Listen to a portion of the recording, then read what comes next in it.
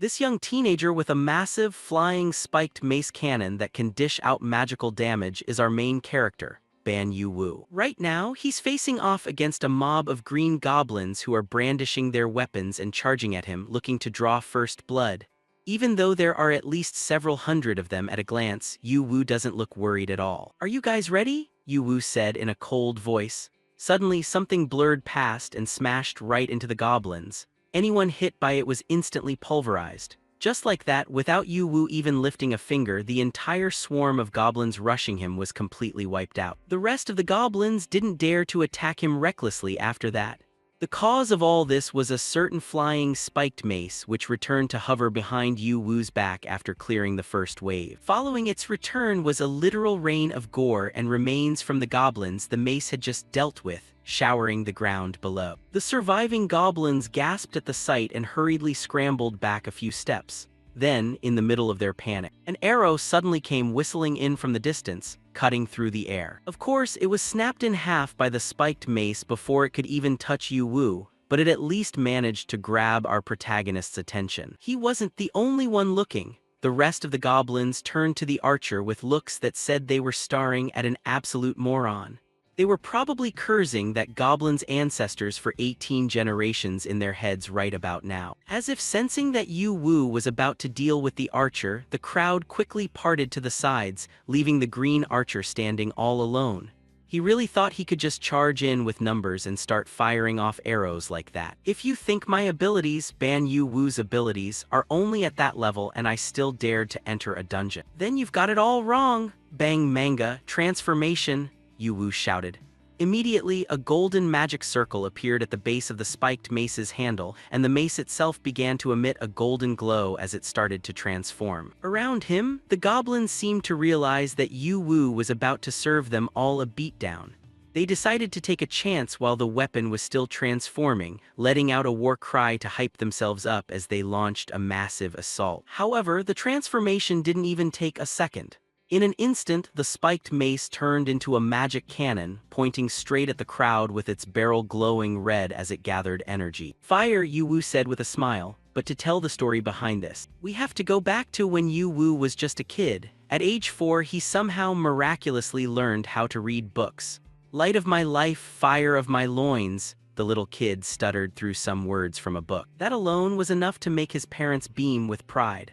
"Honey, look, our son is reading books in the original language. Oh, he's so smart. You gave birth to a genius, wifey." The four-eyed dad laughed, making his wife's face turn a bit rosy.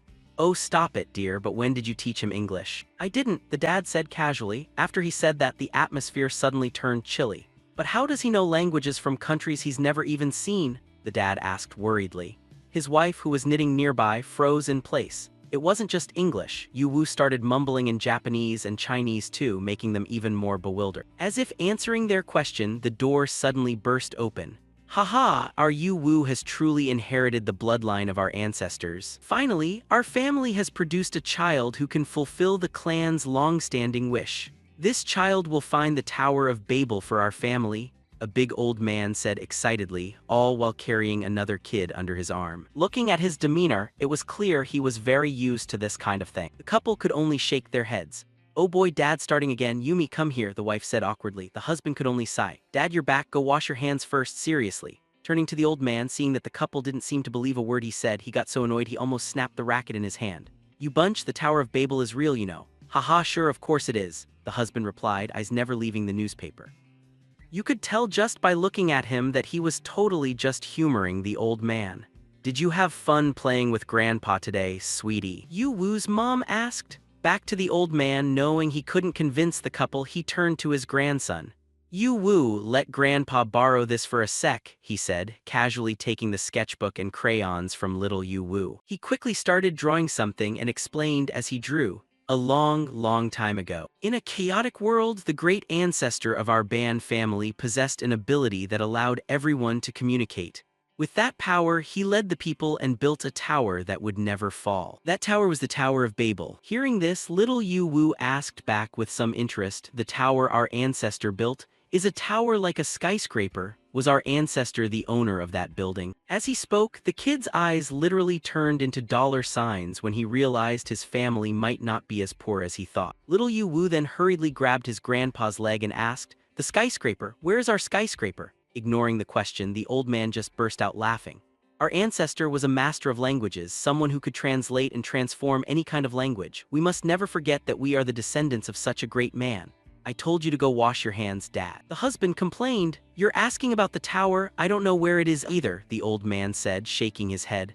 The spark in Yu Wu's eyes vanished instantly. "But that's our building," the kid said regretfully. However, the old man grabbed his grandson's shoulders and affirmed, "But one thing I am sure of is that once you find it, our family will recover all its power and glory." Ever since he was little, whenever he heard his grandpa tell stories about their ancestors' adventures, he always hoped that the extraordinary language gift he was given would help him fulfill the family's ancient wish. But his power went far beyond those expectations. As time passed, Ban Yu Wu was now a college entrance exam candidate. Currently, he was in his private room, checking his scores on the computer yesterday and saying, "Looking at these scores, I'll definitely get in. Department of Political Science and International Relations at S University.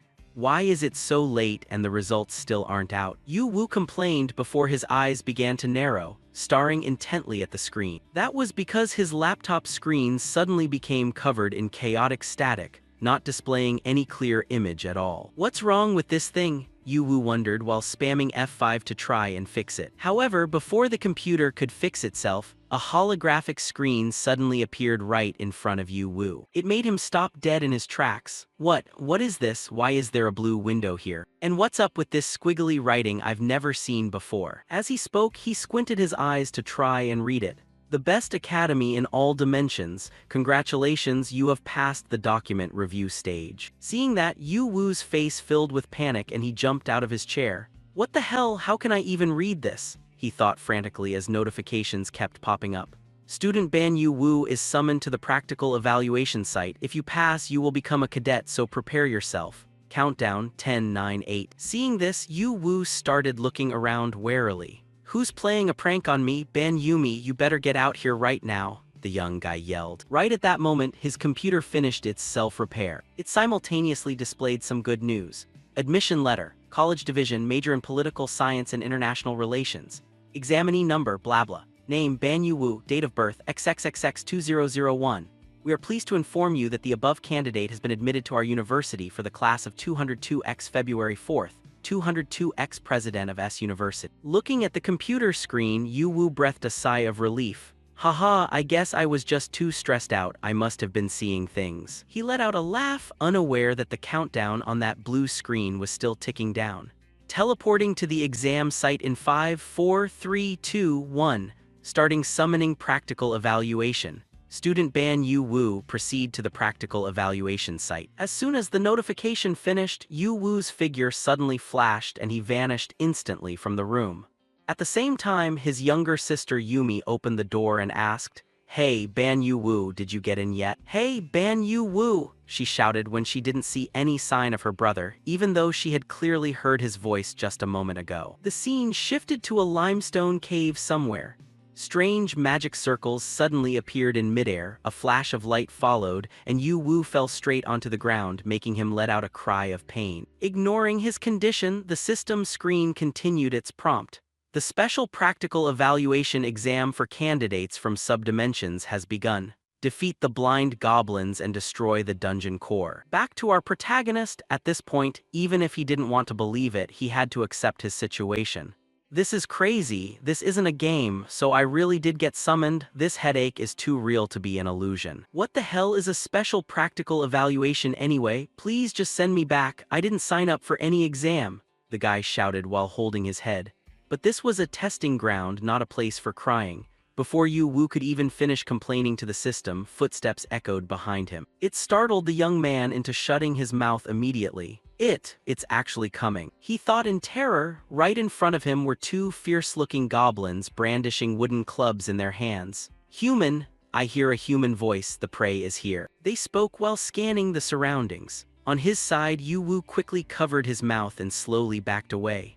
Pray, are they talking about me? Oh my god, now I can even understand their language. Blind Goblin Practical Evaluation. Dungeon Core, what the hell is going on? Do I have to beat them to get out? This is just like a game or a novel, Yu thought to himself. He looked around to assess the situation, based on the headache and how real everything felt no matter what was going on. It seemed to be real. At that, Yu turned his gaze toward the two goblins who were looking left and right, unable to see him even though he was standing right there. They said they're blind goblins, right? I have to defeat them first to escape. But how am I supposed to do that? Modern people can't even win a fight against a chihuahua, the guy screamed internally while slamming his hands on the ground. That stupid move immediately alerted the blind goblins to his position. Right away, a wooden club smashed down right in front of Yu-Wu's crotch, nearly making him have to apologize to his ancestors. What was that, you bastard? But it looks like they really can't see me, can they? Don't panic, Yu-Wu told himself, trying to stay calm. But just then, his treacherous slippers started acting up. As soon as Yu applied a little pressure, the rubber slippers let out a squelching sound. The blind goblin wearing a hat noticed it and charged straight at him. It swung its club right at him. Terrified, Yu quickly leaned to the side to dodge. He successfully escaped death by a hair's breadth. The blind goblin's strike was so powerful it left a small crater in the ground. If his body had taken that hit, he'd have been a goner instantly. After rolling to the side, Yu hurriedly covered his mouth with both hands and stayed as still as a dog to hide, while the other goblin heard the strange noise and asked, "What's up?" "There was a noise over here," the one in the hat replied. "You sure?" the bald one asked. "I'm positive it's here, don't let it escape," the one in the hat affirmed. Back to Yu at this point, he didn't even dare to breathe heavily. Stay calm, stay calm. Even though they're blind, they're extremely sensitive to sound and movement. They hunt by communicating to corner their prey. At this rate, no matter how well I hide, I'll get caught sooner or later. If I don't want to die, I have to use my brain. The habits of blind goblins. I can use that, there's no more time, I have to act now. Yu racked his brain. Then, taking advantage of the fact that these goblins could only detect sound, he felt around for a stone and threw it forward. The sound of the stone hitting the ground immediately drew the attention of the two blind goblins. And sure enough, the goblins were fooled. Hearing where the sound came from, they pointed and shouted before charging straight that way. Then, while the big bald goblin was fumbling around on the ground looking for the prey, all it found were the two stones Yu had thrown earlier. Looking at the two stones in its hand, the blind goblin was a bit confused, but it still hadn't realized it had fallen into a trap. Behind it, Yu saw them leave an opening and seized the chance. "This is it," he whispered to himself. He simultaneously hurled a brick-sized stone right at the bald goblin's head. It caused a spray of blood to erupt from its head instantly. "The prey is behind us," it shouted. It swung its club backward, without a moment's hesitation. As a result, the hatted goblin who had just run up took the blow right in the face. It made its teeth and lips fly everywhere. But before the hatted goblin could even explain, Yu mimicked its voice. "The prey is fighting back, take it down," hearing the reminder. The hatted goblin immediately gripped its club and smashed it down as hard as it could. It caused the bald goblin's head to literally cave in, and it officially kicked the bucket after just one move. Then its massive body slumped forward, landing right on top of the hatted goblin. Seeing the two of them had taken each other out, Yu panted heavily from the adrenaline. However, the hatted goblin was still alive, and to finish this exam, Yu had to finish them off, so he started looking at the wooden club they had dropped nearby. Back to the hatted goblin, it was currently struggling to crawl out from underneath. Then, as if sensing footsteps coming toward it, it looked up slightly to see. Standing before it was Yu, his face looking a bit frantic. "Sorry about this, but you were trying to kill me, so I guess this was expected, right?" Yu whispered and reminded himself, "Don't hesitate. If I can't even finish off a dying creature, then I'll never have a chance to get out of here." With that, he raised the wooden club and finished the goblin off. After a few screams, the goblin's body stiffened for a second and then went limp. Staring at the two corpses in front of him, Yu let out a long breath. "At least I survived for now," he said with relief. At the same time, the bodies of both blind goblins suddenly emitted a soft golden light, and countless runes began to float up from their corpses. They headed straight for Yu. "What is this?" he asked in confusion. As if to answer him, the system notification appeared. "Congratulations on completing your first hunt in the dungeon. Your reward is the power of the high-tier dimension. unlocking the Babylon Code. Looking at the ancient script swirling around his hand, Yu Wu said in awe, "This is. The Babylon Code power has been unlocked. This power will be displayed in the form of ideograms, a type of language familiar to the owner." Additional info: ideograms are characters that convey ideas through images. More broadly, they refer to characters describing the concept of things. Looking at this notification, Yu Wu's eyes showed a bit of surprise at how well it understood the examinee. Ideograms familiar to me. Hanzi Chinese characters, he chose. The system immediately confirmed and returned the result. Hanzi registered successfully. Unlike phonograms used to describe sounds, these characters convey meaning through their shape. From the two goblins, the similar concepts obtained are demon, life, and body. Other concepts are too complex and unimportant for the owner's current absorption level. At that moment, certain Hanzi characters started rising from the corpses of the two goblins. Yu Wu, having heard the notification, was still a bit lost. "Wait, obtain, and absorb," he exclaimed while watching the bodies of the two goblins slowly dissolve in front of him. "My power doesn't stop at just languages. I can even take concepts from things," he wondered. After they vanished, the system gave more explanation. Absorbed 0.2 Demon. Demon is naturally a concept humans cannot possess. Recommendation: store in the Babylon Code or separate it to assign to other objects. As the corpse dissolved, it left behind 3 types of Hanzi in 3 colors: red, green, and purple. Yu Wu, after hearing that, could vaguely guess their effects. So he reached out, grabbed the green character, and said, "So now I can keep or apply concepts, should I just try it?" Thinking was doing, the guy took a gamble and stuffed the green character into his own body. As soon as it entered him, the system issued another notification: absorbed 0.4 life. Owner's life increased to 10.4. Ability and overall potential have improved. As soon as the notification ended, Yu Wu himself felt like he had suddenly become much healthier, and his mental state became quite cheerful. "Wow, I'm feeling more confident already," Yu Wu said happily. Riding that momentum, he started absorbing the red ancient script as well, making him look like he'd bulked up a bit. Absorbed 0.2 body. Owner's body increased to 10.2, health improved. By this point, Yu Wu felt a high like he was on cloud 9. Whoa, what is this healthy feeling? But it's not just a feeling. Arm strength, muscles, skin, everything has improved. I've absorbed quite a few concepts from those guys. I've interpreted, seized, and absorbed them. The goblins' bodies have disappeared after their power was absorbed, leaving only these 2 wooden clubs. If concepts can be applied not just to myself but also to other objects, then maybe it's possible. If it really works, I'll escape this dungeon. I can do it, now just die already," he said while starting to use the remaining purple character. Time passed quickly. With the power stolen from the goblins, Yu Wu had fought his way to the place containing the dungeon core, leaving behind countless green corpses lying like dead dogs. "I used the unlocked ability to quickly wipe out all the blind goblins in the dungeon." As he spoke, he casually gave it a light tap, smashing the dungeon core into several pieces. As soon as he did that, the system followed suit by issuing a confirmation. "Congratulations on passing the special practical evaluation for candidates from subdimensions." Hearing that, Yu Wu breathed a sigh of relief. "Phew, so I get to go home now, right?" the guy said, grinning from ear to ear. However, God said no. This story wasn't going to end there. Immediately after, the system reminded him, "Candidate will be teleported to the dormitory." "What?" Yu Wu yelled before he was kicked somewhere by the teleportation light. Okay, bottom line, Yu Wu was teleported, but where he ended up wasn't home. It was a world he had never seen before, a place called Union Academy. Scene change to a certain room inside the academy. Yu Wu suddenly realizes he has appeared here, his eyes darting back and forth as he observes his surroundings and asks what kind of hellhole this is, to which the dam system responds with an explanation.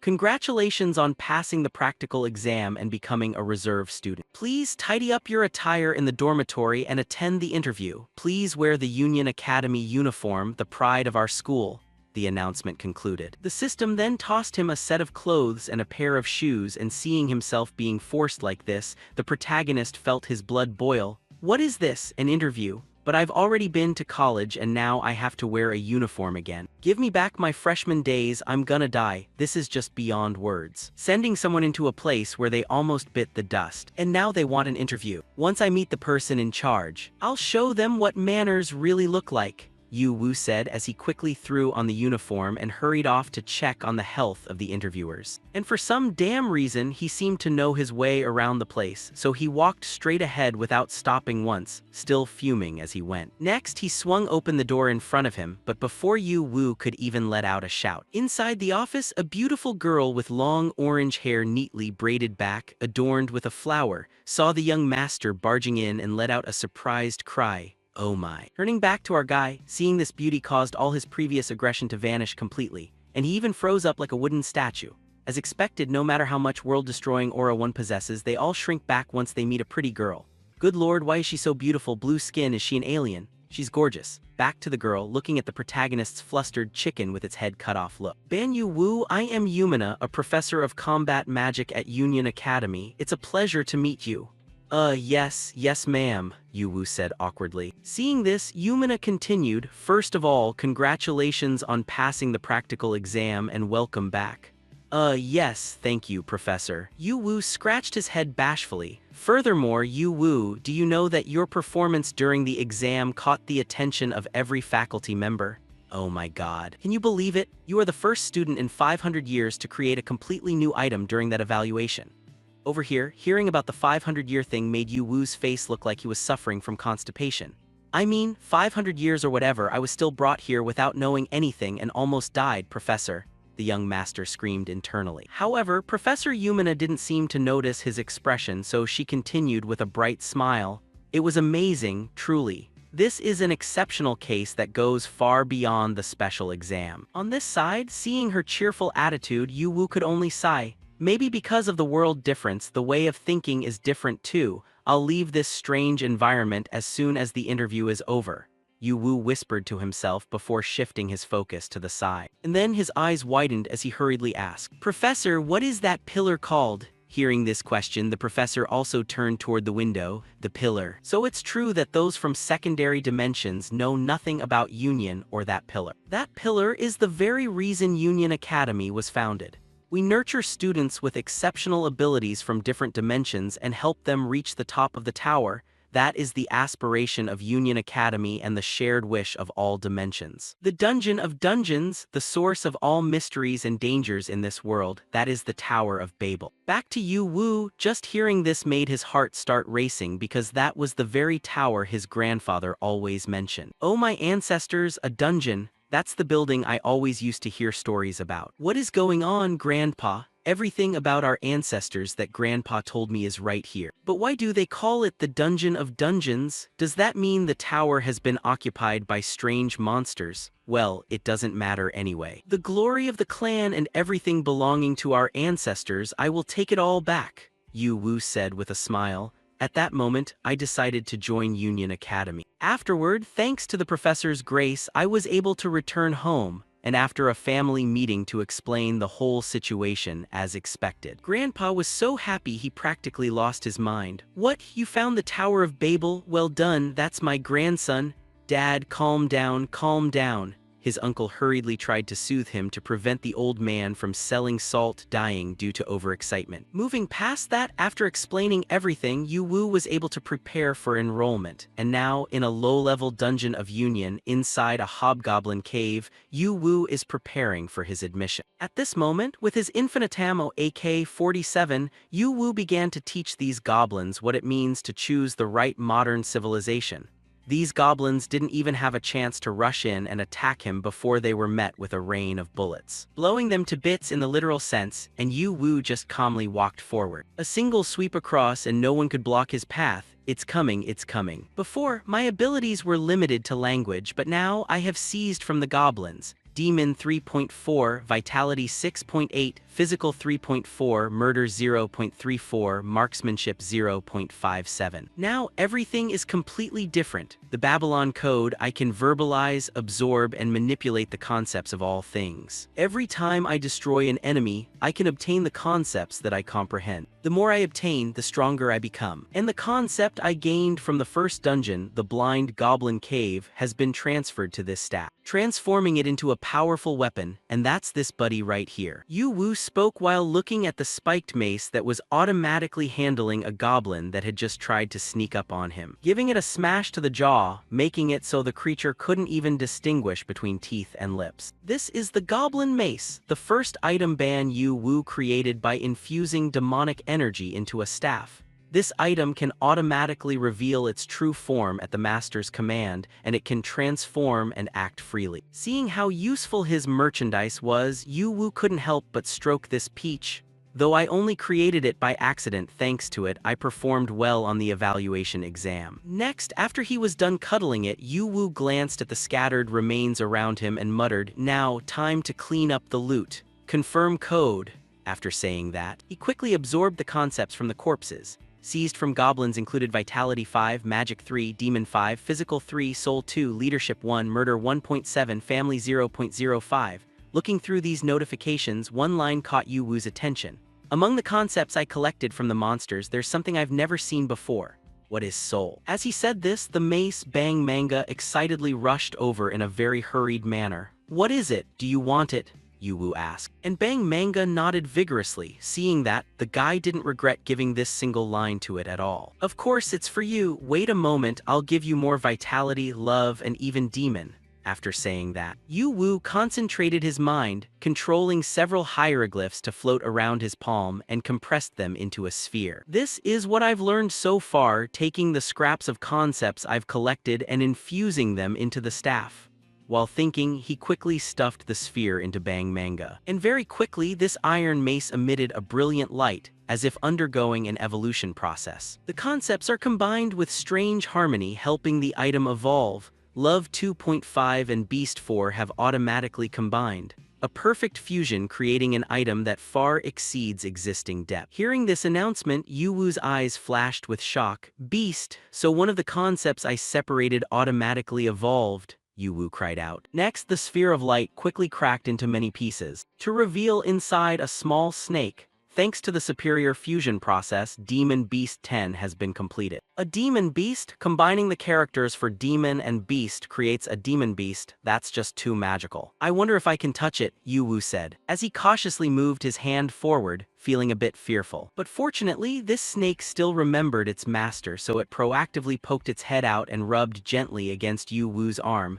"The personality is still the same. I guess it can still turn into a gun or a shield, right?" Yu Wu whispered. "So cute. All right, from now on your name will be Eve. Before going back, let's check the growth stats based on my experience." Speaking, his eyes focused on the personal info board.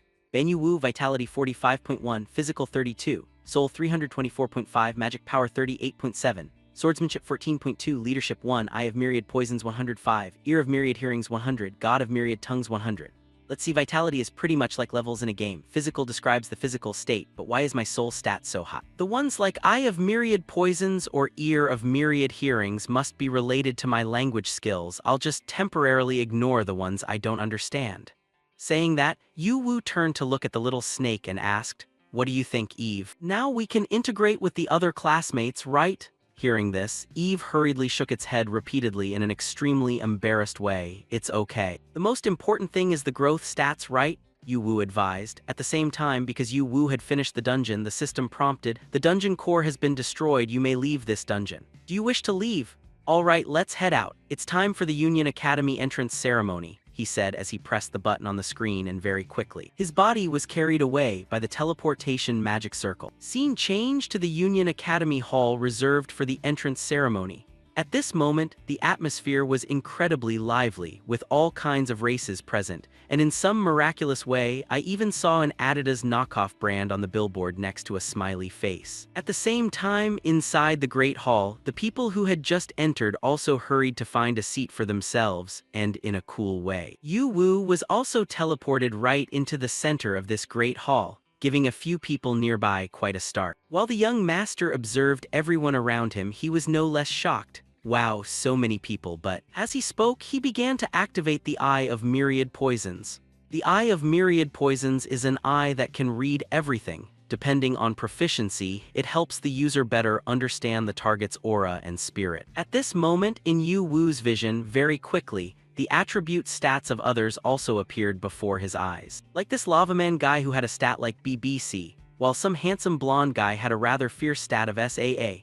Looking at these stats, Yu started to feel a bit fearful. As expected, unlike those from secondary dimensions admitted through special testing like me, the students who enrolled through regular procedures look much stronger, at least 10 times stronger than me. But wait, where is my spot? Yu wondered internally before he heard someone calling out and turned around. Hey, if you're from a secondary dimension, don't loiter around here. Get over there. The owner of these words was a big guy who looked like an elite boss from a dungeon raid game. However, he wasn't the type Yu could deal with right now, so our guy just waved his hand and said, "Oh, all right, thanks." Seeing him so scared to death, the group burst out laughing. However, Yu wasn't angry at all. It's not surprising that those who enrolled through regular procedures are all overconfident like that. They discriminate against me just because I'm from a secondary dimension. Even in this world, the strong will look down on the weak. Is this the common denominator everywhere? Yu thought to himself. And just then, as if witnessing his loneliness from way in the back, a certain blonde fellow raised his hand and called the protagonist, "Hey, special admission student, sit over here." Hearing the call, the protagonist trotted over. Is this area reserved for students from secondary dimensions? Wow, it feels like being in exile, Yu thought awkwardly, before he cast his eyes to observe the stats of these people. And his eyes almost popped out. Holy crap, are these people really students from secondary dimensions? All three of them have stats capable of knocking out that whole regular admission student body. At this moment, according to Yu's gaze, the blonde friend had a stat of SAA. The white-haired girl was SSSS. Finally, the pink-haired girl was ABS. However, Yu also observed three other stat lines, C and X. Next, after seeing each other's faces clearly, it seemed that Yu and this blonde friend knew each other. Is that Ban? Yeah, hey Light, is this our spot? That's great. After saying that, Yu thought to himself, this friend is Light, a handsome guy I met at the dormitory before the ceremony. Our first encounter was a bit special. At that time, when we met in the dorm room, Light greeted the main character by pointing the sword in his hand directly at him and shouting, "Who is it?" Looking at the sword held close to his neck, Yu's eyes widened. Hey, dressed like this, who else could it be? I'm a freshman, your roommate. Yu yelled, making this friend realize his actions were a bit excessive. Oh, sorry, I just finished my practical evaluation, so my mind is still a bit tense. You okay? Yeah, Yu replied, while also feeling a bit annoyed. This handsome guy looks like a prince straight out of a fairy tale, seems a bit hot-headed. Well, he apologized, so he's probably not too bad, right? He whispered. Before Yu could mention that his test was fighting blind goblins, this friend Light let out a contemptuous smirk. That was your practical evaluation. Even a basic trained recruit could easily hunt goblins. My opponents in the practical exam were an army of trolls and ogres, he said while happily sharing his achievements, making Yu's blood start to boil and making him take back the not too bad thought from a few seconds ago. Not too bad, my ass. This guy is so rude. Moving past that, the protagonist's face became relaxed. Now that I think about it, we haven't even showered and we're already sitting here talking. It's been a long time since I've had someone to talk to. Same here. Moving past that, the protagonist's face became relaxed. Now that I think about it, we haven't even showered and we're already sitting here talking. It's been a long time since I've had someone to talk to.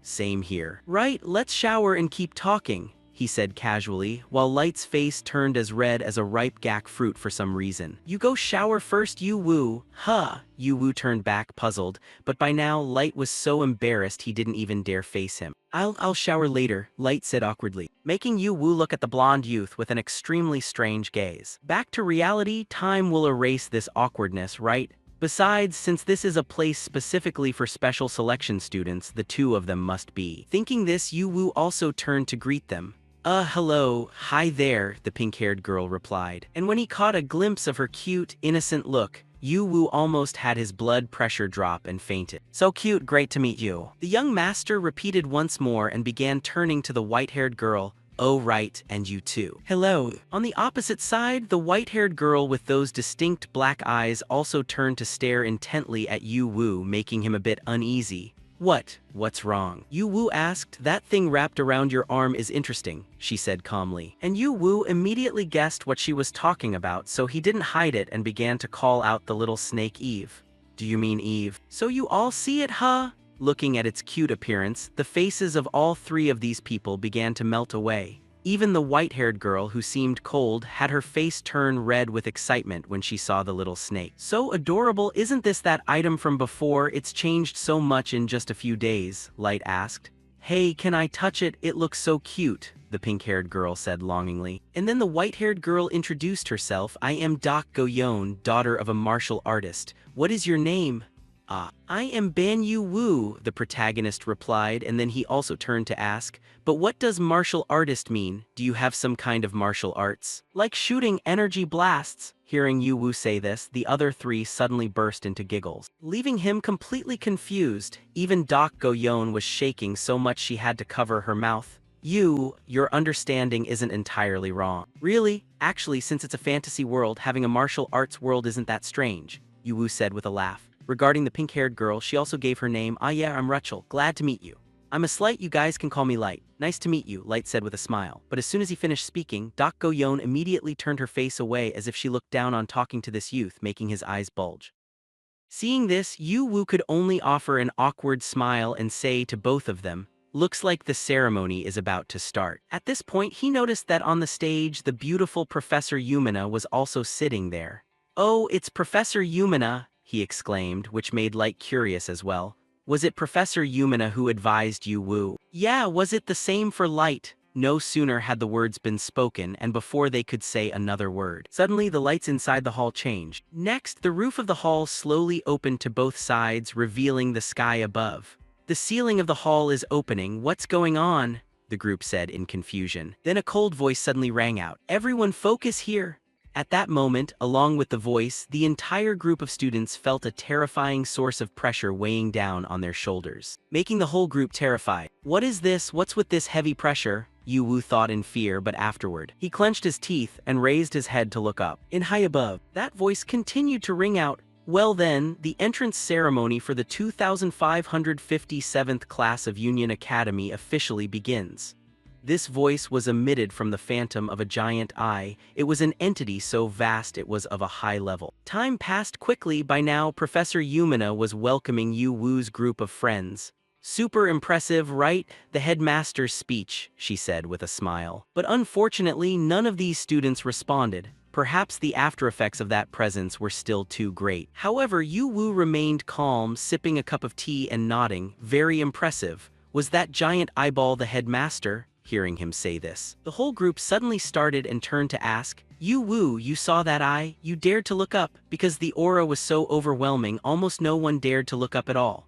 It was terrifying, the group said in fear, leaving Yu Wu a bit stunned because he felt it was a bit pressuring but not to that horrific extent. At the same time, Dak Goyon also stared at Yu Wu as if trying to find the reason why this weak chick could look at such a terrifying entity. That entity used a special method to completely hide its true form. Just how did he? Back to Yu Wu, seeing her scanning him like that made him feel a bit of goosebumps. And he hurriedly explained, it was just a feeling. It felt like a giant eye was looking down on us. Over here, moving past the fact that Yu Wu could look at the headmaster, Professor Yumina got to the main point.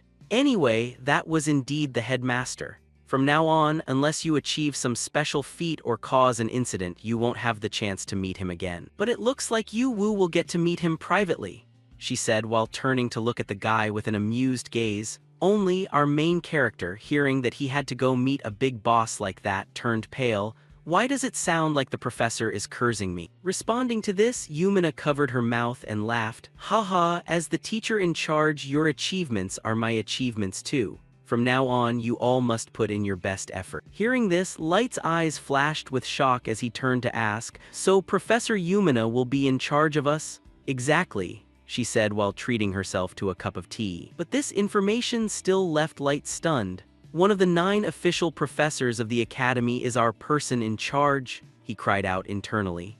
As for Yumina, after putting the teacup down, she also introduced herself. I haven't officially introduced myself yet, have I? I am Professor Yumina, teaching combat magic. I have been assigned as the homeroom teacher for this class, Class 11. Let's work hard together for the next 5 years. I thought usually only teaching assistants were assigned to handle secondary students? Light asked. Hearing this, Yumina nodded in explanation. That is true. However, this year you are an extremely special batch of students, so I will take on this role.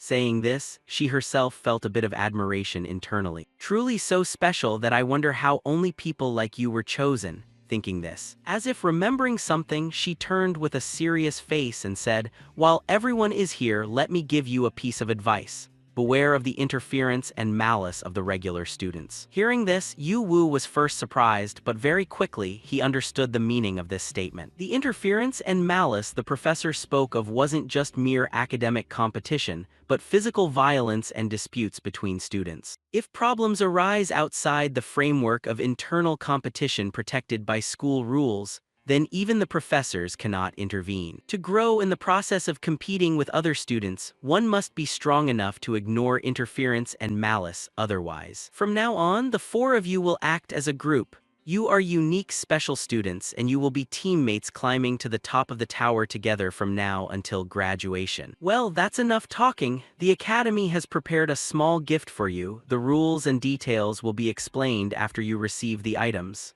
As she spoke, she snapped her fingers, and immediately, some glowing items appeared before the group, leaving them completely astonished. And this item turned out to be a certain pendant. Is this used for student identification? It looks just like a normal pendant. Rachel frowned as she spoke, recalling Professor Yumina's instructions. You can use this to identify yourselves and access all school facilities as well as to teleport within the Union campus. Speaking of which, to test out the teleportation feature, they muttered to themselves, "Let's see." The incantation for teleportation is, "Professor Yumina is so beautiful." As soon as the words left their lips, all three of them were tossed outside. "Professor Yumina is so beautiful," Rachel shouted, and just like that, they were teleported right back to where they started. Regarding this incantation, the three of them could only stand in stunned silence, not knowing what to say to match Yumina's vanity. "Good grief," the group sighed. "You need this identification necklace to enter the tower. So whether you like it or not, you'd better keep it safe," Light said, quickly tucking the necklace into his pocket. Standing across from him, the pink-haired Rachel also wondered, but why was Yu Wu the only one held back? "Who knows," Light shrugged. "Maybe it's because he could sense that terrifying entity," Doc Goyon added, sharing her thoughts. As she spoke, she remembered Professor Yumina's phone conversation with someone. "Right now, no. It's just that we've prepared a tea party. What a shame, out of all the students. He's the only one who can look the principal directly in the eye," Doc Goyon observed quietly. The scene shifts to Yu Wu's location. At this moment, he was sitting as quiet as a lamb in the principal's office. "What is this? My very first day and I'm already having a private meeting with the principal. I haven't even caused any trouble yet," the poor guy thought in a panic. Seeing his worried expression, the principal spoke up. "Look directly at me. My true self is not currently here." The voice came from a doll placed on the desk. Hearing this, Yu Wu finally dared to look at the doll in front of him and asked, "Principal?" "No." "Chairman, just call me teacher," the man reminded him. "Oh yes, teacher," Yu Wu replied hurriedly. Then, the teacher got straight to the point to save time for both parties. "I should explain why I called you here, shouldn't I? Normally, I don't interfere with a student's development. Whether they are strong or weak is none of my concern. Whether you die inside the tower or survive to claim power and glory, I don't care. My only goal is to witness with my own eyes someone reaching the top of the tower. Everything else is meaningless." Hearing this declaration, our protagonist fell silent for a moment. Meaningless. Technically, the tower was left behind by my ancestors. The Ban family was destined to reclaim it with all its power and glory. I'm ready to risk my life to take back the tower. However, facing the principal and for the other students, what does the tower even mean? Why come all the way to this dimension to conquer it? At this point, unable to suppress his curiosity, Yu Wu spoke up and asked, "Teacher, what exactly is this tower?" Hearing the question, the teacher fell silent for a few seconds as if surprised by the query. Then, he offered his answer. "The tower is a path leading to the gods, and it is also a trial to the gods." "Is it like the gods people usually think of, that kind of thing?" It was getting more and more complicated. Yu Wu's mind was spinning with these thoughts, unaware of the boy's inner turmoil. The principal continued, "Therefore, I will not intervene when students face difficulties. However, this time will be an exception because I see your potential. The greatest potential I have ever seen. I will make arrangements to help you prepare for your journey up the tower." As he spoke, the doll's arm rose slightly, firing a stream of light dust that fused into the identification necklace Yu Wu had received. What is this? He cried out. The teacher quickly explained, I have expanded your exploration privileges beyond the scope of a normal student. You can now travel to any dungeon. So sharpen your skills in your free time before you attempt to conquer the tower. Outside the academy, Yu Wu asked again. That's right, that is all, you may go, Yu Wu. Remember clearly, hone your skills before climbing the tower. If you perform excellently, I will unlock the next privilege for you. As he spoke, the teacher waved his hand, and a portal immediately appeared beneath Yu Wu's feet, causing him to fall right through. The next privilege, Yu Wu shouted in surprise. Yes, that would be independent tower exploration. So, I look forward to our next meeting. As soon as he finished speaking, Yu Wu was officially kicked out of the room. He fell straight into the chest of the beautiful Professor Yumina waiting outside. Seeing him appear, she said cheerfully, Did your meeting with the principal go smoothly? Back to Yu Wu looking up, he saw two massive mounds blocking his field of vision. Embarrassed, the young man scrambled to get away from her lap. The principal usually dismisses guests like that. Strange, isn't it? She said with a shrug, while Yu Wu didn't even dare to look the professor in the eye anymore. Yes, he replied sheepishly. He's been looking forward to meeting you from the very start, Yu Wu. Then, after calming down a bit, Yu Wu mentioned his conversation and the promises made to him, leaving Yumina utterly astonished. Good heavens, allowing a student to leave the academy grounds, she said blankly. Seeing her reaction, Yu Wu wondered, is it that big of a privilege? He said I needed to quickly improve my lacking skills. In response, Yumina kindly explained the situation to him. It's beyond big, it's massive. You can freely explore dungeons outside the tower and travel to cities as you wish. This means you will have far more experience and preparation than anyone else. No student has ever been granted this privilege before, she reminded him, making Yu Wu realize just how much he was being nurtured. Haha, so that's how it is. I thought he meant I was too weak and needed remedial lessons. Thank goodness. Turning back to Yumina, her voice now sounded a bit envious.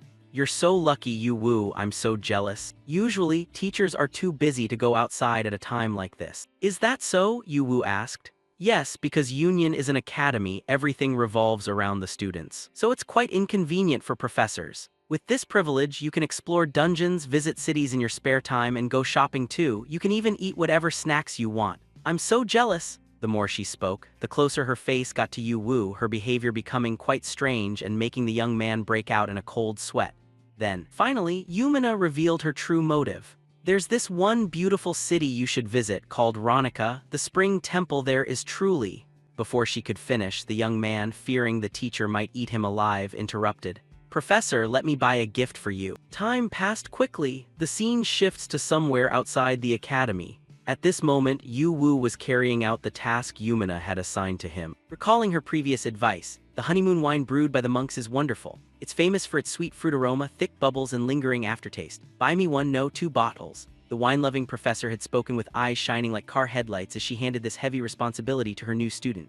Thinking of this, Yu Wu could only sigh internally. A professor sending a student to buy alcohol for her. This world really is full of surprise. But anyway, it's lucky I already have an item storage, he said, opening his inventory and looking at it with a satisfied face until he spotted one particular item inside. Now that I think about it, this is what Grandpa gave me the day I went home before starting school. Yu Wu spoke while staring at a certain handbag. This was an item prepared by his grandfather. Rarity unknown. Scene shifts to the day before school started. Before Yu Wu left, his grandfather brought a handbag to him. Are you ready, Yu Wu? Yes, Grandpa, pretty much. Did you sleep well? He replied. Hearing his grandson say that, the old man dropped the bag on the ground, making a heavy thud. Perfect timing. Open this and take as much as you like. What is it? Yu Wu asked curiously. Just open it and you'll see, he said with a knowing smile. And sure enough, as soon as the bag was opened, beams of golden light flashed from inside, nearly blinding the poor guy. Wow, it's all solid gold. Can I really take this? Yu Wu asked blankly, stunned by the bag's value. Haha, it's fine, Yu Wu. This is our family fortune, all saved up for the search for the Tower of Babel. Now it belongs to you. Use it however you see fit. The old man laughed. Suddenly becoming filthy rich moved Yu Wu to tears. Thank you, Grandpa, this will help so much. I really appreciate it, but this is going to be a bit hard to carry, isn't it? He stammered. Huh, why's that? I mean, just looking at it, it's clearly very heavy, Yu Wu complained. This kid, the old man shouted in frustration when his grandson acted like a picky addict. Back to the present, after unlocking the inventory, he tossed all his personal belongings inside. Now that I have item storage, things are much more convenient. Everything can be kept in here. Grandpa said gold is valuable everywhere, so I'll take out a few bars. All right. Preparation complete. Time to set foot in the new world. As he spoke, Yu Wu turned to look at the modern city before him, and so, after entering the city, he was somewhat amazed by its level of development. Oh, even though it's another dimension, the cityscape is quite similar, isn't it? Just then, our protagonist noticed some people riding flying bikes in the sky and went dead silent. Never mind, it's actually very different. What is that? It's flying, how does it do that? He thought excitedly, before his unfamiliar appearance caught the attention of some guards. Hey kid, you look suspicious. Where are you from? Hearing the call, Yu Wu turned around, but before he could even begin to explain, the two guards recognized his uniform and instantly changed their attitude. Good heavens, you're a student from Union Academy. Greetings, we are the guards in charge of the western border of the Ronica Academy City. They stood at attention as they spoke, seeing them so enthusiastic just because he was a Union student. Yu Wu felt a bit embarrassed. Hello, I'm Ban Yu Wu, a first-year student at Union Academy, he said, scratching his head. Next, the two of them wondered, but how did you get here, Ban Yu Wu? Did the principal give you permission? Yes, he said I could explore freely. Yu Wu nodded. I see. It's thanks to the principal and the teachers that our city is as peaceful as it is now. We are always grateful to them, they said with smiles, making Yu Wu reevaluate the academy's power once again. Haha, Union's influence seems pretty terrifying, doesn't it? Yu Wu thought to himself. Opposite him, the two guards offered their protection. Since you're a newcomer, you probably don't know much about the city and how it works. If needed, we'd be happy to help. Oh, really? Yu Wu said happily, glad to have help. Of course, that's our job as guards. If you have any questions, just ask us, the group said, confidently thumping their chests. And for Yu Wu, a factory-raised chicken who knew nothing, how could he pass up this opportunity? Immediately, he pointed to a vehicle flying in the sky and asked, in that case, I want to buy one of those. How much does it cost? Time passed quickly. Our Yu Wu was now in possession of a brand new flying bike soaring all over the meadows. Oh my god, this is incredible. Yu Wu yelled out, rewinding to an hour ago. Upon hearing Yu Wu's question, the two guards broke into a bit of a sweat and reminded him, if you mean that, you're talking about a hoverbike. A basic model starts at 250,000 ronias. It's quite expensive. At that, Yu Wu asked blankly, how much is 250,000 ronias, so it's called a hoverbike, huh? At this point, he casually pulled a solid gold bar from his inventory and asked, can I trade this to buy one? Seeing the young man suddenly pull out such a valuable item, the guard's eyes bugged out. This is gold. Where did you get a massive gold bar like this? Is this for real? Oh well, my grandpa gave it to me, Yu Wu said with a smile. Back to reality at this point, even he was a bit shocked internally. One gold bar was worth 7,500,000 ronias. He really had to thank his grandpa for forcing him to take it. Gold can be used anywhere, you dummy. Make sure you take it, the old man had screamed angrily. But it's heavy and a hassle, Yu Wu had complained. Truly, life is hard when you have too much money. On his side, as if feeling the wind rushing against her, the little snake Eve also manifested, making Yu Wu show off excitedly to his familiar. Oh, Eve, what do you think? Just like you, the concepts of lust and demon have brought life to this hoverbike. Its name is Lilith now, so let's all get along from now on, okay? Lilith. Created by Ban Yu Wu by bestowing the concepts of lust and demon, turning it into a living thing with a will of its own, just like Eve. Turning toward Eve. Hearing her master say that, the little snake flicked her tongue, and it was hard to tell if she was annoyed or happy. Ignoring her attitude, Yu Wu hadn't forgotten the duty Professor Yumina had given him.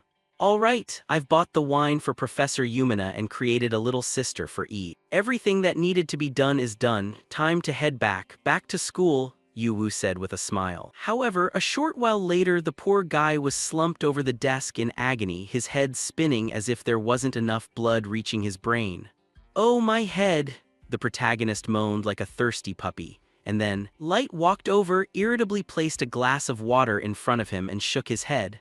I am very disappointed in you. Yu Wu, I can't believe that right after the meeting you went out without a word and then came back drunk, Light said, looking at Yu Wu with a very judgmental gaze. This left the boy only able to say weakly, sorry, Professor Yumina forced me, I couldn't say no.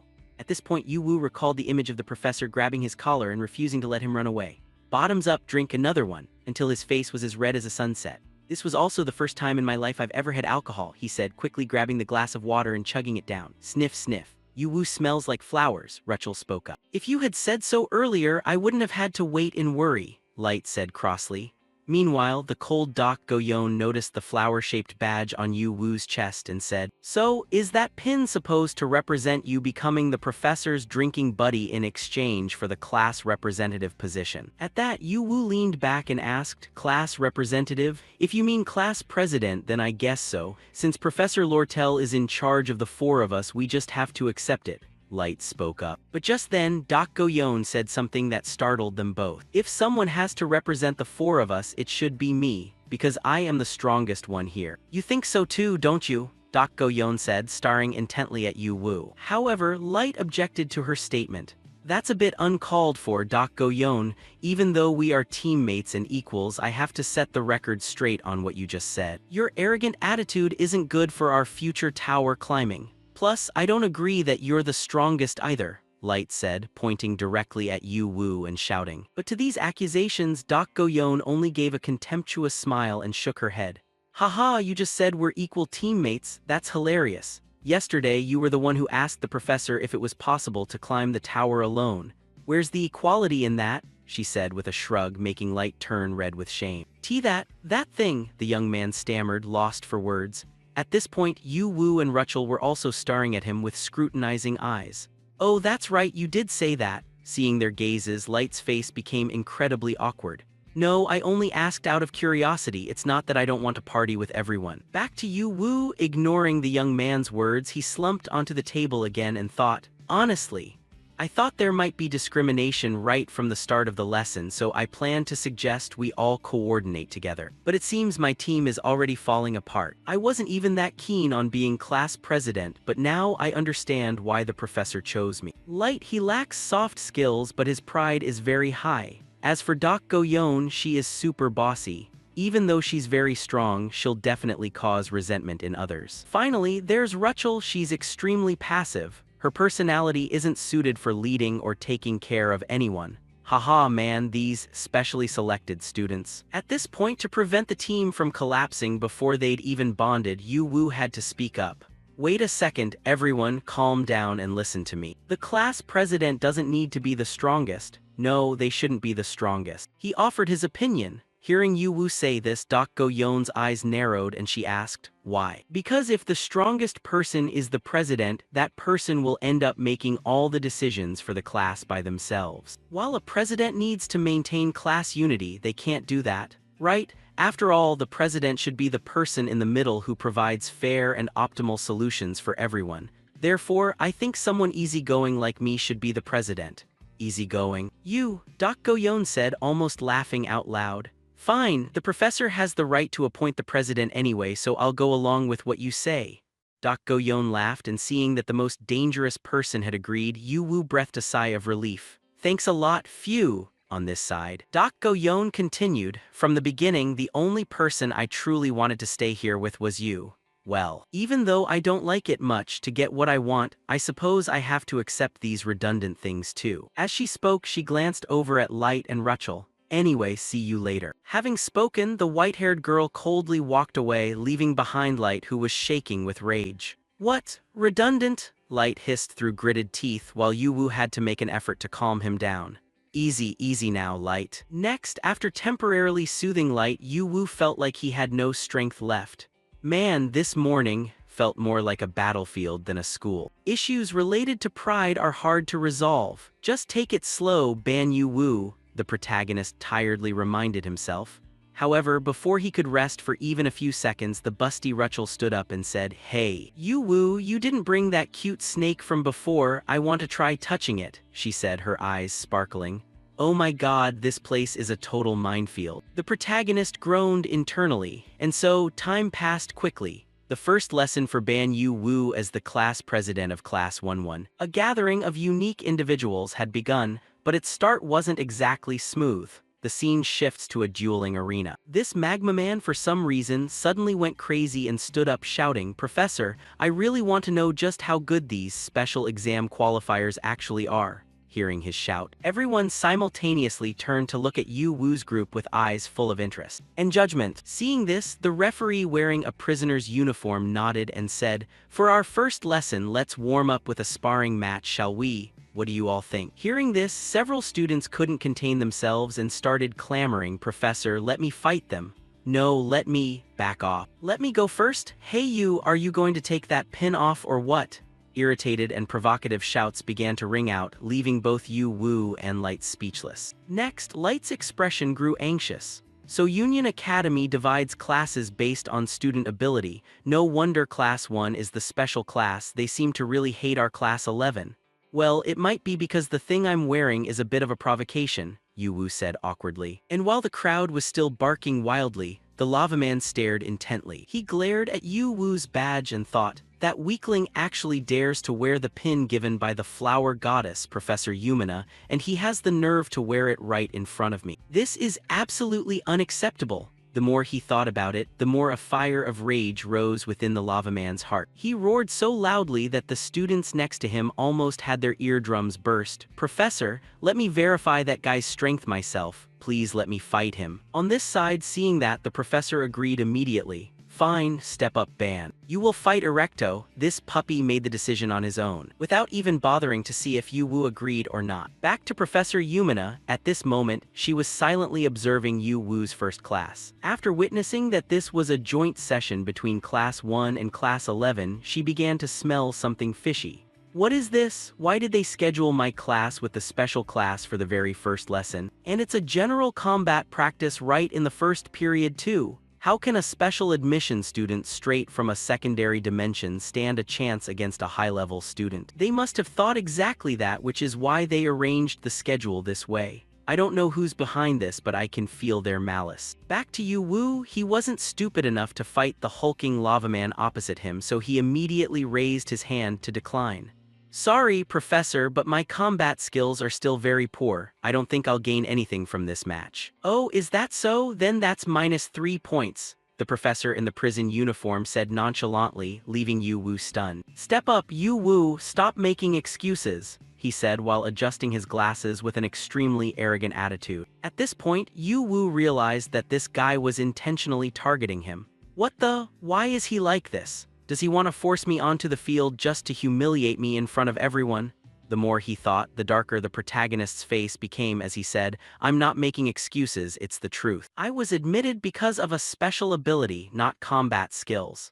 If you're curious about a special admission student's unique ability, there should be a different way to evaluate it instead of forcing us into a duel," Yu Wu argued with very convincing logic. However, seeing Yu Wu repeatedly refuse, the professor in the prison shirt gritted his teeth and shouted, "Are you trying to teach a professor how to do his job?" Hearing this, Yu Wu didn't bother giving him any respect and shot back. "Whether it's a professor or a student, if you don't know something, you have to learn. Besides, aren't I the class representative?" Minus another 5 points. The professor's shout made Yu Wu sigh. "Haha, so that's how you want to play?" After thinking it over, Yu Wu came up with a counterplan and proposed, "How about this? I'll use this week to prepare and we can fight next week. Just give me 1 week. I'll enter the tower once, and by the time I come out, my preparations will be nearly complete," Yu Wu declared confidently, making the entire atmosphere of the class seem to stop for a beat. And then several gazes began to look at Yu Wu as if looking at a fool. What did he just say? A match next week. Prepare, what is he talking about? Clearly his abilities are at the bottom, yet he thinks in just 1 week he can fight against the special class. Back to the professor in the prison uniform, by now this puppy had grown so angry he bit his lip.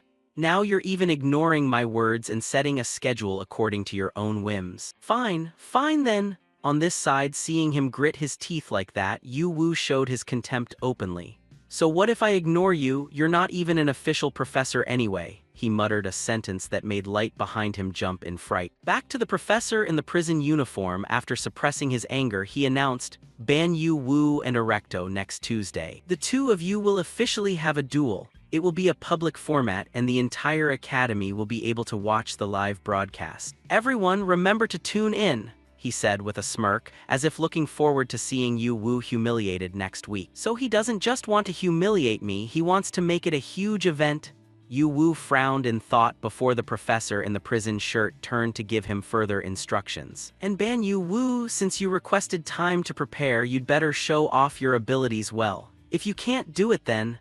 Without waiting for the puppy to finish, Yu Wu interrupted boredly, definitely. Hey Erecto, right, we have an official match next week. I'm really looking forward to it, Yu Wu said with a smile. And the response to these words was a glob of spit from Erecto.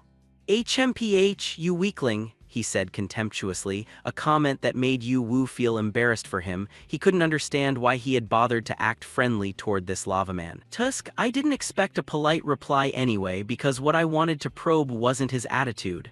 Thinking this, Erecto's stats appeared in Yu Wu's vision. Erecto, 3 random stats in order: BBC, Vitality 250, Physical 300, Magic 120. Looking at these exact stats, Yu Wu felt that his decision to postpone the match until next week was absolutely correct.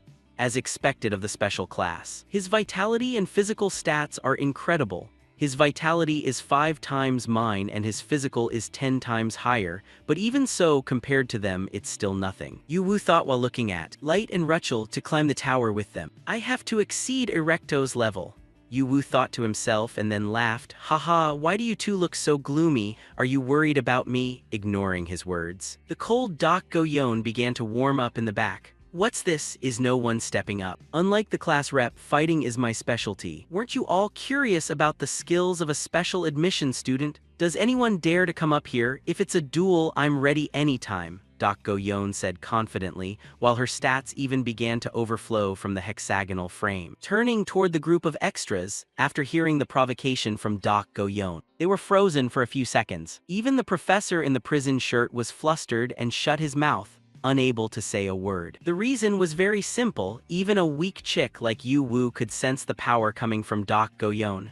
So silent. But it's understandable. Even my eye of myriad poisons is having a hard time reading Dak Go-yeon's full power. There's no way the Class 1 students can't feel her overwhelming aura. Yu Wu thought to himself. Back to Dak Go-yeon after seeing that she had issued a challenge but no one dared to stand out, she said boredly, "What's wrong? If you're that lacking in confidence, let me pick someone." Saying this, she pointed at the lucky lava man Erecto. Erecto, was it? I'm sure you're not the type who only picks on the weak to fight, right? Come here, I'll turn you into pulp. On the opposite side, the lava man's heart skipped a beat when he was singled out. Perhaps he realized that Dak Go-yeon's strength completely surpassed his own. Erecto must be terrified. His original target was me, but now he's being challenged by someone unexpected. Everyone here can feel it. If he accepts Dak Go-yeon's challenge just to save face, he's finished. He'll sustain injuries that will be hard to recover from within a week. Even though this doesn't affect me at all, it shouldn't be like this.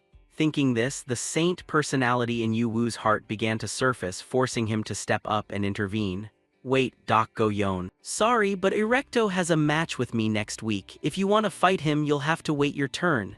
Hearing this, Dak Go-yeon turned to Yu Wu and asked back, "Are you sure?" "Of course. Thanks for worrying about me. But this time I will use my own strength to prove I'm worthy," the young master declared confidently. And if this weak chick wanted to increase the difficulty level of his own test, then this cold girl had no reason to talk him out of it. Ho ho, I thought you only knew how to be slippery, but it turns out you have a bit of manly spirit after all. Fine, I'll let you have it your way. So besides Erecto, is there anyone else? Does anyone dare to step up here? She asked once more, but the crowd remained silent, turning their faces away, not daring to face Dak Go-yeon directly. No one. The white-haired girl asked again, and then, after seeing these nobodies still as quiet as mice, Dak Go-yeon just let out a sigh, and said disappointedly, "You were barking pretty loudly earlier. But then you meet someone truly strong and you pull your necks back like a bunch of turtles." Hearing her say that, the Class 1 students gritted their teeth. But no matter how angry they were, they didn't dare to stand out. Until this handsome blonde guy spoke up. "Who are you calling a bunch of turtles? It's true that the weak and the stupid usually gather in groups. Pretending to protect your own kind by barking loudly, it's actually quite fun to watch." Hearing someone dare to engage in a war of words with Dak Go-yeon, Yu Wu immediately turned his attention to him. What's this? This guy, even though they're all in the special class, his level seems much higher. Yu Wu frowned in thought as, in his eyes, this blonde guy seemed to be radiating an unusual aura, and the ones around him were too afraid to get close to him. At his side, seeing Yu Wu's confused expression, Light spoke up to explain, "That's Ordima, the ruler of the Kedius dimension." "Huh, Kedius? Ordima, what is that?" Yu Wu asked blankly, and his stupid question made Light surprised in turn. "You don't know, Yu Wu. Besides Union, there are 10 other high-level dimensions. Ordima comes from the Kedius ruling family, one of those dimensions." Back to Yu Wu, hearing that this blonde guy had such a terrifying background, he started to break into a bit of a cold sweat. So he's a descendant of one of the most powerful families in all these dimensions. At this moment, as the whole group watched, Ordima began to walk down toward the arena. "Professor," he ordered coldly, and this professor acted like a lapdog, immediately understanding the intent and performing some operation.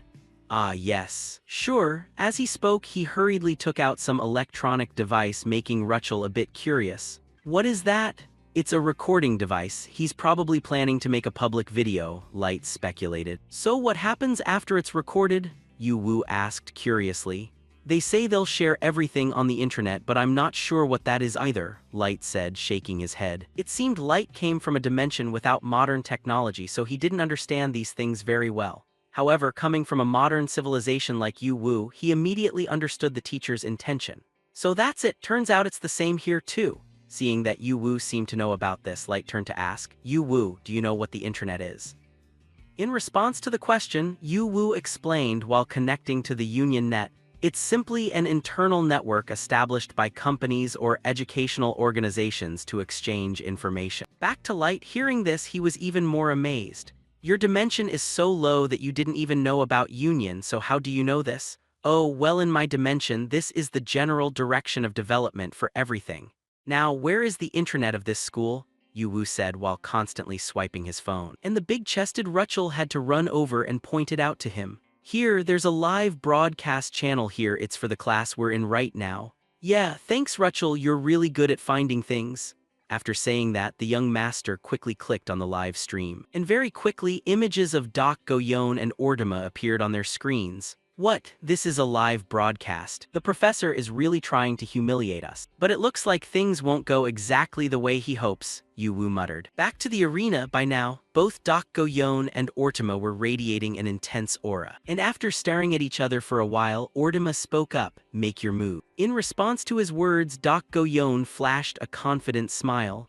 "Since you're the weaker one, I'll let you go first," she said as she held out her hand provocatively. "Weaker? Let's see how much longer you can stay so arrogant. Kneel," he said as he reached out his hand, at the same time activating some kind of power, aiming directly at Doc Goyon. From everyone's perspective, they could see Ordima's palm emitting some kind of weight, and as soon as it reached Yu Wu's group, he immediately felt a surge of pressure weighing down on his body. "What is this? It's different from the language power I possess. It's like water flowing from high to low. Like how we can't live without air. Like a law of nature. Everything in this space is forcing me to kneel before him. As if it's the obvious thing to do. This. Could it be warping the laws of nature?" Doc Goyon speculated aloud. Light, who was nearby, heard this and turned to Yu Wu. "Did you just figure out the principle of that ability?"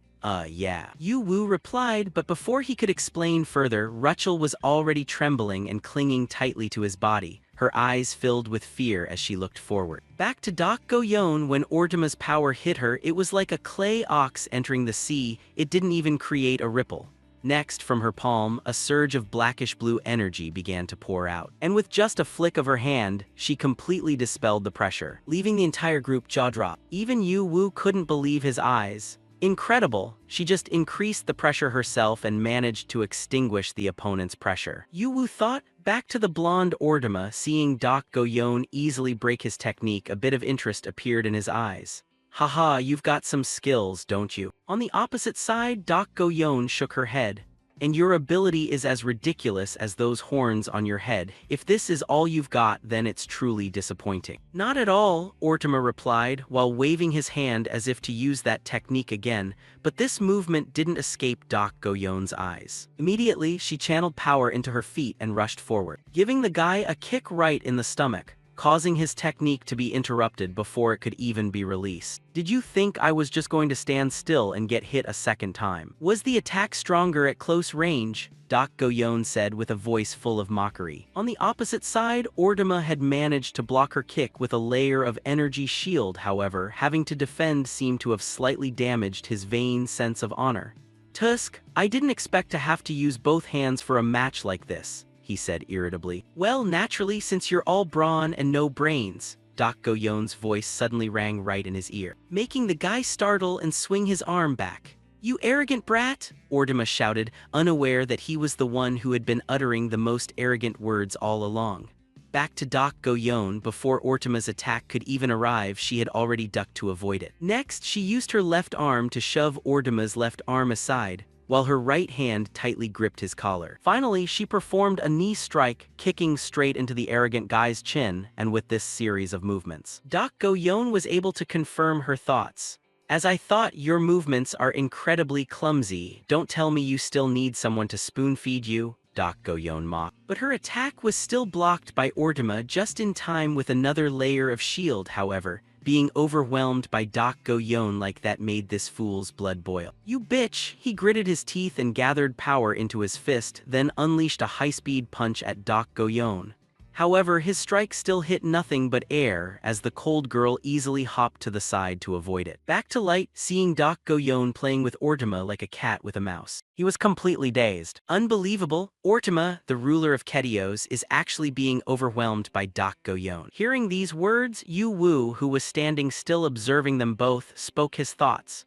It seems that Guy Orduma is used to taking down opponents by suppressing their movements, by warping the laws of nature. But that method doesn't work on Dak Goyon, which is why he's in this mess. By warping the laws of nature. But that method doesn't work on Dak Goyon, which is why he's in this mess. Then he was punched repeatedly by her, a whole combo of punches to the face. Then came a high-swinging kick, landing right on his chin. If it weren't for those energy shields, he probably would have been on the ground a long time ago. Back to Yu Wu, our commentator continued to offer his opinion. That guy, despite having superior power and physique, clearly doesn't exercise often, the young master said with a smirk, making Light a bit amazed at his observation skills. He can even see that? Dak Goyon can fight one-on-one with Ortuma, and Yu Wu can see through the abilities of both of them. They were clearly admitted under the special admission for those from secondary dimensions. But what the hell is going on here? Back to the battle. By now, Orduma didn't even have a chance to counterattack anymore, as Dak Goyon's punches constantly flew at him with godlike speed. "Ak, how dare you be so insolent to me?" the fool said, unaware of the situation he was in, and the answer for him was that immediately after, Dak Goyon's fist kissed his face, as the energy shield couldn't even stop this punch. "Did you come here just to flap your lips, or is your tongue so long you want me to trim it for you?" Dak Goyon said in a heavy voice. Back to Ortuma, absolutely livid at being constantly suppressed, the puppy had begun to go completely berserk. At this moment, a symbol of diamonds arranged in a circle appeared above his head, and his entire body erupted with a violent surge of power as he slammed both hands onto the ground, causing the arena floor to shatter into pieces. How dare you humiliate me like this? I will absolutely never forgive you. If you want to die that badly, I'll fulfill your wish." Orduma screamed like a rabid dog as he spoke. Back to Dak Goyon, seeing Orduma barking incessantly like that, she kindly offered him some advice. "Death isn't a concept that a child like you should toss around so easily." As she spoke, she began to accumulate a source of mana within her, wrapping it around her arm. Then, she directly charged forward to teach the blonde brat a lesson. Seeing this, Ortuma let out a roar. "Die!" Having said that, he began to thrust his hands forward. And then, at the very moment when these two were about to clash with their ultimate moves, suddenly the voice of the female professor Yumina rang out. "All right, that's enough," she said while clapping her hands once. That single action brought both freshmen's movements to a grinding halt, because right now the entire arena was overflowing with the colors of flowers. Looking at the magical scene before their eyes, both Intranet and Ortuma were left somewhat dazed. Seeing that they had both stopped, Yumina continued. "Our academy does not encourage students to engage in life-or-death duels with one another. It would be better if you saved that attitude for climbing the tower. Do you both understand? After giving her advice, she snapped her fingers again. Releasing her skill, she caused the flower garden to slowly fade away. Up in the stands, Yu Wu was racking his brain. What was that? Was it an illusion? But even within that illusion, I could still smell the intense fragrance of the flowers. Back to Ordima, seeing Yumina appear, he knew he couldn't continue the fight. Consequently, this fool could only click his tongue in annoyance. Before turning to walk away, little did he know the professor's intervention had saved his life. Otherwise, Doc Goyon would have taught him exactly what it feels like to smell the dirt early. Back to Doc Goyon, ignoring the attitude of that weakling, she turned to Yumina and said, "You are truly strong." In response, the female professor only offered a bright, beaming smile. Seeing that, Doc Goyon sighed and returned to her spot. "Yeah, welcome back," Yu Wu spoke up. Hearing him say that, the white-haired girl turned to ask for the god's opinion. "What did you think?" "That was pretty awesome, just watching it was helpful," Yu Wu said with a smile.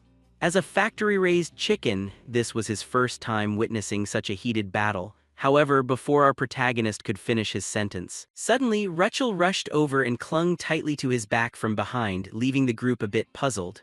"Rachel, what's wrong? Could it be that you're still afraid of Doc Goyon?" he asked with a frown, witnessing his friend's uncontrollable trembling. "Haha, so cute, it's okay, come on out now, haha," Yu Wu said with a smile, while Rachel remained determined to hide behind his back, refusing to come out. Elsewhere, Yumina's irritated voice rang out, drawing everyone's attention. "You will have to face punishment, Professor Farrell. A sparring session on the very first day of class. Not only did you allow it, but you turned a blind eye when things went too far. You know this was a grave mistake, don't you?" I'm sorry," the professor in the prisoner's uniform stammered. "An apology won't fix this, so you'd better prepare yourself," the tsundere Yumina said. Afterwards, she walked over toward Yu Wu. Also, as a class representative, the most important thing is your conduct, Yu Wu. Why are you wearing your pin upside down like this?" As she spoke, the beautiful female professor gently used her hand to adjust the pin on the protagonist's chest in a very intimate manner. This made the crowd of students behind them nearly go insane with envy. However, as if not noticing their glares, Yumina finished adjusting Yu Wu's badge and immediately moved to leave. "Well then, I'm off. Have a good day, everyone." Watching her walk away, Yu Wu could only let out a bashful laugh. "Haha, our professor came here to stop the fight." But she only ended up increasing the resentment. Having said that, even without turning around, Yu Wu could feel the countless malicious gazes from the Class 1 students aimed at him. "Why does that weakling get all the attention? I won't let him get away with this," someone hissed through gritted teeth. And so, time passed quickly. News of the match between Doc Goyon and Ordima spread among the freshmen. "Hey, did you hear? That new girl from the subdimension fought on par with Ordima." It wasn't just on par, she totally dominated him. "A subdimension? No way. Is that a load of crap or what? What on earth is happening? Whoa, why are these new students so ridiculously good-looking? That pink-haired girl is so cute." He agreed. "Hey, don't talk trash. Ordima is the #1 prospect of the first year. Who would dare touch him?" "Yeah, true. Go watch the video Professor Farrell posted on the internet," someone suggested. Then, after watching the battle video, a giant question mark appeared in these people's heads. "What is this madness? That silver-haired girl is insane. It looks like this year's freshmen were chosen based on their faces. Silverhair is a total goddess. I love you, silver-haired girl. From today on, I'm her fan." "Me too," the simps commented incessantly, before they turned their attention to Yu Wu. "But why is this guy bargaining with Professor Farrell? He's a master of negotiation. His tongue is pretty sharp." "Oh my god, look, it's Professor Yumina, a goddess descended. Wait, what is this?" "No, sister, don't. Who is this guy? Someone get some info on him. Haha, the boys are all having a mental breakdown. What's going on? Who is he?" Lines of curious comments began to appear. And of course, our protagonist Yu Wu could also see these comments. However, he wasn't happy about becoming famous at all. "It seems like the whole world is talking about us," Yu Wu said worriedly. Across from him, Light's head was starting to smoke as he struggled to understand these high-tech devices. "Haha, I don't understand internet slang at all." Back to Doc Goyon, after reading the comments, her unique eyes narrowed slightly. "How strange, that guy is the #1 prospect." "No way, there's at least one person in that class who is much stronger than him," Doc Goyon said, recalling the image of a girl dressed like a mage sitting hunched in a corner. Before she turned to ask the protagonist, "I thought you noticed too." In response, Yu Wu only shrugged. Hahaha, I was just too focused on your match. Back to Light. At this point, he was sprawled out on the table. But Yu Wu, they're mentioning your name all over the community boards, right? Master of Negotiation, Agrobait. What does that even mean? Well, they won't touch the person who dared to challenge the #1 prospect, so they've switched to criticizing me instead. Yu Wu said with a sigh. That's not the only topic of discussion, is it? Doc Goyon added. On this side, Light glanced to the side and spoke up. Now that you mention it, do we usually sit this far apart? He exclaimed in surprise when, for some reason, the busty Rachel had intentionally moved to another table. And right now, her entire body was still shaking nonstop. This caused the atmosphere of the meal to turn somber. It seemed Rachel felt something from Doc Goyon, or perhaps she was just too afraid to get close. I wonder what it's like when they share a room. Maybe she's still tense from before. Should I use this to help her feel more comfortable? Humans always need a bit of sweetness. Thinking was doing, immediately after, Yu Wu pulled a jar of jam out from his inventory. This was celestial jam, created from Yu Wu's synthesis ability, concentrated from tens of thousands of types of fruit.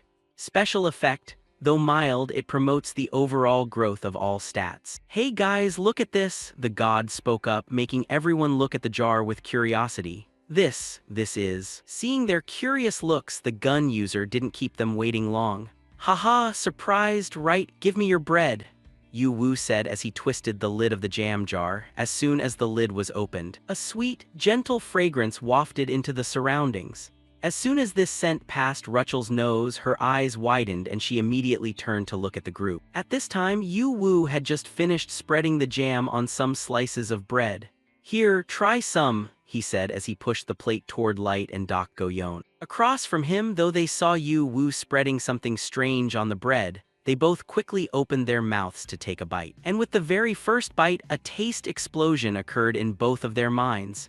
Even the cold Doc Goyon couldn't resist its deliciousness. This is incredible, what is this? They both said blankly. Haha, it's good, right? Yu Wu smiled with satisfaction. Good. Yu Wu, this isn't just good. It's, Light stammered, lost for words, while Doc Goyon had to nod in agreement. I've tasted all sorts of delicacies in the Central Plains, but this is truly on another level. They both spoke while chewing with stuffed cheeks.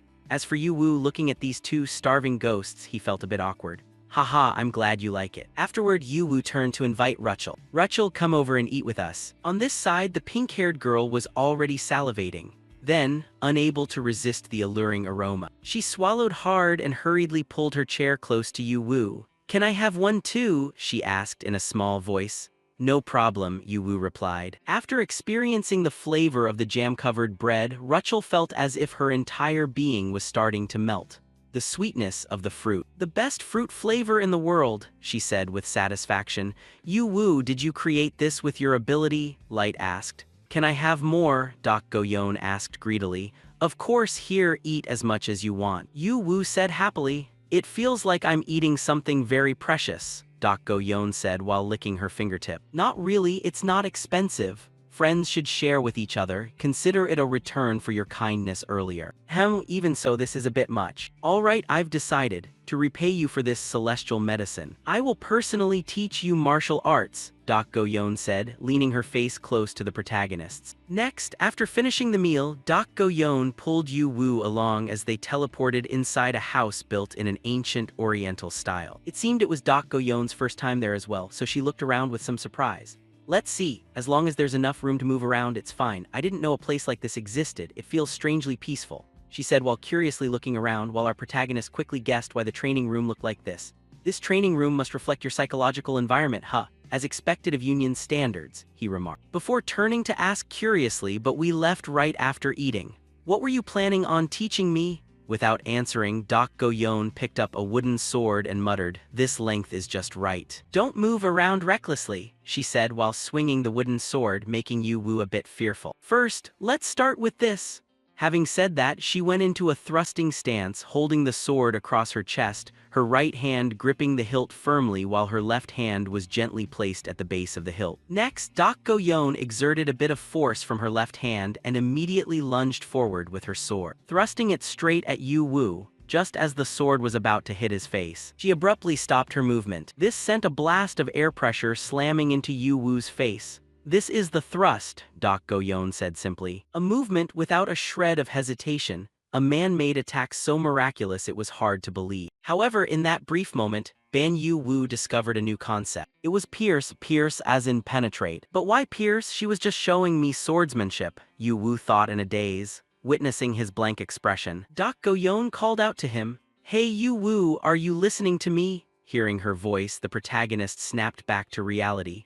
Oh, sorry, then focus and watch closely. A thrust doesn't have just one single form. You can perform a thrust with anything. So I've just shown you the fundamental meaning and core of the thrusting movement. How many times to thrust, where to thrust from, what target you are aiming at when you thrust, and finally with what kind of spirit you thrust. As she spoke, Doc Goyon began to brandish the wooden sword in her hand, performing various techniques, until she finished with a thrust aimed directly at Yu Wu once more. Pausing for a moment, the white-haired girl continued her explanation. Though there are countless different applications, these are always the basic cores. That was the thrust, don't forget it. Back to Yu Wu. Even though he knew Doc Goyon wouldn't hurt him, every time he saw the sword tip flying toward him, he couldn't help but be a bit startled. The basic core, Doc Goyon refining a single concept to its limit feels much more powerful than combining multiple concepts together. Perhaps for Doc Goyon, that is the reason she mastered the thrusting technique. On this side, after finishing her instruction, Doc Goyon handed the sword to him and asked, "Want to try?" Yeah," the protagonist said, reaching out to take it. Then he rolled up his sleeves slightly and added, "I'm a bit clumsy, so please bear with me." Hearing this, the swordswoman couldn't help but laugh. "Haha, if you were perfect right from the start, then my years of training would be meaningless." Just as she finished speaking, a powerful gust of wind suddenly blasted toward Doc Goyon. This wind was created by a thrust from Yu Wu, a strike so precise it was barely inferior to Doc Goyon's. This left her face filled with shock. What was that? Could he have grasped the concept after seeing it only once? She wondered in confusion. As for Yu Wu, though he had unleashed a high-quality strike, his face was still twisted in dissatisfaction. "No, this still isn't right," Yu Wu grumbled before reminding himself, "Focus, I can't imitate it perfectly. Until now, I've only focused on combining concepts together. I thought they could only get stronger by being merged or supplementing one another. However, that's not all. My power can become even stronger through the refining of what already exists. Let's think there are many hanzi that mean thrust. So why choose the word pierce? It seemed to him that to thrust means you must penetrate the target, because that is a lethal blow. Having realized this, Yu Wu began to concentrate all his spirit to unleash another thrust. The strike was so fast and powerful it broke the sound barrier, causing a large explosion in the air. And immediately after unleashing this strike, the protagonist himself was hit with a significant recoil, causing him to slump to the ground in exhaustion. Back to Doc Goyon, seeing Yu Wu training with such haste, she stopped him. "Stop, you don't need to push yourself like that right from the beginning. If you remember what you saw earlier, try it in a larger space and use it against an opponent you want to deal with." "I got it," Yu Wu panted, struggling to catch his breath. At the same time, as if to congratulate Yu Wu on mastering a new technique, numerous notifications appeared around him. "You have comprehended and experienced the concept of pierce. You have comprehended and experienced the concept of martial arts." Looking at these screens, Yu Wu couldn't help but grin internally. "Haha, I only swung the sword a few times and my stats already increased." Just then, a special notification caught Yu Wu's attention. Additional ability updated. Successfully observed and understood the concept of teleportation. Depth of myriad poison eye increased to 110, martial arts 36, swordsmanship 20, piercing 16. Seeing this, he began to panic a bit inside. My stats really skyrocketed. The piercing concept I just learned reached 16 points already. And there's swordsmanship too. No matter how many goblins I killed, it wouldn't go up, but now it's jumped to 20. My overall combat technique has doubled. Is this even balanced? The more he thought, the more confused Yu Wu became, while Doc Goyon stared at him with equal amazement. "I never thought I'd be the one losing out. Who would have thought that right from the start? You could break away from the weapon's form and grasp the essence of the technique," Doc Goyon said with a hint of annoyance, seeing Yu Wu achieve so much so quickly. "Haha, it's not like that, I just watched and imitated you," Yu Wu said, scratching his head. However, his words only made Doc Goyon more irritated. "Really? If just watching was enough to imitate and understand everything, no one would bother with hard training, she yelled. Seeing her so angry, the young god quickly spoke up to compliment her. That might be true, but maybe it's because you're a great teacher. I'm not exaggerating. From the first time I saw your movements, I could deeply feel the meaning of the motion. I was truly amazed that a person could reach this level. And I was completely captivated by that depth to the point I lost all track of time, Yu Wu said enthusiastically. Hearing him speak like that, Doc Go-yeon's face slowly turned red. Sigh. This guy really? We haven't known each other long and he can say things like that so easily. She sighed internally and turned to leave. Back to Yu Wu. With Doc Go-yeon helping him like that, he didn't forget to repay her. Anyway, the lesson was very useful. From now on, let me take care of the celestial jam for you. That's still far from enough compared to what I just taught you. Doc Go-yeon complained. What really? Then what should I do? Yu Wu said in a panic. In response, Doc Go-yeon suddenly broke into a smile unlike any Yu Wu had seen before. Haha, it's fine. The losses I suffered today, I'll demand back manifold later. Just you wait. Well, it's time for class now, so let's head out. Yeah, right, Yu Wu said blankly. And after Doc Go-yeon teleported away, he muttered a sentence that only he could hear. I didn't expect her to have an expression like that. Scene shifts to a corridor inside Union Academy. At this time, Light and Rachel were moving casually along the hallway. However, some students from another class seemed to recognize Rachel's identity and reached out to block her way. Hey little girls, where are you from? The question suddenly rang out, making Rachel freeze for a moment. From behind, Light saw these people were planning to make things difficult for Rachel, so he immediately rushed forward and stood in front of the pink-haired girl, making the blue-haired guy raise an eyebrow as he observed him. What's this? He said irritably. Light shot back. She's my classmate. What do you want? Light asked coldly. For some reason, hearing this, the blue-haired guy began to feel a surge of anger. Huh, what kind of low-life vermin dares to interfere like this? Get lost, he roared. At the same time, Yu Wu and Doc Go-yeon had just teleported to the scene. Phew, hope I'm not late, Yu Wu said, drawing the attention of the group. Just in time for the start, Doc Go-yeon added. Meanwhile, Yu Wu spotted his friends up ahead and asked in surprise, "Oh, what are you two doing, not going to class?" Seeing that the group knew each other, the blue-haired guy clicked his tongue in annoyance and didn't forget to bark out some typical trashy threats. "You'd better watch out, you bastard." Having said that, the three shrimps turned and walked away. This left Yu Wu, who had just arrived, completely confused. Only Rachel stammered, "Thank you." "What's wrong with those guys? What happened?" Yu Wu said, puzzled as he watched their retreating backs. Time passed. The scene shifts to inside the lecture hall. At this time, a bald, green-skinned professor was explaining the school's history. So, Union's history didn't begin when the chairman founded the academy, but rather when the tower appeared in the primal space blah blah. In another corner, those shrimps from earlier were pointing a camera toward Rachel and whispering, "Whoa, seriously, add that to the collection," the bald one said in a sleazy voice. The red-haired guy sitting in the middle also glanced at her with contempt. "What's the point of vermin like her climbing the tower?" Hearing that, the blue-haired guy next to him smirked. "There's other, more suitable work." "Suitable?" someone asked. "If you came to my house as a maid, you'd be pampered every day," he said with a voice full of implication. "He's totally crazy, haha, then I'll be the first one to bid." They burst out laughing. They didn't even bother to hide their words, making Rachel tremble as if she were about to burst into tears. Of course, our two friends Yu Wu and Light sitting above also heard this, making their faces turn dark with anger. Sigh. No matter the scale, people are the same everywhere. But seriously, what is wrong with that professor? It's this noisy and he still acts like he doesn't care. Is he ignoring it or just not hearing it? Yu Wu wondered to himself. Meanwhile, Light couldn't stand it any longer. He stood up to speak. "Professor." Hearing this call, the old man temporarily paused his lecture and turned to ask, "Ah, were you calling me?" Seeing this, Light spoke the truth about the whole situation. "Yes, the other students are being too noisy. I can't focus on your lecture. Can you do something to restrain them?" Hearing those words, the blue-skinned professor let out a few grunts. Right, did you all hear that? No private conversations during class, just focus on listening to me." Hearing those words, the blue-skinned professor let out a few grunts. Right, did you all hear that? No private conversations during class, just focus on listening to me. Over here, seeing Light stand up to attack but having no effect at all, the three nobodies now turned to tease him. Oh, look at the model student dog over there. He thinks he's so handsome that he can act all high and mighty. Now that I think about it, the reason I didn't get her number earlier was because of this guy. What's the deal? Are you two a couple or something? No, we're not. Then what is he getting so worked up for? Looking at that girl's body, she's definitely not average, right? Ha ha ha, clearly, agreed, haha.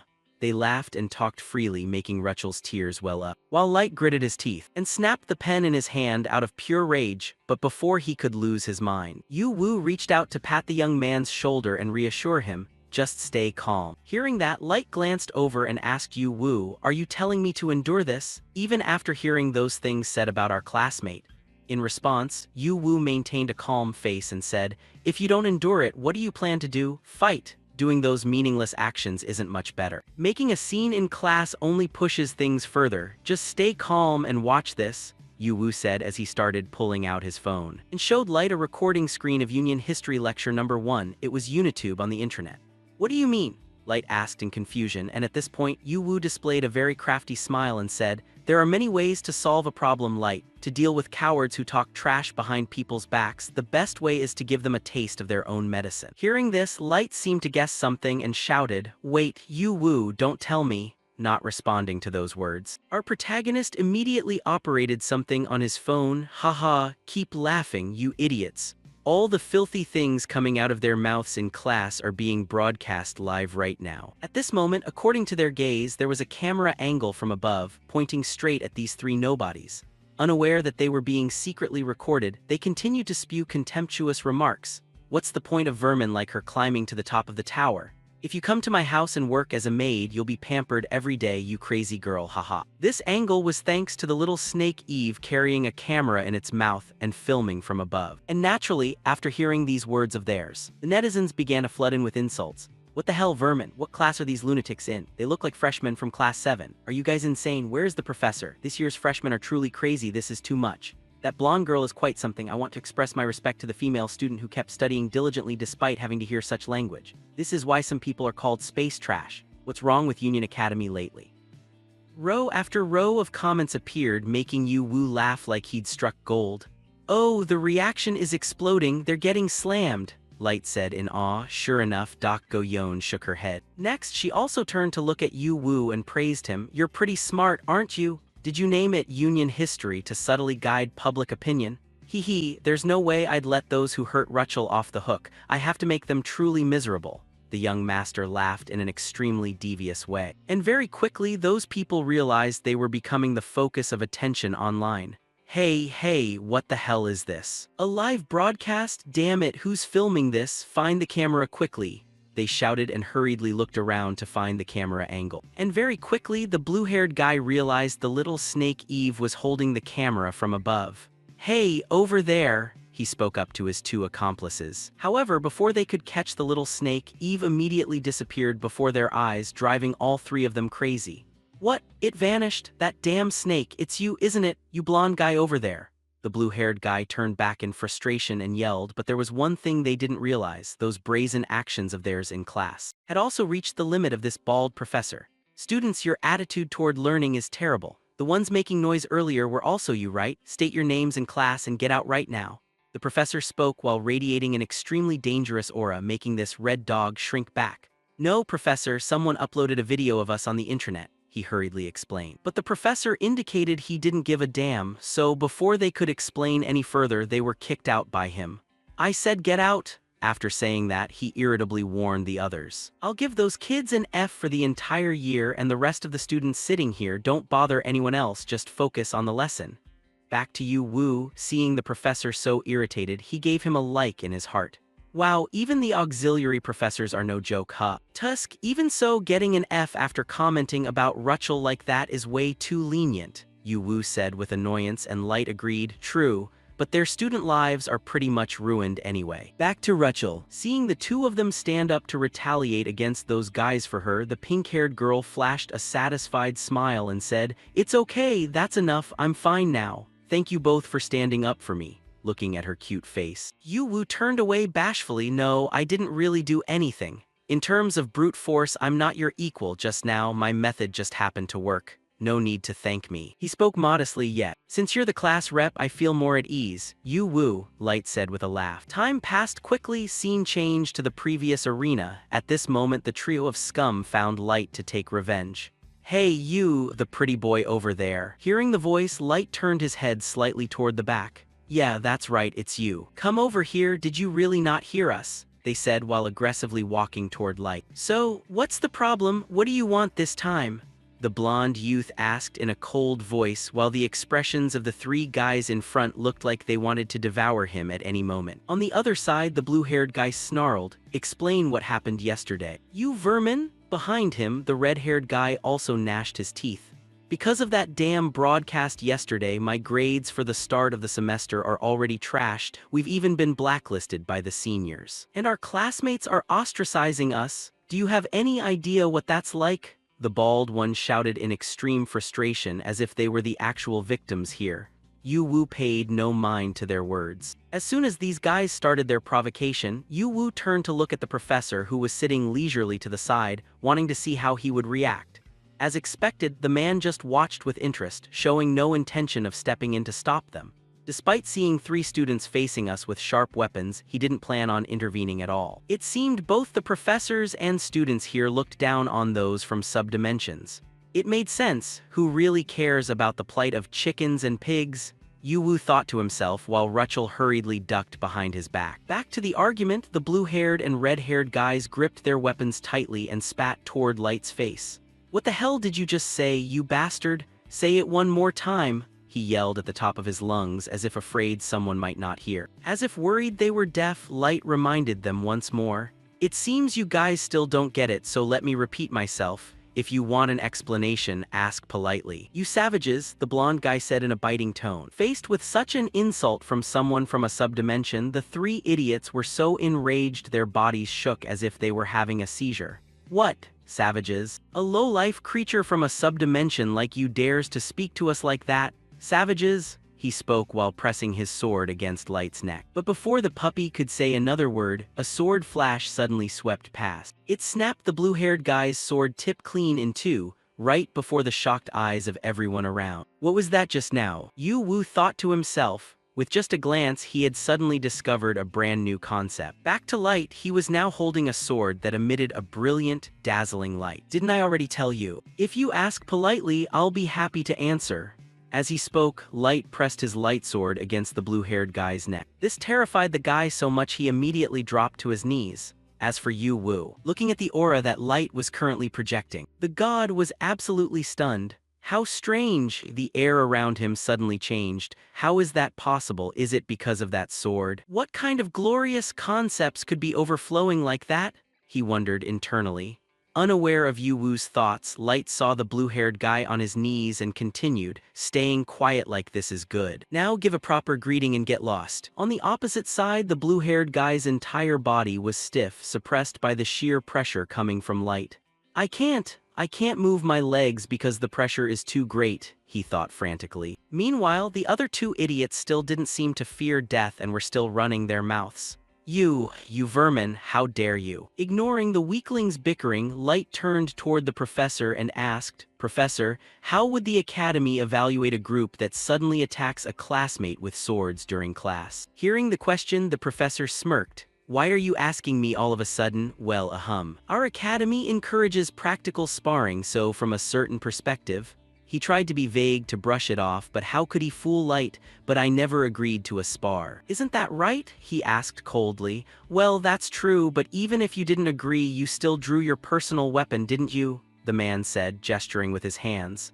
I only retaliated when provoked, Light said, shaking his head. No, it's undeniable that you were the one who released energy first, the old professor challenged. But Light had his own logic. Doing so was the only way to avoid injury. Or are you saying, Professor, that I should have just stood there and taken it? What did you say? The trashy professor shouted in anger. Seeing him argue directly with the foolish professor, Yu Wu and Rachel felt worried for their friend. Hey, Light's acting a bit different today, isn't he? Back to Light, he was now staring at the professor with literal murder in his eyes. Then how should I deal with their vulgar insults? Well, about that, sorry, but I didn't see anything, the man said with a shrug.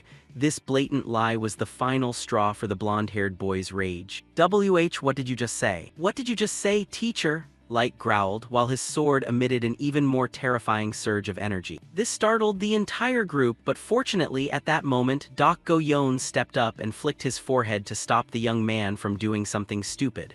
"You idiot. Dak Go-yeon, you," Light said, rubbing his forehead with one hand as the flick had been so painful it brought tears to his eyes. However, before he could question her, Dak Go-yeon questioned him back. "You're being way too noisy. Acting all high and mighty just because you're being controlled by a sword," she said, giving him a second two-finger point strike right to the forehead. As if understanding her words, Light immediately sheathed his sword. As soon as the sword vanished, Yu Wu felt that strange energy dissipate as well, allowing him to breathe a sigh of relief. Meanwhile, the green-skinned professor grumbled while leaning on his cane. "Subdimension lowlifes, how arrogant," he said irritably before turning and walking away. His behavior, like an old dog barking aimlessly, left Yu Wu and Rachel speechless. "That was a bit dangerous just now, wasn't it?" Yu Wu said, glancing toward his pink-haired friend. On the other side, Dak Go-yeon was still lecturing Light. "You just got your hands on a useful item and you're already making such a scene. Is this your true nature?" As expected, Light is the biggest ticking time bomb, Yu Wu whispered to himself at the sight. Later, while they were sitting down to eat, the protagonist didn't eat immediately but started playing with his food while talking to Light. "You know, I've been thinking a lot. At this rate, we might never be treated decently in this academy," Yu Wu said gloomily, making Light feel a bit guilty. "What do you mean by that?" Light called out. At that, Yu Wu rolled his eyes and snapped at him. "Huh, what do I mean? Haven't I been trying to get along with the professors? I even signed up for an official duel just because I was provoked. Are you and I really the same?" Hearing Yu Wu say this, Light's voice became weak. "Ah, well, about that, after seeing your reaction last time, I wanted to improve the situation a bit," he stammered, but Yu Wu's anger hadn't subsided at all. "Yeah, sure, and the result was creating an even bigger problem. I don't get it, you let the ringleaders go and then tried to challenge the professor?" I'm sorry," the young man said, his eyes welling up with tears. In reality, Yu Wu was more concerned about Light's attitude when using that sword. On a normal day, Light wouldn't act so recklessly. It was as if someone had flipped a transformation switch on him. So it really was because of that sword. With that thought, to ensure no more trouble would arise, Yu Wu frowned and asked, "Light, tell me the truth. You can control that power from earlier, right?" Hearing this, Light slammed the table and affirmed, "Of course. Otherwise, how would I have passed the entrance exam? Earlier, I was just angry at the professor's lie." "Oh, so it was because of the lie?" "Well, it was a pretty terrible lie, wasn't it?" Yu Wu smirked as he spoke, but his voice lacked any hint of belief, making Light instinctively shiver. "Of course, I understand. So you're confident you can control it?" Yu Wu asked again. "Believe me, I guarantee today's incident won't happen ever again," the blonde guy promised, thumping his chest. However, immediately after, Dak Go-yeon spoke the blunt truth. "Luckily, it didn't cause any trouble. The sight of you being manipulated by the God Sword was actually quite a show. You should have been scolded more." "That's enough," Yu Wu advised, seeing Light completely lose his spirit and slump onto the table. Back to Dak Go-yeon, the swordswoman remembered something and turned to the god. "By the way, Yu Wu, I'm starting to understand the advice the professor gave us a few days ago. If this keeps up, school life will only get noisier. If you have any thoughts about our future, say them now. I want to hear your opinion as our class representative." Hearing Dak Go-yeon ask such a question, our protagonist was a bit surprised internally. "My opinion, after these past few days of school, I've realized what the real problem is. The notion that some people are born strong or that background determines nobility. The excessive contempt for lower dimensions and the archaic system that takes it for granted. And so on. What can outsiders like us do in a place where this is the norm?" Thinking of this, Yu Wu felt a bit overwhelmed and turned to ask everyone, "Hey, do you guys want to gain public sympathy?" No, what do we need to do to achieve sympathy?" Hearing the question, although the group was a bit puzzled, they still gave their answers. "Communication," Light said. "Power, probably," Dak Go-yeon replied. On this side, Yu Wu heard their answers and quickly stopped them.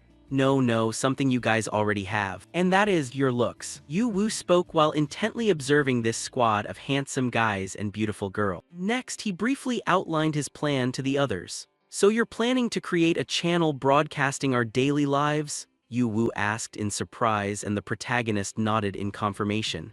Yeah, on my Earth that's a common way to gather affection. We'll build an image and show it to the public. When you build an image in others' perceptions, a sense of closeness naturally forms, doesn't it?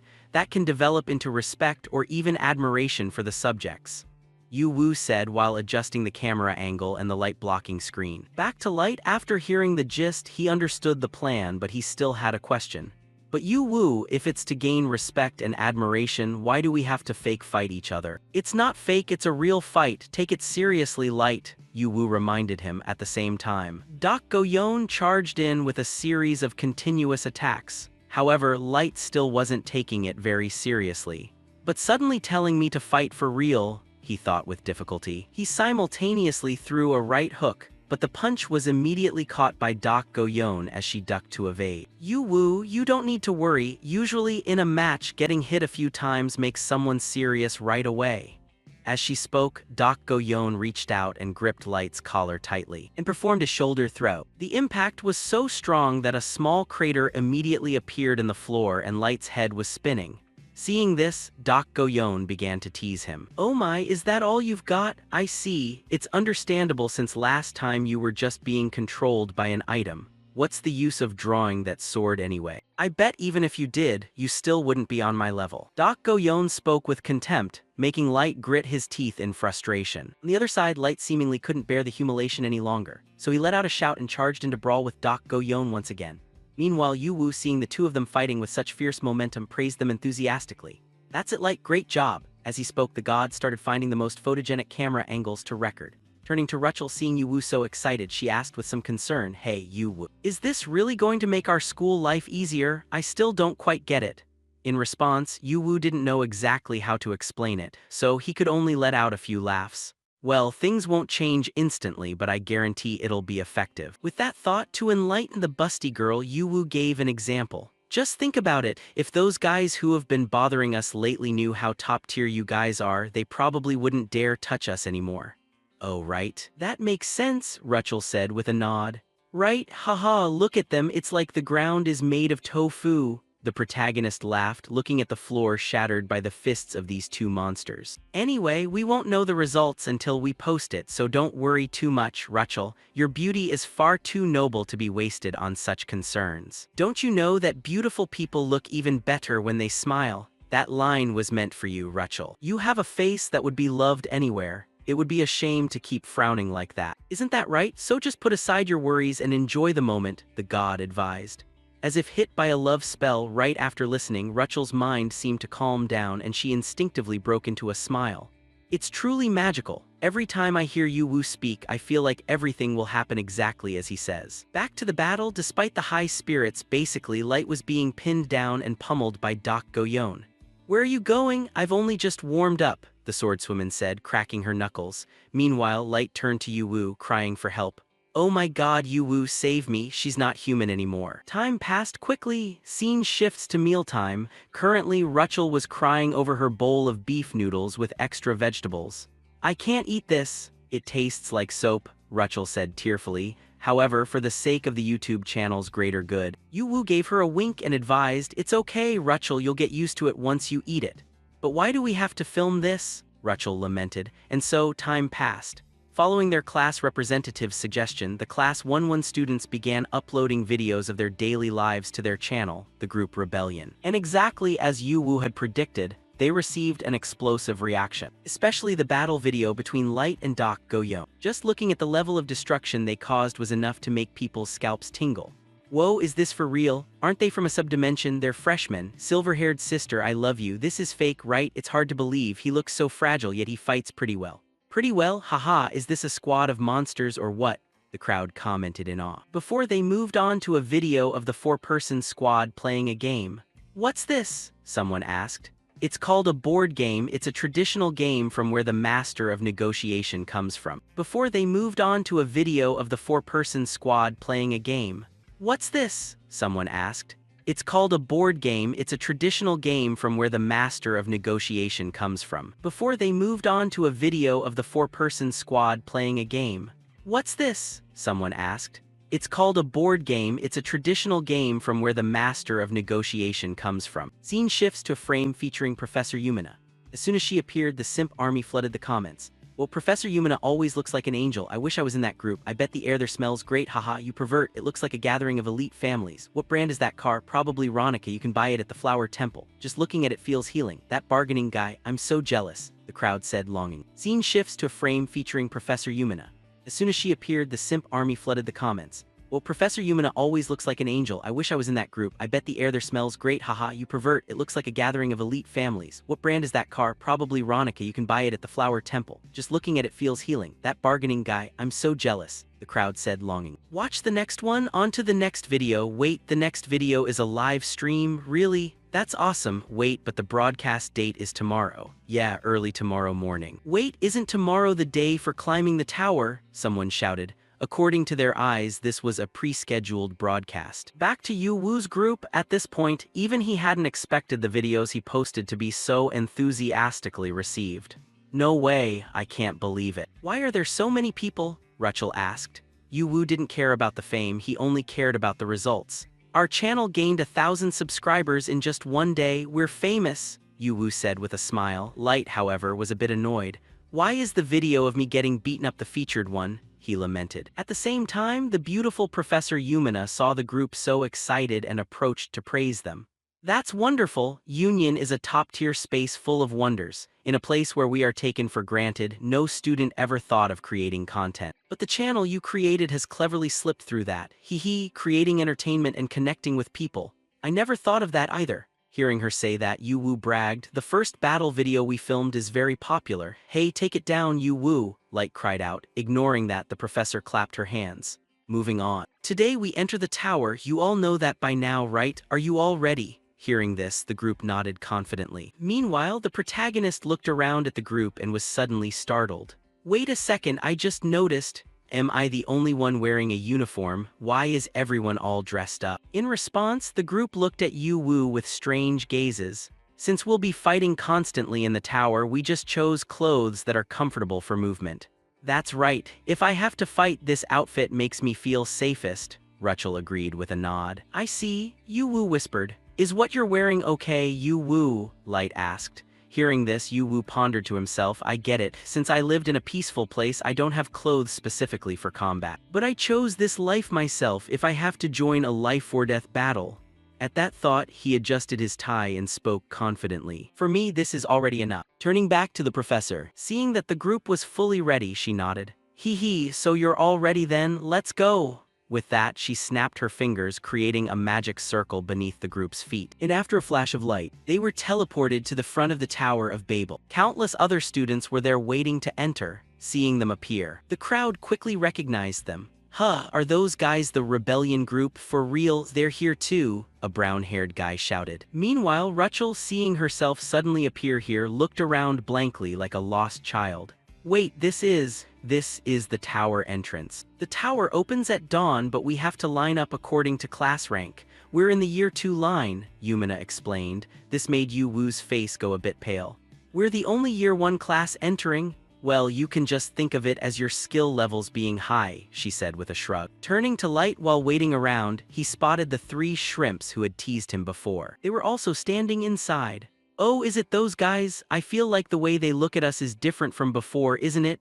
The swordswoman asked curiously, seeing them avoid eye contact. Faced with their expressions, Yu Wu was quite satisfied. Well, they did subscribe to our channel after all. On this side, Dak Go-yeon spoke up, but there are still some murderous gazes. She spoke while looking toward the stone man, Erecto, who was staring intently at Yu Wu with eyes like car headlights. Hey, Ban Yu Wu, she reminded him, but without needing to say much, Yu Wu understood. I know, let's go. With that, Yu Wu led the group inside. As he walked, he thought, today is tower climbing day and next Tuesday is my match with Erecto. That means there's only 4 days left. In that time, I will reach a level that he could never possibly hope to touch. Back to Professor Yumina, before the group officially began their tower climb, she gave her final instructions. Well, finally, for safety, I hope you finish your exploration early and return before the weekend. But the participants should decide for themselves, right? How long do you think this exploration will take? Hearing the question, Yu Wu turned to the group and said, since we're all on the same page anyway, I'll do the talking. Yeah, sure, of course, The three nodded, and then Yu Wu turned back to Yumina. 3 days and 2 nights, Professor. We will return on time, he said while pulling out a mini robot to handle the live broadcasting. Seeing that they had already made their own arrangements, Yumina could only wish them luck. Well then, take care, and just like that, after bidding farewell to their teacher, the team of 4 and their robot officially stepped through the gate. Ancestors, please watch over me, Yu Wu promised himself. Flashing back to a while ago when Yu Wu's group asked Professor Yumina for information regarding filming inside the tower. Are you talking about filming inside the Tower of Babel? She asked once more. Yu Wu nodded in confirmation. Yes, I'm trying to record the situation inside the tower and this little guy will be in charge of the filming, he said, pointing to a small, teardrop-shaped robot flying around him. This was an autonomous item created in the same way Yu Wu had created Eve and Lilith. Back to Professor Yumina, she thought Yu Wu's group was filming to study tactics later, so she reminded them, do you think the recording will mean anything? After all, the structure of the tower changes every second, as you already know. Is that so? Yu Wu said awkwardly. It seemed the young master truly didn't know this information. Meanwhile, the night light was busy checking info on a screen and nodded. That's right, Yu Wu. If you look at the basic guidebook, it says the internal structure of the tower changes. Additionally, machinery brought from the outside breaks down quite quickly, right? What does that mean? He wondered aloud. The beautiful Professor Yumina explained further. Just as the information stated. Each floor is called a room, and when you defeat the monsters in that room or overcome the traps, the space itself moves the group to the next room in the tower. This unique structural change is called a shift. The more shifts you experience, the deeper you penetrate the tower. Hearing this, Yu Wu asked curiously, the rooms always move during every teleportation. Exactly, once you pass through, it's done, you won't be able to return to the old room, she said with a smile, while Light asked somewhat worriedly, do the types of monsters and traps change? In response, the professor nodded, of course, with every room shift. The types of monsters will be different and stronger and the traps will be similar, regarding Dak Goyon. After finishing a sip of tea, she was somewhat pensive for a moment and posed a difficult question. What happens if someone dies during the climb, Professor? Hearing this, Yu Wu and Light, who were excitedly chatting, suddenly realized things weren't as simple as they thought. Right now that you mention it, what happens if I die in battle? I almost forgot this important matter, they both thought anxiously. Facing this question, the professor gave a light laugh. Haha, that is a key question. Contrary to your worries, inside most areas of the tower, challengers won't die even if they die. Phew, thank God, both of them breathed a sigh of relief internally upon hearing they wouldn't kick the bucket inside the tower. Specifically, if you die, you will be sent back to the tower's gate. Huh, so we have to start over from the first floor? Yu Wu asked in shock. No, your student identification rings will record the teleportation history. So when you enter next time, you can start again from the location where you were eliminated. That's why the student identification ring is very important when climbing the tower. Absolutely do not forget it, keep that in mind, she said, pointing to a necklace on her hand as it displayed 2 characters for teleport, 0. Back to the 2 guys, hearing their teacher finish, they felt like they were playing a game. Haha, this is just like a roguelike game with mid-game save functions. If we can respawn, then we can challenge it as many times as we want, Light said confidently, and among the 4 of them, only Dak Goyon paid close attention to the professor's previous words. Wait a minute. You said that in most areas of the tower, challengers won't die, right? If that's the case, then there are areas or situations where a challenger can die, meaning the tower doesn't guarantee absolute safety. Hearing her say this, the group turned to look at Professor Yumina to wait for an answer. Is that true? Sure enough. You're very sharp, Dak Goyon, that's correct. Now I will explain a few special situations where even you could die, the beautiful professor said with a voice full of seriousness. However, the rest of the story was hidden by the author. Scene change back to the group as they were enthusiastically fighting a swarm of toxic blue slime inside the tower. This strange monster was the Claw Scyther, a notorious creature that tears apart all of an adventurer's gear and steals their weapons. However, that was for other people. For Yu Wu's team, it was no different from a bunch of soft mud. With just one swing of his sword, our friend Light easily sliced through all 3 slimes. Nearby, Dakgoyon also snapped her fingers, firing several magic bullets that blew their bodies apart in midair. While the 2 of them were caught up in the heat of battle, our Yu Wu was conducting some kind of experiment with a lamp hanging on the wall. But it didn't seem very successful. As expected, it's not working, although I can clearly feel the concept of fire. I can't manage to separate it. I could do it in other dungeons, but why doesn't it work in the tower? Finding the reason will help unlock my power. Yu Wu frowned in thought before Dakgoyon noticed him brooding over the torch and came over to remind him, "Hey, Yu Wu." Hearing the call, Yu Wu startled and turned to say, sorry, I just lost focus for a moment. You said you needed time to think. Have you come up with anything yet? She asked, and Yu Wu shook his head. I tried to see if I could separate fire, but it seems it's not possible. Hearing that, Dakgoyon felt a bit of regret. Is that so? That's a pity. If you could do that, we could utilize the tower's terrain at will. Hey now, could you please not jump to such scary conclusions about my ability? The guy said awkwardly, and while the 2 of them were talking, a blue slime slowly approached them both. And as soon as it crawled near Dakgoyon's heel, suddenly the blue liquid lunged, spreading through the air as if wanting to swallow Dakgoyon into its body. However, before it could touch the swordswoman, a chain shot forward from the front at supersonic speed, shattering the claw scyther's body into jelly water. And this attack naturally came from Yu Wu. Seeing the protagonist use such a weapon, Dakgoyon's eyes flashed with surprise. Oh, so that autonomous item looks like that when fighting. She was referring to the little snake Eve. Yeah, that's right. The guy nodded. Next, he waved his hand to direct Eve to attack. And because it possessed its own soul, Yu Wu didn't even need to give many orders before Eve was flying in circles, piercing through the entire swarm of claw scythers with extreme speed. Even Dakgoyon had to admit, not bad, quite fast. In response, Yu Wu gave a forced smile. Actually, I have something stronger, but it's a bit noisy. Hearing this, Dakgoyon glanced in Ruchel's direction and said, no matter how noisy it is, can it even compare to those people? At this moment, according to their gaze, Ruchel's appearance had become extremely aggressive as her hands transformed into a beastly state. And with just one claw strike, this cute girl caused a large hole to appear in the floor, with dust and dirt flying everywhere. It's funny, really. The basic rule of combat is to hide yourself and stay out of the enemy's sight, yet here they're screaming while fighting in a place like this. Dakgoyon shook her head in exasperation at Ruchel's fighting style, while Yu Wu's head felt a bit numb. Haha, Ruchel's fighting style is completely based on instinct, huh? Yeah, Light and Ruchel shouted loudly, making Dakgoyon in the back grit her teeth in irritation. Seriously, so noisy, do you have to scream every time you swing a sword? She complained. Time passed quickly and very soon the group had completely cleared this passage. Anyway, it seems room 1 only had claw scythers. Monsters of this level are nothing to us, right? Light said calmly. However, right at that moment, Dakgoyon suddenly sensed a strange aura and spoke up to warn them, don't let your guard down. As soon as you finished speaking, energy began to accumulate. A stronger monster is about to appear. Hearing her say that, Light also hurriedly gripped his sword and asked, could it be a high-level monster? Possibly, Dakgoyon speculated. Hearing this, Light turned to Yu Wu to signal him. Hey, Yu Wu. I know, Light, I'm already looking without you having to say it,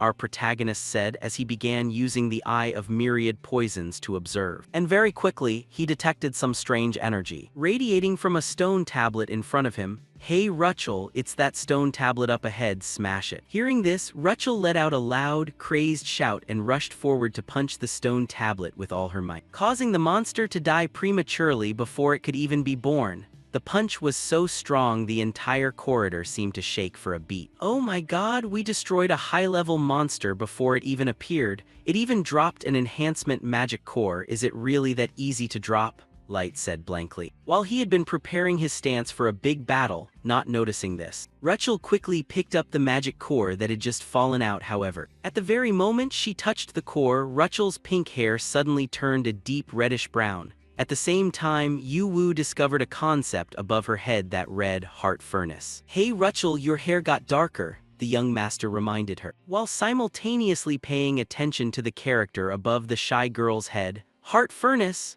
Does it mean a furnace within the heart? A concept about burning emotions into fuel for strength. Just like a berserker, I wonder if the hair color will change completely. Now that I think about it, everything is becoming clearer. Yu Wu thought to himself. Meanwhile, as if noticing his strained expression, Rachel anxiously walked over, tugged on his sleeve, and said worriedly, did I look scary just now? In response to the question, Yu Wu flashed an extremely polite smile and praised her. Not at all, on the contrary, you're quite reliable, aren't you? But what if it gets worse? Rachel stuttered, having no other choice. Doc Goyon had to step in and interrupt. I already said it's fine, what are you still worried about? If you're afraid of losing control, then rest assured. I will kill you to prevent any damage, the swordswoman said with a firm voice, scaring Rachel into tears while the other two looked at her in panic. Don't do that, Doc Goyon, if just one person dies, we'll have to explore again from the first room.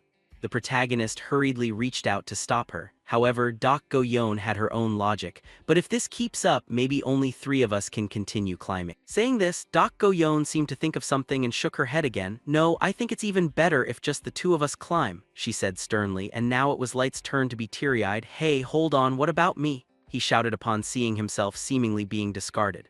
Why did she suddenly get angry? Yu Wu wondered internally. Then he turned back to look at Rachel's restless appearance, knowing she was still worried about her condition. Our guy gently touched her shoulder and comforted her. Listen, I'll think of something. I know why you're feeling anxious, so as the class rep I will find a solution, Yu Wu said while flashing a radiant smile, causing Rachel's innocent face to light up. Thank you. Yu Wu, she said as she caught the protagonist's hand.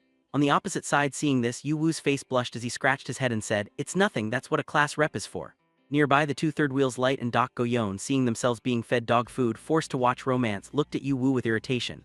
Turns out you're just as shallow as other boys, your eyes light up the moment you see a pretty face, Doc Goyon said contemptuously. You've misunderstood, am I not normal in front of you? Yu Wu quickly replied. But hey, aren't you guys being a bit too relaxed? Light reminded them. Next, after they had finished clearing this floor, they passed through the teleportation circle to go down to the next floor. The teleportation ended. This is the second room from here, Light said calmly. Next, he sat down, plucked a few sprigs of wild grass from the floor, and continued, except for moss and weeds, I don't see this room being much different from the previous one. Ignoring these words, our protagonist was still fiddling with the magic core collected on floor 1, the core of the high-level monster Rachel gave him earlier. Concentrating a bit, its stats appeared before Yu Wu: Vitality 8, Demon 11, Melt 12, Acid 5, Resistance 1. Looking at these sky-high stats, the protagonist's face became as dark as the bottom of a pot. What is this? The time in the dungeon was truly a waste. The number of concepts collected in one room equals the amount I got from 10 goblin caves. Acid and melt are terms for material decomposition. It must be because we defeated the Claw Scyther. Now I'll incorporate melt into my sword. As for acid, of course it's for you, he said as he casually tossed the acid sphere to the little snake Eve to devour. Not knowing if it was because the sphere was too big, but no matter how hard Yu Wu stuffed it, Eve's eyes bulged and she still couldn't swallow it down. Seeing this, Doc Goyon ran over curiously and asked, This child is getting strong quickly, isn't it? The sudden voice made our protagonist jump. Hey, could you please not sneak up silently and speak out like that? The guy said in fear. If you trained your senses a bit, you wouldn't be so easily startled, Doc Goyon complained. And while this pair was still bickering, the Night Light noticed something and reminded them. You guys, seriously, the monsters in the second room are about to appear. Can you be a bit more serious?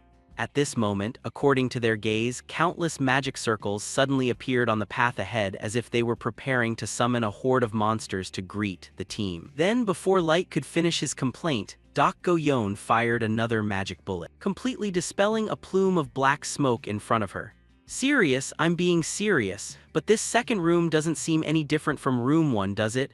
No matter how careless a lion is, it doesn't get bitten to death by ants, right? She said with a shrug, and at this time, welcoming everyone on the second floor was a human-shaped black smoke monster. They were wraiths, evil entities that targeted the mana within humans. Turning back to Light, he truly couldn't agree with this opinion. If we keep being this subjective, disaster will strike sooner or later.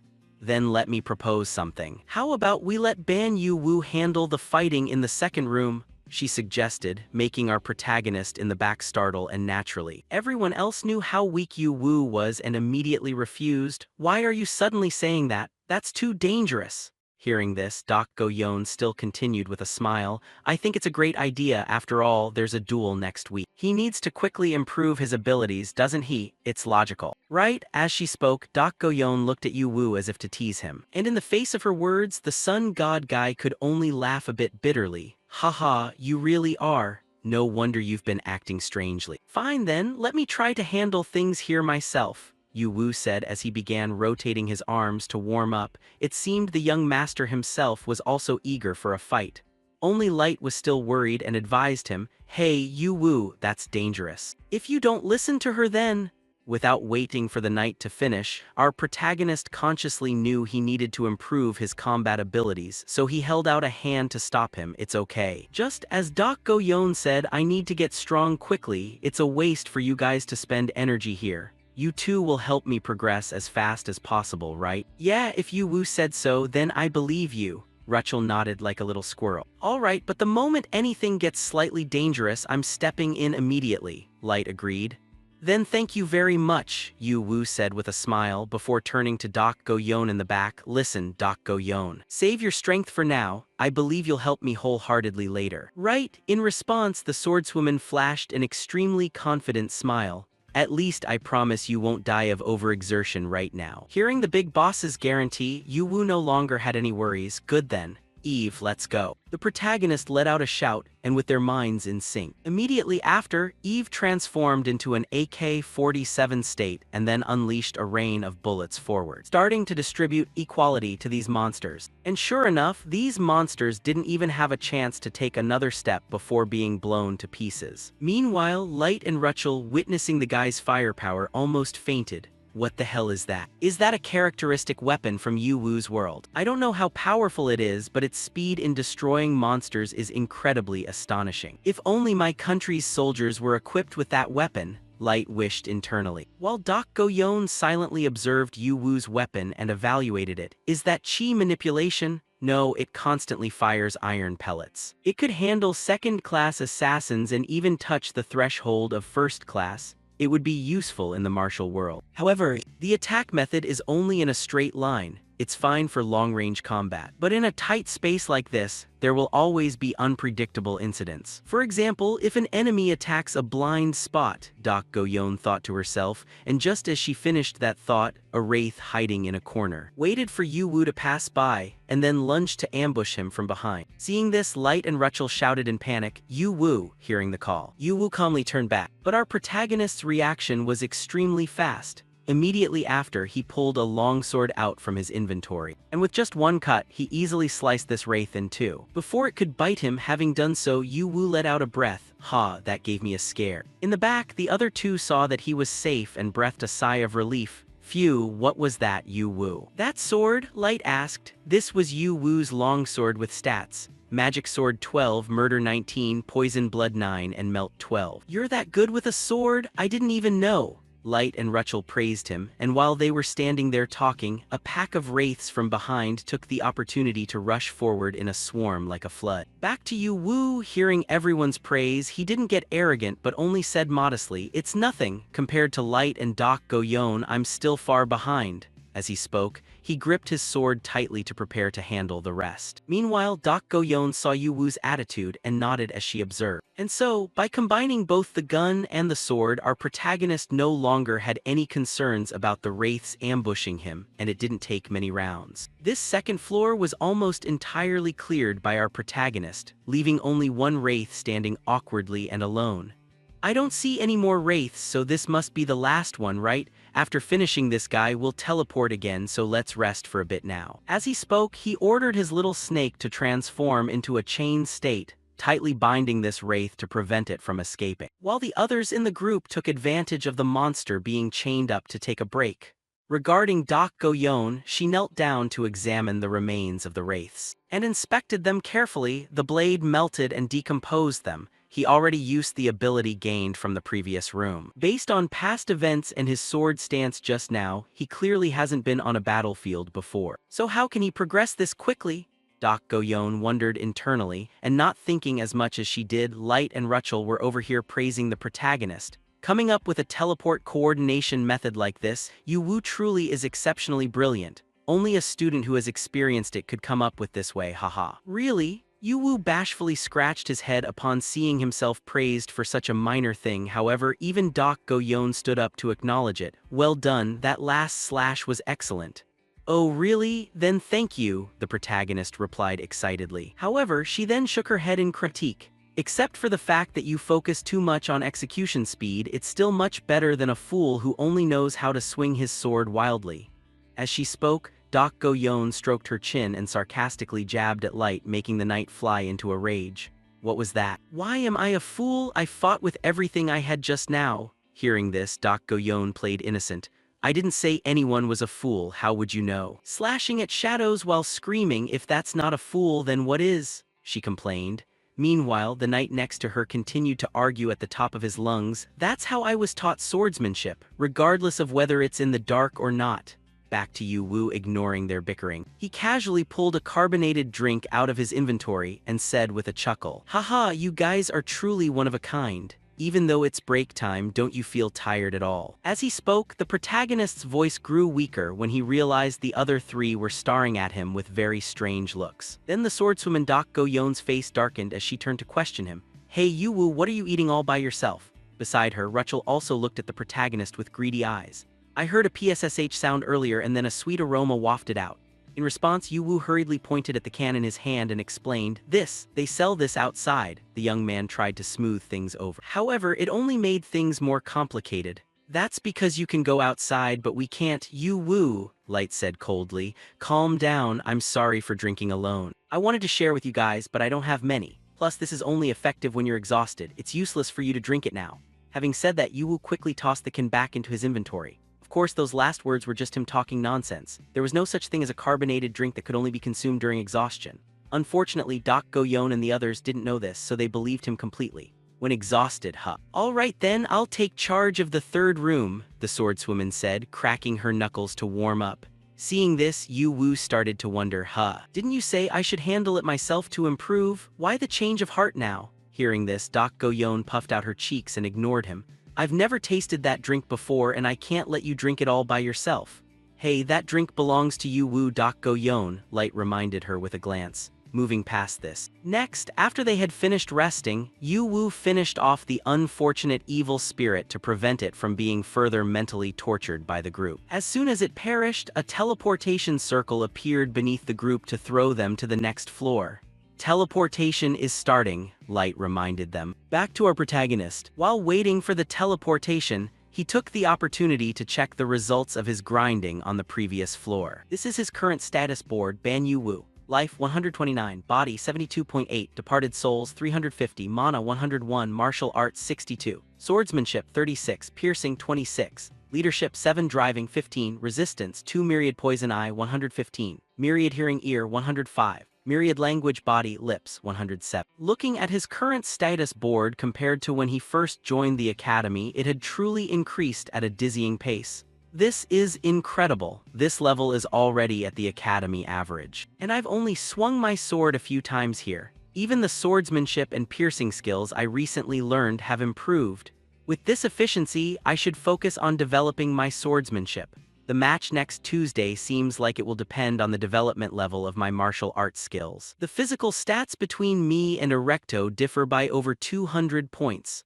Honestly, it's very hard to catch up to him in just a week, no matter how hard I try. But learning martial arts from Doc Go-yeon made me realize that while acquiring skills is important, nurturing and developing them is equally vital. As for developing martial arts, if Doc Go-yeon could teach me more, our protagonist thought, looking at the swordswoman with an expectant gaze. However, Yu-Wu then gave himself a painful knock on the head.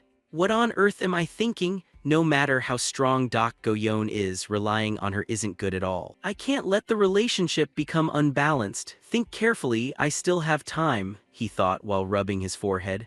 At the same time, the teleportation magic activated, throwing them to the third floor while he was still lost in thought. Suddenly, the panicked voice of the night light rang out. Hey, Yu-Wu, what are you doing? Wake up! Hearing the shout, the young man snapped out of it and realized the three of them were in freefall. Looking at the distance between himself and the ground was enough to make Yu-Wu turn pale. What is this? Why am I falling? Oh my god, has the ground disappeared? Yu Wu thought frantically while the busty Rachel screamed at the top of her lungs, covering her skirt with her hands. Back to Yu Wu, the situation got even grimmer when he looked down to observe. He discovered a pit of sharp spikes below, waiting to turn them into honeycombs as soon as they fell. With no time to think, Yu Wu immediately ordered the little snake Eve to transform into a chain and lunge out, wrapping tightly around Rachel's body, helping the girl escape death by a hair's breadth. Just half a meter more and her body would have been punctured. Above, Yu Wu gripped the chain with his other hand. Seeing that he had saved Rachel in time, he felt somewhat relieved. "Phew, that was close," he said in terror. "Thank you, Yu Wu," Rachel called out from below. Ignoring this, the protagonist scanned his surroundings and thought, what the hell, what kind of teleportation is this? Why is this room so massive, and there's a trap right at the drop point? Could this place be? As he thought, Yu Wu's mind associated it with a certain location. But before he could say it, the swordswoman's voice rang out, "Hey, Yu Wu, you'd better move quickly." Hearing the call, Yu Wu turned his eyes toward the source of the sound, and saw that somehow Rachel was standing on the ceiling as if it were level ground. "How did you get up there?" Yu Wu cried out in shock. However, Rachel didn't explain much and only gave a further warning, "If you stay there, you'll really die." "What?" Yu Wu asked back, not yet understanding the swordswoman's point. Then, as if to answer the question, small windows suddenly appeared on both walls. And from within them, countless spears began to fire, aimed directly at the protagonist, putting him in an extremely precarious situation. Damn it, I can't let Rachel down. In that case, with that thought, the protagonist used all his strength to swing his right arm violently, pulling the chain and Rachel's body high into the air. Simultaneously, he summoned the hoverbike Lilith to prevent himself from falling below. Just like that, with a split-second reaction, Yu Wu successfully saved them both from the dangerous situation. Next, Yu Wu quickly pulled the chain back and caught the pink-haired girl in a bridal carry. "I've got you. Are you okay? Sorry for the rough handling, but that was really dangerous. I had no other choice." Hearing this, Rachel's face turned pink as she stammered, "No, it's fine." "Then hold on tight, Rachel, it seems this space is still very dangerous." As he spoke, Yu Wu scanned the area and discovered that another volley of spears was about to fire from within those pillars. In another development, like Yu Wu, the night light was also being targeted by numerous flying axes. However, simple attacks like these weren't enough to trouble him. With just a few swings of his sword, Light easily shattered all the axe blades. Meanwhile, two pairs of wings sprouted from his back, allowing his body to hover in the air. What's going on? Clearly, during the meeting with Professor Yumina, she said there would only be traps after floor 20. But we've only reached floor 3. Isn't this difficulty level quite strange? And besides, Yu Wu, what has he brought out this time? Light said as he looked toward Yu Wu, who was driving the hoverbike with Rachel, evading all the spears aimed at them. Turning to the protagonist, revving the engine, he thought through gritted teeth, "This is insane. Traps are being triggered continuously from all sides. What exactly is this structure?" Behind him, contrary to Yu Wu's panicked thoughts, the shy girl was actually enjoying the ride. And perhaps because she was too comfortable, she remembered Yu Wu's previous instruction. "Hold on tight, Rachel." Thinking of this, she happily wrapped both arms around Yu Wu's waist, pressing her massive chest against his back. This made the young man's face in front turn as red as if it were boiling. "WH, what are you doing all of a sudden? My back is getting hot," Yu Wu thought, startled. At the same time, an arrow flew in and embedded itself in the bike's tail, causing Lilith to swerve painfully in an S-shape. That was dangerous. Yu Wu cried out just before a golden sword blade swept past, slashing through all the spears, chasing them from behind. And the one who had just acted was, of course, Light. "You were driving just fine, why did you suddenly do that, Yu Wu?" Hearing this, Yu Wu temporarily stopped the bike and said in amazement, "Whoa, Light, what's with those wings?" "Before I answer you, I have a question of my own. What are you driving? Is this also something from your world?" "It's a hoverbike, haven't you ever seen one?" Yu Wu asked back. "A hover what?" Light asked blankly. Hearing this, Yu Wu didn't bother asking further as he was now certain Light had no clue about it. Moving on, Yu Wu looked around and asked, "But where did Doc Go Young go?" Hearing this, Light realized he had completely forgotten about the swordswoman. "Oh, now that you mention it, I haven't seen her at all. Could she have fallen into a trap?" Light said worriedly, but Yu Wu quickly waved it off.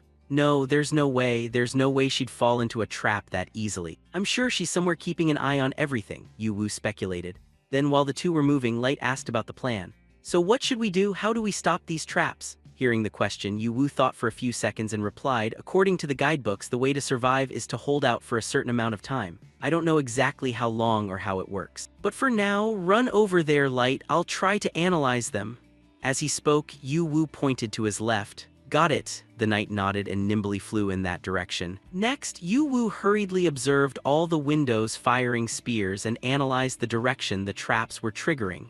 They're all aiming at Light. Does it prioritize attacking the person who is moving? Come to think of it, it was like that then too. It was the same then. I shouldn't have moved so hastily. Am I an idiot? The more Yu thought, the more foolish he felt, until Rachel reminded him about the arrow stuck in the bike's tail. Hearing that, Yu irritably pulled the arrow out. Even this can hurt Lilith. I need to tell everyone to stop moving around aimlessly. But wait, if we stop moving, we won't be able to pass this room. Thinking about how to leave the room without triggering traps gave Yu a headache. However, just then, suddenly, the arrow in his hand began to slowly dissolve into a stream of light, leaving him startled. Wait a minute, what's happening? Did I absorb something again? I think I just read some kind of concept. Why all of a sudden, I couldn't read anything in room 1, so why now? Quickly, the young man shook his head, denying his previous thought. No, maybe it's just a coincidence, but I have to check to be sure. Saying that, Yu looked at a sword near him and gently touched it. And sure enough, once again the sword began to dissolve in his hand, allowing him to completely confirm his thoughts. I can't believe it, Yu said in amazement. Looking at the two characters hovering in his palm, Yu frowned and thought, the concept obtained is behead. Why isn't it sword, but behead? Thinking back, last time I also saw a concept different from what was shown on the outside.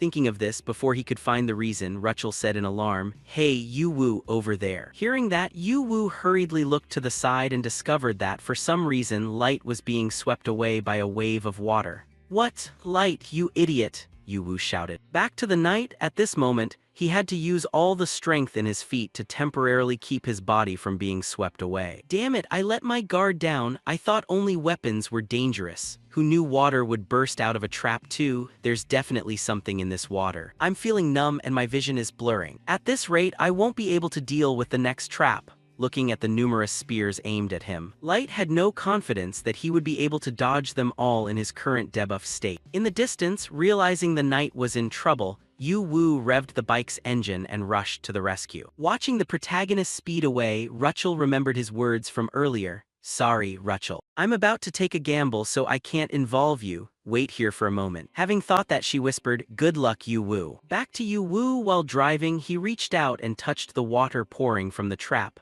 Sure enough, he immediately received new concepts. From this concept, you have obtained over 10 points for acid and wave. As expected, just like before, even though I touched water, what I obtained wasn't water but wave. Now I understand. The reason the concept I absorbed earlier was behead and not sword. In another corner, unlike the others who were struggling to dodge traps, the swordswoman Dak Go-yeon was moving freely atop the pillars without any difficulty at all. However, following her gaze, at this moment, Yu was speeding directly toward Light as if he wanted to do something.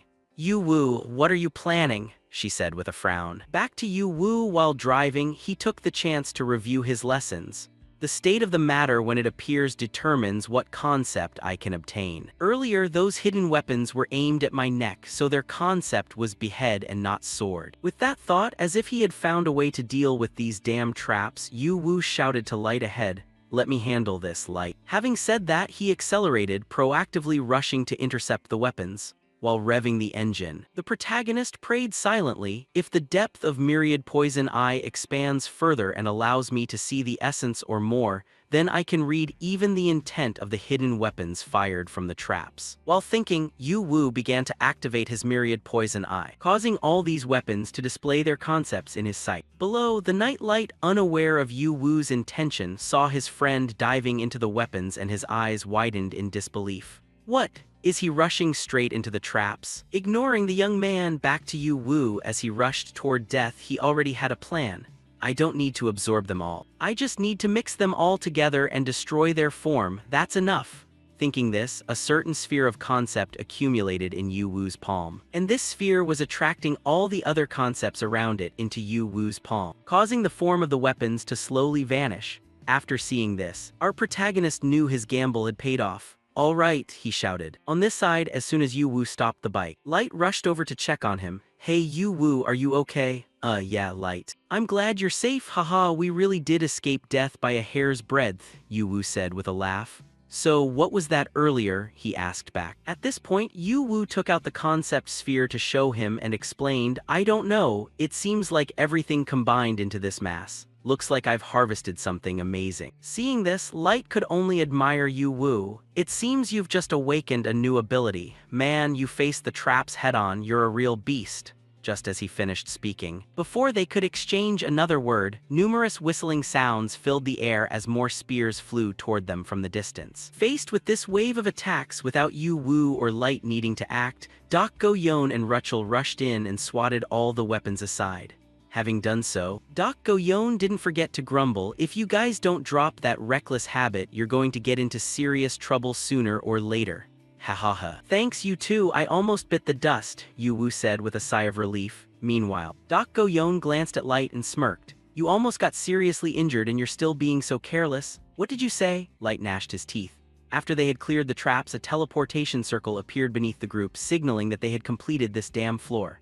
"Oh, it looks like that last one was the final trap. Teleportation is starting again," Rachel said worriedly. While the two over here continued their verbal sparring. "What's with your attitude? Aren't you being a bit too harsh on someone who just escaped death?" Light questioned Dak Go-yeon with wide eyes, but Dak Go-yeon shot back, "Who told you to let such a weak trap hit you? Appearing at the perfect moment and acting all high and mighty. You planned this from the start, didn't you?" Light said through gritted teeth. In response, she gave a thin smile. "Do you even have to ask?" Back to Yu Wu, witnessing their constant bickering, he didn't even bother to intervene anymore.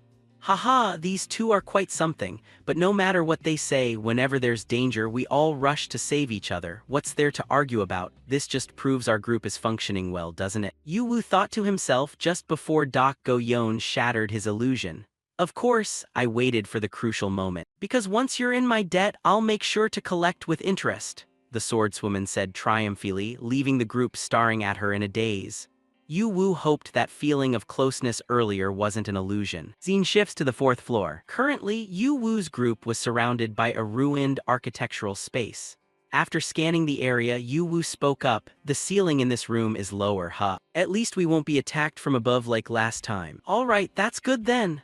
As he spoke, he pointed backward and the little snake Eve in AK-47 mode understood and immediately opened fire, aiming at a spider not far away. However, when hit, the spider only let out some panicked squeaks. The bullets themselves only caused electric sparks on its body, killing Yu Wu's cheerful mood instantly. Beside him, Light immediately recognized the monster and warned, "It's a tower spider." Tower spiders are unique monsters that appear on any floor of the tower regardless of whether it's low or high tier. Seeing his attacks were useless, Yu Wu instinctively swallowed hard. They're completely unharmed, they even deflected Eve's attacks. In response, Light stepped in front of Yu Wu and held out a hand to stop him from rushing in blindly. Tower Spider's abilities are randomized regardless of the floor count. "It seems your weapon isn't strong enough, Yu Wu. Let us handle this room, Dak Go-yeon, it looks like we'll have to rely on you this time." Hearing this, the swordswoman knew this was no time for jokes, so she nodded. "I got it." Back to Yu Wu, seeing his weapon had no effect. He clicked his tongue in annoyance. "I didn't expect such a strong monster to appear already," he said through gritted teeth. Seeing his difficult situation, Dak Go-yeon sighed and held out a hand to stop them all. "Everyone, stand back, that includes you, Yu Wu. Watch closely, this is exactly what you wanted." Palm blast. Dak Go-yeon let out a shout, and immediately after, a surge of palm energy blasted from her hand, heading straight toward the cascade spiders ahead. And with just this single strike, she completely blasted them into the ground, leaving them lying there like dead dogs. Seeing this scene, the protagonist flashed a crooked smile. Wow, she really can shoot energy blasts that looks way stronger than Eve's bullets. Most of the spiders had been taken down. Nearby, Dak Go-yeon glanced around to confirm that none of them had any fight left in them. Then she said, "I'll leave the finishing blows to him, haha. Is there any leader as merciful as I am?" "Right," she said arrogantly. And faced with such a piece of cake falling from the sky, Yu Wu had no reason to refuse. Immediately, he pulled his longsword from his inventory while instructing the two behind him. "All right, Light, you cover the rear and Rachel watch the ceiling just in case." Understood, the two of them nodded. Back to Yu Wu. After being protected to the teeth by his teammates, the young master calmly walked toward the crippled spiders to soak up some experience points. How interesting, Doc Goyon isn't even my leader. Back to Yu Wu. After being protected to the teeth by his teammates, the young master calmly walked toward the crippled spiders to soak up some experience points. How interesting, Doc Goyon isn't even my leader. Just when he thought he was about to soak up some experience, nope. The moment he struck, the sound of metal clashing rang out through the silent space. Yu Wu's entire body began to tremble violently from the recoil caused by the strike. Ultimately, it was because his sword hitting the spider was no different than slashing a block of iron. No good, it's too hard. Yu Wu gritted his teeth and said. Below him, the tower spider seemed to have been provoked by Yu Wu, as its two eyes suddenly lit up like headlights. And it lunged straight up into the air, wanting a taste of his blood. Seeing this, Yu Wu quickly took a long step back. Even so, there's always a way. With that, our protagonist gathered momentum and rushed forward, thrusting the sword in his hand right through the spider's head. Basically, it was just stupid for exposing the soft part of its body for Yu Wu to slash. He did it, Rachel said happily, while Light let out a sigh of relief for Yu Wu. Phew. Back to the protagonist. Even though he had successfully destroyed a tower spider, he didn't feel any joy. But if slashing doesn't work, it's useless. I can't keep stabbing and pulling back with such large numbers. Phew. Back to the protagonist. Even though he had successfully destroyed a tower spider, he didn't feel any joy. But if slashing doesn't work, it's useless. I can't keep stabbing and pulling back with such large numbers. I have that ultimate thing I got from the previous room, yet I didn't even think of it. Now is the perfect time, he said as he took out the concept sphere for severing with 20 accumulated points and infused it into his longsword, causing his sword to glow with a light like molten steel. Time to check its compatibility with my sword, huh? Just as he finished, a notification appeared before Yu Wu. Item evolved due to excellent compatibility, Executioner's Longsword. Severing 30, Magic Sword 30, Slaying 19, Poison Blood 9, Melt 12. On the opposite side, after a brief rest, the remaining Cascade spiders had recovered from the impact of Doc Goyon's palm energy. Sensing the killing intent coming from Yu Wu, they all rushed forward to gang up on him. Seeing this, the protagonist confidently gripped his sword, slowly drawing it back to prepare a strike. Now let's test this out.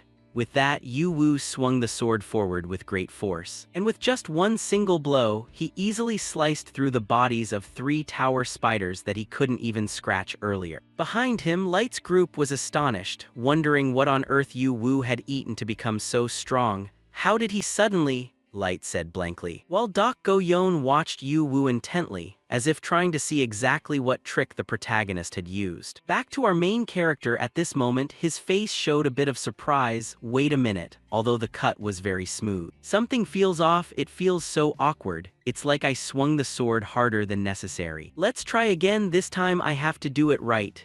As he spoke, Yu Wu swung his sword to slash at the spiders once more. Regarding Light and Rachel, seeing that the spiders were still numerous, they proactively rushed in to help. There are too many of them, let us give you a hand.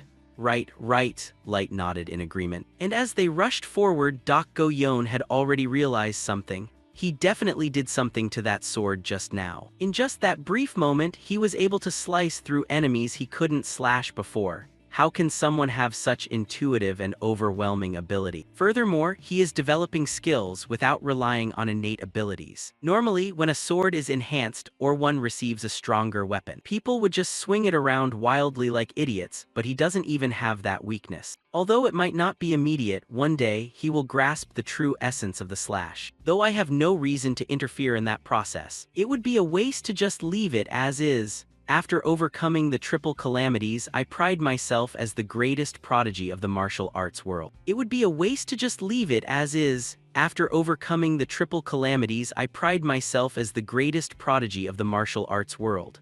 But now I'm watching a talent that makes my own past look pathetic with my own eyes. This won't do. Clearly, this man must belong to me. As she thought this, a very dangerous glint appeared in Doc Goyon's eyes, while our protagonist was still caught up in the heat of battle, completely unaware that he had entered her sights. But very quickly, our protagonist suddenly felt a chill down his spine. Even his sword-swinging motion came to a halt as he looked left and right. Hey Yu Wu, what's wrong? Light asked. "Oh, nothing, I just suddenly felt a shiver down my spine. I thought some high-level monster was about to appear," the young master said in confusion, not noticing that Doc Goyon's face behind him had turned dark. Then he turned to her and said, "Hey Doc Goyon, why are you standing there? Aren't you going to shoot more energy blasts?" "Huh, why should I?" "You're doing fine on your own," she said irritably, and in response, Yu Wu flashed a sly smile. "Oh, is that so? I guess I don't need to give you any more drinks then since I'm doing so well." "What?" Doc Goyon's eyes widened. "Phew, finally looks like this room is done." Light breathed a sigh of relief. Meanwhile, our protagonist began taking out 2 cans of soda to tease the swordswoman. "I guess I'll just have to share these with Light and Rachel then." "You just want to keep all that soda for yourself, don't you?" Doc Goyon said as she chased after him.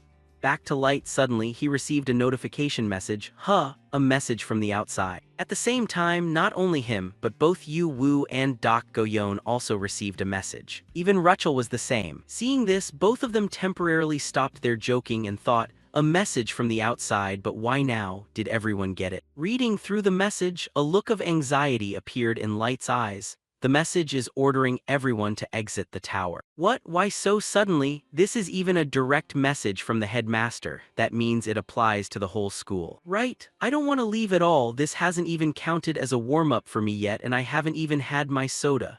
Unless there's a satisfying explanation, I won't accept it, Doc Goyon complained irritably. However, before she could say more, Rachel up ahead immediately entered a combat stance and shouted, "It's here." Hearing this sound, the group startled and turned forward only to discover that without them noticing, several space portals had opened up in front of them, and from within, countless tower spiders were crawling out in swarms. Seeing this scene, they understood everything. "Ah, so that's it, so this is the reason they called us out." Looking at the strange phenomenon appearing before him, Light also remembered something and added, "This is exactly what we heard about in the meeting, isn't it?" "Seems like it," Doc Goyon nodded. "Haha, no wonder the difficulty was so strange," Yu Wu said with a laugh. Next, the swordswoman checked her identification necklace and shook her head. The identification ring isn't working anymore either. "It seems we are completely trapped in this room, so this is what the professor meant by a phenomenon where even students can die, irregular space," Light said with a voice full of tension, as a wave of tower spiders was currently pouring straight toward them. Flashing back to the meeting with Professor Yumina earlier when she spoke about the case where even students would perish. When freshmen climb the tower, there is a possibility of space pirate invasions. Hearing this, Yu Wu turned to ask curiously, "What are space pirates?" "I'll explain them later. The problem is that their abnormal invasion will cause an irregular phenomenon, an unpredictable event. In normal explorations, you won't die, but once an irregularity occurs, things will be completely different. All rules inside the tower will be warped, and safe zones will become dangerous. The number of cloned monsters will become uncontrollable, and the difficulty of the rooms will skyrocket abnormally. It could be called Hell Mode. In addition, a series of problems will occur all at once." Hearing her say this, the faces of all 3 of them turned purple like pig liver. Just imagining themselves falling into that situation was enough to scare them to death. Back to the beautiful professor, as you can see, the tower does not guarantee absolute safety, so you must remember clearly, if you are unfortunately trapped in an irregular phenomenon, remember that it is a truly dangerous situation. Returning to reality. After grasping their situation, naturally, the group wasn't about to stand around and fight a seemingly infinite wave of monsters. Immediately, Yu Wu started up his merchandise to carry Rachel and Flea, while the other 2 also accelerated to full speed behind them. These spiders clung to them, refusing to let go for a second. "We don't know how long these spiders will keep appearing, so trying to hold out in a tight space is too risky," Yu Wu said with a frown. "Consider them infinite," Doc Goyon muttered, and as the spiders began to overflow from within the corridor, Doc Goyon unleashed her palm force, firing a stream of inner power that blew the spiders away. Along with that, the Night Light also constantly swung his sword, slashing out blades of swordchi that cut through the spiders' bodies. While slashing, he also shouted, "Doc Goyon, don't stop. Just look after yourself first," Doc Goyon complained. Next, the 2 of them began a combined sword technique that completely blocked the wave of monsters. However, Yu Wu was a bit worried about their energy consumption. Dak Goyon has already killed dozens of them on the way here. Light is the same, their strength is being worn down. And also Ruchel's hair has become even darker, she can't even speak anymore. If her hair changes completely, will something terrible happen? These spiders are quite tough, what should I do? Yu Wu thought anxiously to himself. Back to the swordswoman Dak Goyon. While she had a free hand for a moment, she turned to the protagonist and said, "The beast girl seems to have completely lost her reason. Who would have thought such a thing would happen? I can't hold out much longer either, it will be very dangerous if we don't get a break," Dak Goyon said while rotating her wrist joints, as if shooting off too many energy blasts had made them a bit sore. On the opposite side, without thinking much, Yu Wu immediately pulled a can of soda from his inventory and handed it to her. "Oh my, this?" Dak Goyon asked. "Just drink it, I'll hold them off, you just rest and drink," the young master instructed worriedly, and faced with such a gallant statement. Dak Goyon's face blushed slightly as she took the can. "Haha, can you actually do it?" she said jokingly. "Of course I can, watch closely, let's go." With that, Yu Wu pulled out a grenade from nowhere, pulled the pin, and threw it right into the center of the spiders ahead. Next, the grenade created a violent explosion, scattering the tower spiders' remains everywhere. "What was that? What kind of power is this?" Light exclaimed in shock. "How was it? Great, right? I put a lot of effort into making that." "Take a break, Light," Yu Wu said with a laugh and began driving his flying motorbike to rush in and suck up some experience while going. Yu Wu also took the opportunity to absorb concepts from the spiders' bodies and thought to himself, "Ruchel still looks full of energy, but right now she's a bit unpredictable. More and more monsters are coming. How do we know how much time we have left? Letting Light and Dak Goyon rest is the best choice. In the meantime, I have to take down as many monsters as possible. I have to buy time for them to recover," Yu Wu whispered to himself before he was distracted by a notification screen appearing in front of him. "Executioner's longsword poison blood increased by 15. You have understood and comprehended a bit of the slash concept. Slash depth reached level 2. Just as the notification appeared, the sword in Yu Wu's hand was suddenly covered in a red aura that looked extremely eerie. "The sword is turning red," Yu Wu frowned. Looking at the transformed sword in his hand, the protagonist had no time to study it further. "Though I don't know what concept poison blood is based on, I'll know as soon as I try it." With that, Yu Wu gripped the sword and swung it forcefully, immediately slicing the two spiders in front of him in two, and right after this strike, Yu Wu noticed the difference from before. Wait a minute, the sword's trail is expanding. Thinking back to the previous situation, if severing helps enhance the slash, then poison blood helps expand the attack range and distance by draining my blood. Let's see, I can't use it frequently either. Every slash is like a blood donation, it makes me really crave chocolate, the young master thought in fear of this backstabbing sword. Behind him, Light saw Yu Wu's sword transform again and asked, "Did you get something interesting again? What's with that sword chi?" Not answering the question, Yu Wu observed for a bit then asked back, "Ruchel, where is she?" Hearing this, the knight glanced to the side and shook his head. "She's over there slaughtering the spiders, we shouldn't approach her right now."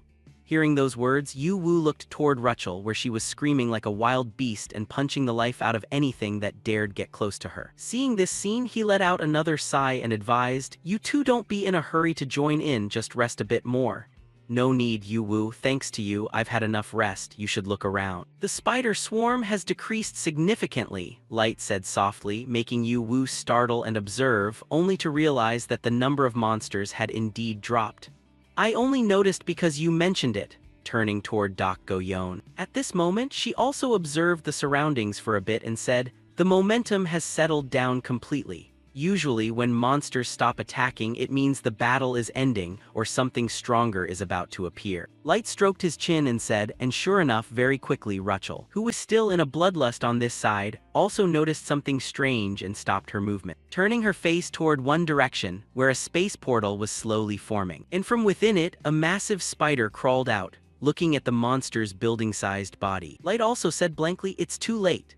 Nearby, the protagonist's eyes widened, unable to understand anything. "What's going on? Didn't they say giant monsters like this only appear after the 50th floor? Nearby, the swordswoman saw Yu Wu's naivety and complained, "Aren't you tired of constantly whining whenever an anomaly happens? Hearing it so much makes my ears bleed." Then, as if their luck wasn't bad enough, immediately after, the night Light discovered something else and fearfully patted the protagonist's shoulder, saying, Hey, Yu Wu. What is it, Light? Focus on the elite monster in front of us first, Yu said hurriedly. Seeing that, Light spoke out plainly, are there more than one elite monster in this room? Hearing those words, Yu startled in fear and turned back. What are you talking about? With that, Yu got his answer as another super giant spider met his eyes. And by now, the faces of both Yu and Light had turned purple like they were about to die.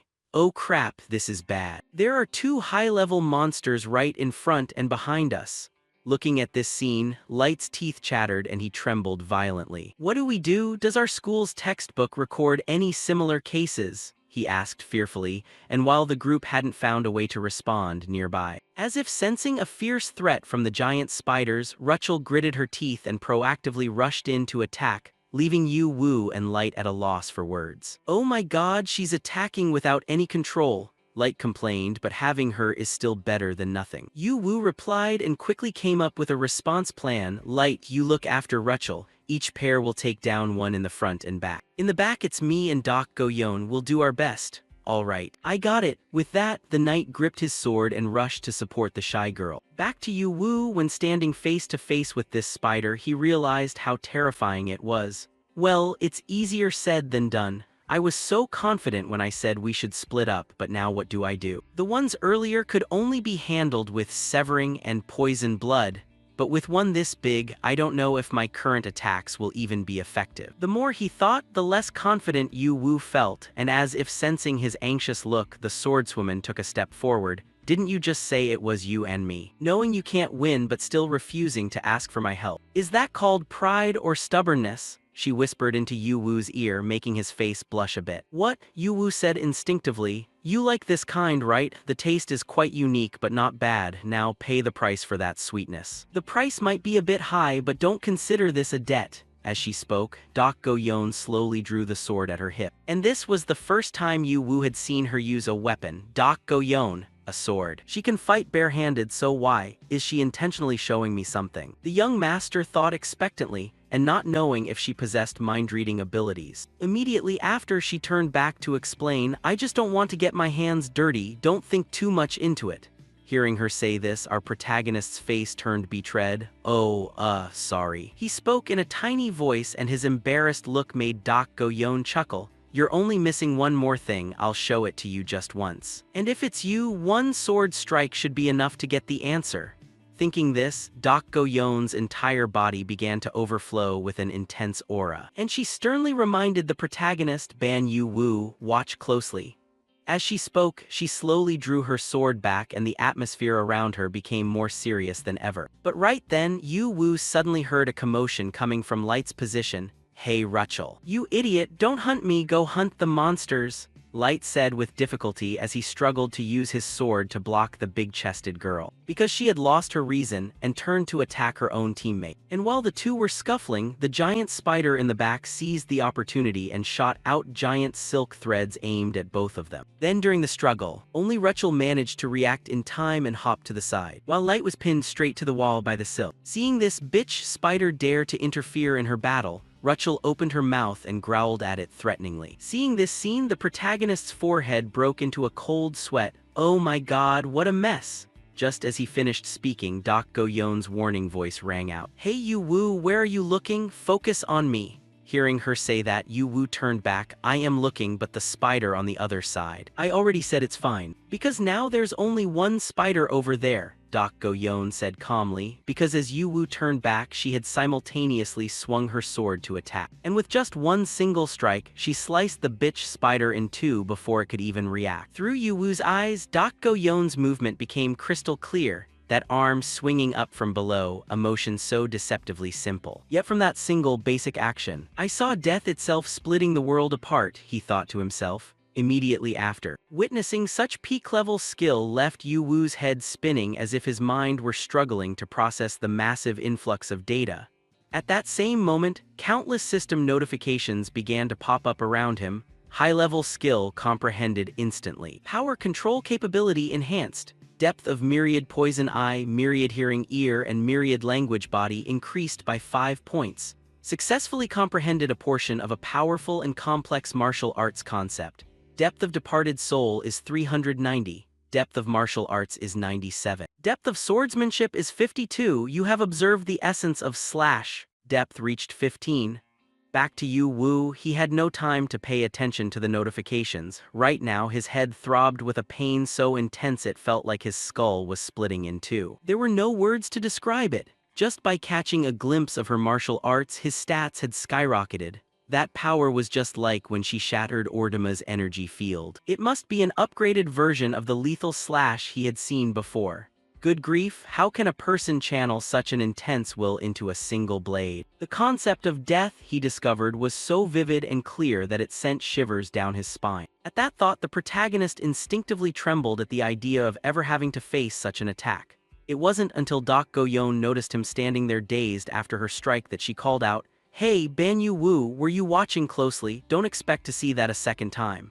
As she spoke, she leaned her face uncomfortably close to his. This startled him into jumping back. "Why are you avoiding me?" she asked. "It's always the same with you, you're standing way too close," Yu Wu shouted flusteredly, moving past that. Dak Go-yeon casually tossed the protagonist the core of the elite spider they had just dealt with. "Huh, isn't this the core of that high-tier spider?" he cried out in surprise. According to his vision, the stats of this core were anything but ordinary. Life 3, Body 11, Demon 12, Crustacean 15, Spiderweb 10, Resistance 1. Looking at it, the protagonist felt a bit hesitant about whether he should keep it. Dak Go-yeon was the one who defeated it. Is it really okay for me to just take it like this? He wondered, looking at the swordswoman with a complicated gaze. As if sensing his current mood, she smirked and teased him. "Oh my, it's a reward, don't be shy, just take it." Hearing her say that, the young man silently turned his face away in embarrassment. Then, while the two of them were having their little moment, the nightlight, who was stuck to the side witnessing this dog food display, couldn't take it anymore and yelled, "Hey, you two, stop flirting and come help me already. Besides, Rachel has completely lost it." Light shouted in terror, looking over at Rachel not far away. She was currently pulverizing the elite spider into literal mush. It looks like Light is completely useless now, isn't he? I'd be defeated in a single second. In this situation, there's only one person who can stop her. Who else but Dak Go-yeon? Yu Wu thought, turning his gaze toward the strongest combatant in their party. However, seeing her standing there with her arms crossed as if it were none of her business made the protagonist break into a cold sweat. "Don't look at me like that. I've already done my part in this fight," the swordswoman grumbled, but since he couldn't fight Rachel himself, Yu Wu had to put his heart into persuading her. "I know you don't like it, but we're in an irregular phenomenon right now. If one of us dies, who knows what will happen." Just as he finished speaking, the elite spider's legs suddenly began to twitch. It seemed it wasn't dead yet. "As expected, fine, I'll go play with that little beast then," Dak Go-yeon said, cracking her knuckles as she warmed up. This made Yu Wu beam with joy. "Oh, that's more like it," he said happily, but Dak Go-yeon had a condition. "In return, you have to finish off the thing at her feet. Now then, little beast, don't stay up there forever. Come down here." As she spoke, Dak Go-yeon casually fired off a palm blast straight at the shy girl's face to grab her attention. "Wait a second, Dak Go-yeon." Down below, before the protagonist could say another word, she interrupted him. "Let's have some real fun." Seeing the provocation, Rachel gnashed her teeth and growled like a wild animal before lunging straight at her. Rachel's landing was so powerful that the ground instantly shattered into several pieces, but Dak Go-yeon easily evaded it. She continued to taunt Rachel, leading her away. "Over here, beast!" Dak Go-yeon laughed. And so, Rachel continuously lunged at Dak Go-yeon without a single thought in her head. Right after a missed hand thrust, Dak Go-yeon easily snatched Rachel's wrist. She then swung her arm, slamming Rachel's body hard against the ground. "Oh my, not that way," I said, "over here. Haha, only capable of blindly charging at the strong. Get up, you're still overflowing with energy, aren't you, little beast? I'll play with you until you regain a bit of your senses. Feel free to run and jump all you want," Dak Go-yeon teased, which only made Rachel go even more berserk. Witnessing this scene, Yu Wu felt goosebumps all over his body. Good grief, it really feels like she's just playing around. Back to Dak Go-yeon, while keeping Rachel in check, she found the time to turn and remind the protagonist, "This is no time to be distracted, Ban Yu Wu." Hearing that, Yu Wu drew his own sword and turned to face the elite spider. I know what you're trying to say. But isn't this task a bit too difficult, teacher? The guy said awkwardly. Even though the elite spider had been injured by Rachel earlier, it was still a formidable opponent for him. If you watched my attack closely, you should be able to do it, Doc Goyon said, giving the protagonist a look full of confidence that only made him let out a silly laugh. Haha, where exactly does that confidence come from? Having said that, before the protagonist could complain further, the spider launched its attack. It slammed a leg down toward him, sending Yu Wu flying backward. Hey Yu Wu, you okay? Light called out worriedly. What on earth? They both just dived straight into it the moment they arrived, he exclaimed in surprise. Yu Wu felt like the spider was actually looking down on him. It's on its last legs and it still thinks it can take me. Fine, good. Then let's see you try, Eve, Yu Wu shouted immediately after. Magic circles appeared around the spider, and from within them, chains burst forth, binding its legs tightly. He's pinning the spider down, Light cried out at the sight before him. Meanwhile, Yu Wu took advantage of the spider's restricted movement and rushed forward to attack. I'll use Eve to immobilize it. Then I'll add Slash to the myriad poison blood and attack at close range. Thinking was doing, Yu Wu immediately swung his sword with all his might, slashing at the spider's face. This instantly opened a deep wound on its eye, causing it to howl in agony. Take this, he said triumphantly. However, Light, who was watching from the side, frowned slightly. What now, Yu Wu? This doesn't look good. In the distance, Doc Goyon muttered to herself while dodging attacks, too shallow. If you want to kill it, you have to split its head open. What are you doing, Yu Wu? Turning to the protagonist, he had realized that his attack, besides making the spider even angrier, hadn't caused much significant damage. Was the slash too short? But why? Was the poisonous blood not activated correctly? Thinking back, it makes sense. I've never used 2 powers consecutively before. With that thought, the spider in front of him began to put strength into its legs, instantly snapping the chains into pieces. It then slammed its leg down violently toward Yu Wu. This caused a significant explosion. Damn it, the protagonist cursed under his breath. In the distance, Light shouted in alarm, while Doc Goyon's face turned blank for a split second. Then, as the dust cleared, Yu Wu's figure emerged once more. Luckily, it seemed fate was on his side, as he had managed to use his sword just in time to block the previous attack. However, even though he blocked it, that single direct impact made Yu Wu feel as if every bone in his body was about to shatter. Pant, for a second there, I thought I wouldn't be able to withstand that strike. The moment it hit the blade, I shifted the angle. If I had taken that hit head-on, both the sword and my arm would have definitely snapped. But how did I feel that? Truly, in that moment, a passing second felt like an eternity. Could it be because I saw Doc Goyon's swordsmanship earlier? Yu Wu wondered to himself. Along with surviving this life-or-death crisis, his power increased once more. In the process of resisting the enemy's attack, you have perceived and comprehended the concept of flow. Depth of flow increased to level 5. At this point, Yu Wu used his sword to push himself back up to his feet, having confirmed his suspicions. I see, it was that strike that affected me, haha, this is incredible. Yu Wu hadn't expected her to be able to awaken an aspect of martial arts. Even I didn't know I had. Though I can't replicate her swordsmanship perfectly, I think I know what I need to do now. With that realization, a surge of fighting spirit rose within Yu Wu as he stood confidently before the elite spider. Alright, spider, let's try this one more time. Come at me. He spoke while staring directly into its eyes with a dead serious expression. In response to the provocation, the elite spider used all 4 of its front legs to strike at him simultaneously. Yet somehow, Yu Wu swung his sword like a machine, parrying every single blow from the giant creature. Watching them clash, Light quickly deduced something from his vantage point. There's a concept called parrying. It's the technique of blocking or deflecting an opponent's attack. It can disrupt the enemy's momentum or prevent lethal injuries. If done well, it even opens an opportunity for a counterattack. But that technique is purely tactical. The reality is never that simple. On a real battlefield, most people die before they can ever learn that technique, or they use other combat methods. After all, you only have one life. Usually that's how it goes, but Yu Wu, how is he demonstrating that technique in a situation like this? Didn't he say he had never even touched a sword before? The more he thought, the more Light marveled at Yu Wu's growth rate. Turning to the protagonist, he now looked as if he had split into three people, blocking attacks from all four directions of the massive beast. While parrying the blows, Yu Wu's eyes were wide and focused. He stared directly at his opponent, waiting for his chance. The moment he saw the spider swing its leg again, Yu Wu knew his opportunity had arrived. Now a frontal attack blocked it. As for the strike from the side, deflect it. As he thought, Yu Wu swung his sword, knocking the leg coming toward him to the side.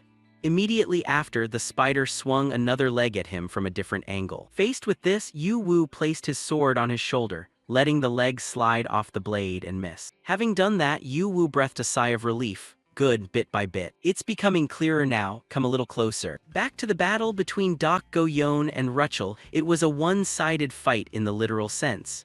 The Beast Girl was being toyed with by Dak Go-yeon like a cat with a mouse. Seemingly bored with the game, Dak Go-yeon casually tripped Rachel, sending her face planting into the dirt. Ignoring the shy girl, Dak Go-yeon turned her attention to the protagonist's fight. It's hard to believe. I imagined he might gain something from watching my strike, but he's showing me something I never expected. Ban Yu Wu, there is a type of martial art in the Central Plains that utilizes the essence of flow, but very few people study it. Deflecting an opponent's power is a technique that requires seizing an opportunity in a heartbeat, in just 100,000th of a second, because the risk is too high and it requires too much effort. Most people look for easier techniques. To someone like me who has always pursued overwhelming martial arts, you've opened up a different perspective. Who would have thought that something I once considered a trivial trick not worth learning could be so profound and look so cool? At this thought, the swordswoman's face flushed slightly before she was snapped out of it by Rachel's scream. Thanks, little beast, for pointing out my embarrassing state. Hey, let me go already, Light reminded them. Not responding to the request after giving Rachel a painful knock on the head, Dak Go-yeon focused her thoughts again.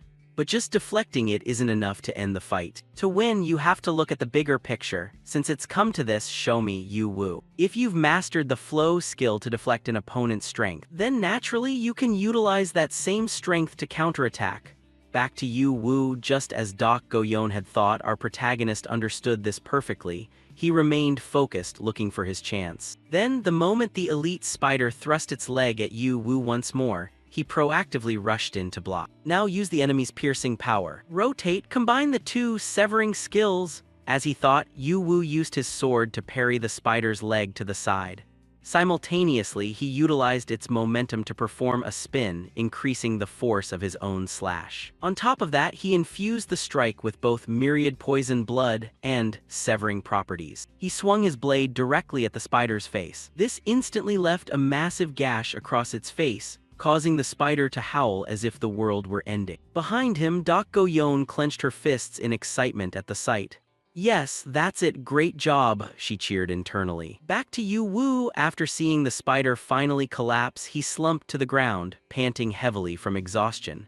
As a reward for his efforts, the system quickly issued a notification. Temporarily synthesizing the origin of concepts is a way to create more powerful concepts. The depth of the concepts of poison, air, and language has increased by 5 points. Looking at these notifications, Yu Wu was a bit surprised.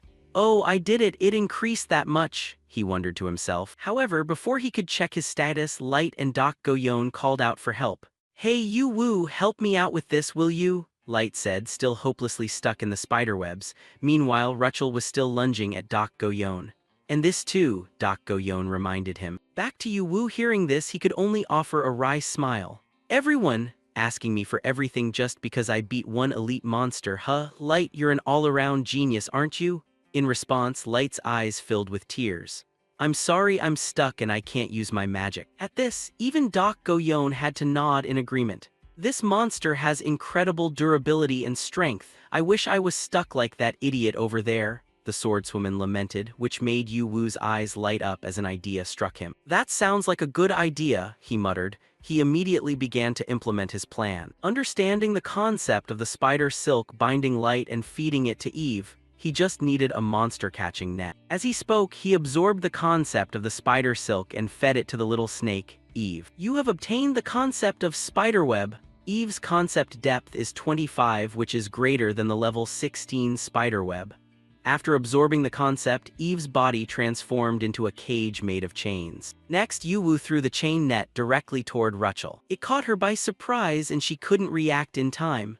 As a result, her entire body was tightly bound by the chains, and the more Rachel struggled, the tighter they gripped her. Looking at this scene, Yuwu let out a triumphant laugh. Haha, feel free to struggle all you want, Rachel. It's extremely secure. It can even drain your mana, so the more you thrash about, the tighter it will wrap around you, Yuwu said with a smile, just as the chains began to coil around Rachel's body in a very peculiar fashion. Watching this, both Light and Yuwu found their faces turning a bright shade of pink. Then the Night Light quickly placed both hands over Yuwu's eyes and warned, "You shouldn't be looking at that." In response, Yuwu gritted his teeth and complained with a bit of irritation, "Well, what about you?" "I'm fine," Light replied awkwardly. Regarding the swordswoman Dak Goyon, seeing that things had settled down, she scanned the surroundings and nodded with satisfaction. "Phew, thank goodness, this room hasn't transformed yet. Those chains seem quite useful." At the same time, Yuwu's necklace began to emit warning beeps again, making him feel the urgency as he reminded the group, "My certification tag is ringing again, let's get out of here quickly." Hearing this, Dak Goyon agreed, "Right, let's leave." No sooner had she spoken, and before the group could move, a red energy sphere suddenly appeared behind them. And from within the sphere, an unfamiliar voice rang out, "You lot, the brats who passed the test." Up ahead, Yuwu's group was startled into a state of high alert upon hearing the voice. Then the protagonist cast his eyes toward the source of the sound and questioned, "Who's speaking?" In response, the energy sphere slowly transformed into the silhouette of a certain woman. Next, she reached her hand toward the group and made an offer. "I shall grant you a reward right now. I will give you the opportunity to form a contract with the supervisor of the Myriad Eyes." Time passed quickly. Scene changed to the outside of the tower. At this moment, Professor Yumina was still waiting anxiously for her students because the youngsters had not yet emerged from the tower. However, she wasn't left to worry for long, as Yuwu's group was soon teleported outside via a magic circle. "Phew, is anyone hurt?" Yuwu asked. "Where are we?" Light asked curiously. "This is the place where we entered," Dak Goyon replied. Back to Professor Yumina, seeing her students return, she ran over to check on them with a face full of worry. "Are you guys okay? Are there any injuries or lingering effects?" Looking at her face, which looked as if she were about to cry, Yuwu offered a reassuring smile. "We're fine, Professor, we're all okay. Please calm down." Hearing his words, the professor's small heart still couldn't return to its normal rhythm.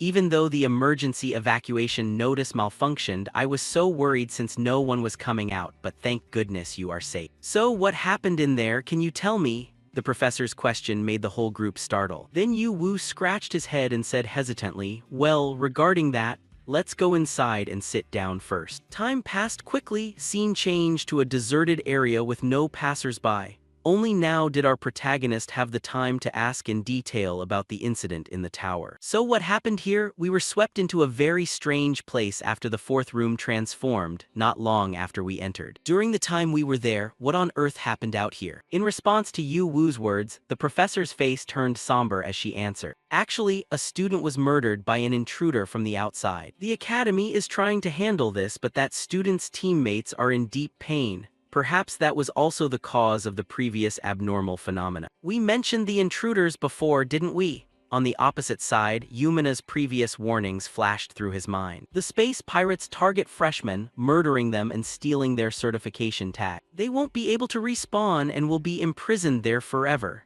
Thinking of this, a drop of sweat rolled down the protagonist's face as he asked probingly, "So, have we found the intruder yet?" To this question, Yumina could only shake her head. They escaped. The students there couldn't stop them. Hearing the professor's words, the swordswoman Dak Goyon, who was listening nearby, spoke her deduction. "It seems this test was rigged. Even if they aren't students here, there are always those tired of living who want to climb the Tower of Babel. To them, the freshmen who just entered the tower are lucrative prey. They murder freshmen who have passed the entrance evaluation in order to sabotage the reputation of the Tower Climbing Academy. They infiltrate the academy using the stolen certification tags. Then, from the Academy's perspective, they'd say, confronting intruders is a mandatory test, placing a heavy responsibility on their shoulders, isn't that right?"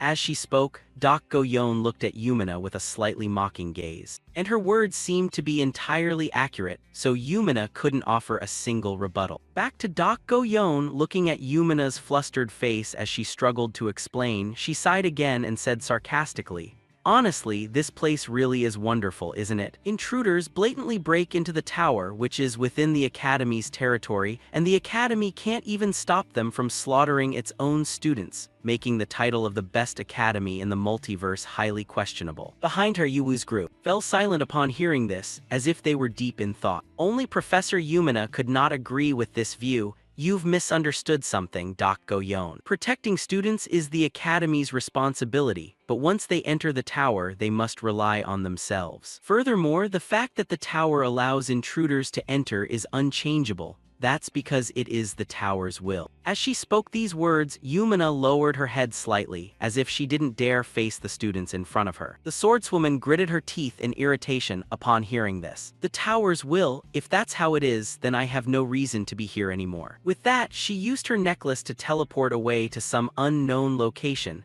leaving Yumina no time to stop her. Nearby, the protagonist spoke up to explain, "Please understand her, Professor. Unpleasant things happened inside the tower." Turning back to Yumina, she only then realized that Yuwoo's group seemed to be in a different mood since their return, so she asked, "Tell me, Yuwoo, what exactly happened in there?" In the face of her question, the protagonist remained somber for a moment, but then he revealed everything. "Just before we returned, we met the Watcher of the Stars." As soon as the answer was given, Professor Yumina's face turned pale with shock. The omnipotent protectors, or the Watchers, they absorb countless dimensions. And when they find someone they like, they form a contract through that person. They are transcendent existences who hold great influence over that dimension. They grant their power, mighty spells, transcendent skills, artifacts, and even more to make others follow them. But in return, they also demand quite a lot. But even so, there are a few who refuse those things. However, thinking carefully, in a world where power is of immense value, nothing is a better bargain than what they bestow. The Watchers of the Stars are truly incredibly attractive partners. Back to Professor Yumina, after taking a few seconds to calm down, she said curiously, "A Watcher of the Stars is in this world." In response, Yuwoo nodded with a very certain expression. "Yes, the overseer of all beings told me that in a very strange tone. That entity promised me power in exchange for fulfilling its requests." Reaching this part, the protagonist's face looked a bit conflicted. However, the professor didn't seem to notice. Instead, she began to look at Yuwoo with a radiant face and congratulated him. "That's amazing, everyone. Being offered a contract with a star protector in the early days of entering the tower is an event recorded for the first time in the Academy. The mere fact of having a contract with a star-watching entity this early means your talent has already been recognized," she said excitedly, not noticing that as she spoke, the faces of Light and Rachel seemed to grow darker. Meanwhile, the protagonist found it a bit hard to believe he was being evaluated so highly. Is it really like that?" he asked, and the professor nodded vigorously. "Would I lie to you?" Back to Yuwoo, being so highly praised didn't make him overly joyful. Instead, he asked his professor with some confusion, "Professor, how does the Academy react to contractors and the Watchers of the Stars?" Hearing his question, Yumina was curious at first, but she answered immediately, "Naturally, they would remain neutral, but if such an opportunity truly appeared, they would of course encourage you to seize it." "I see, so the Academy encourages them to accept this contract," Yuwoo replied, and to clarify further for the protagonist, Professor Yumina added, "That's exactly right.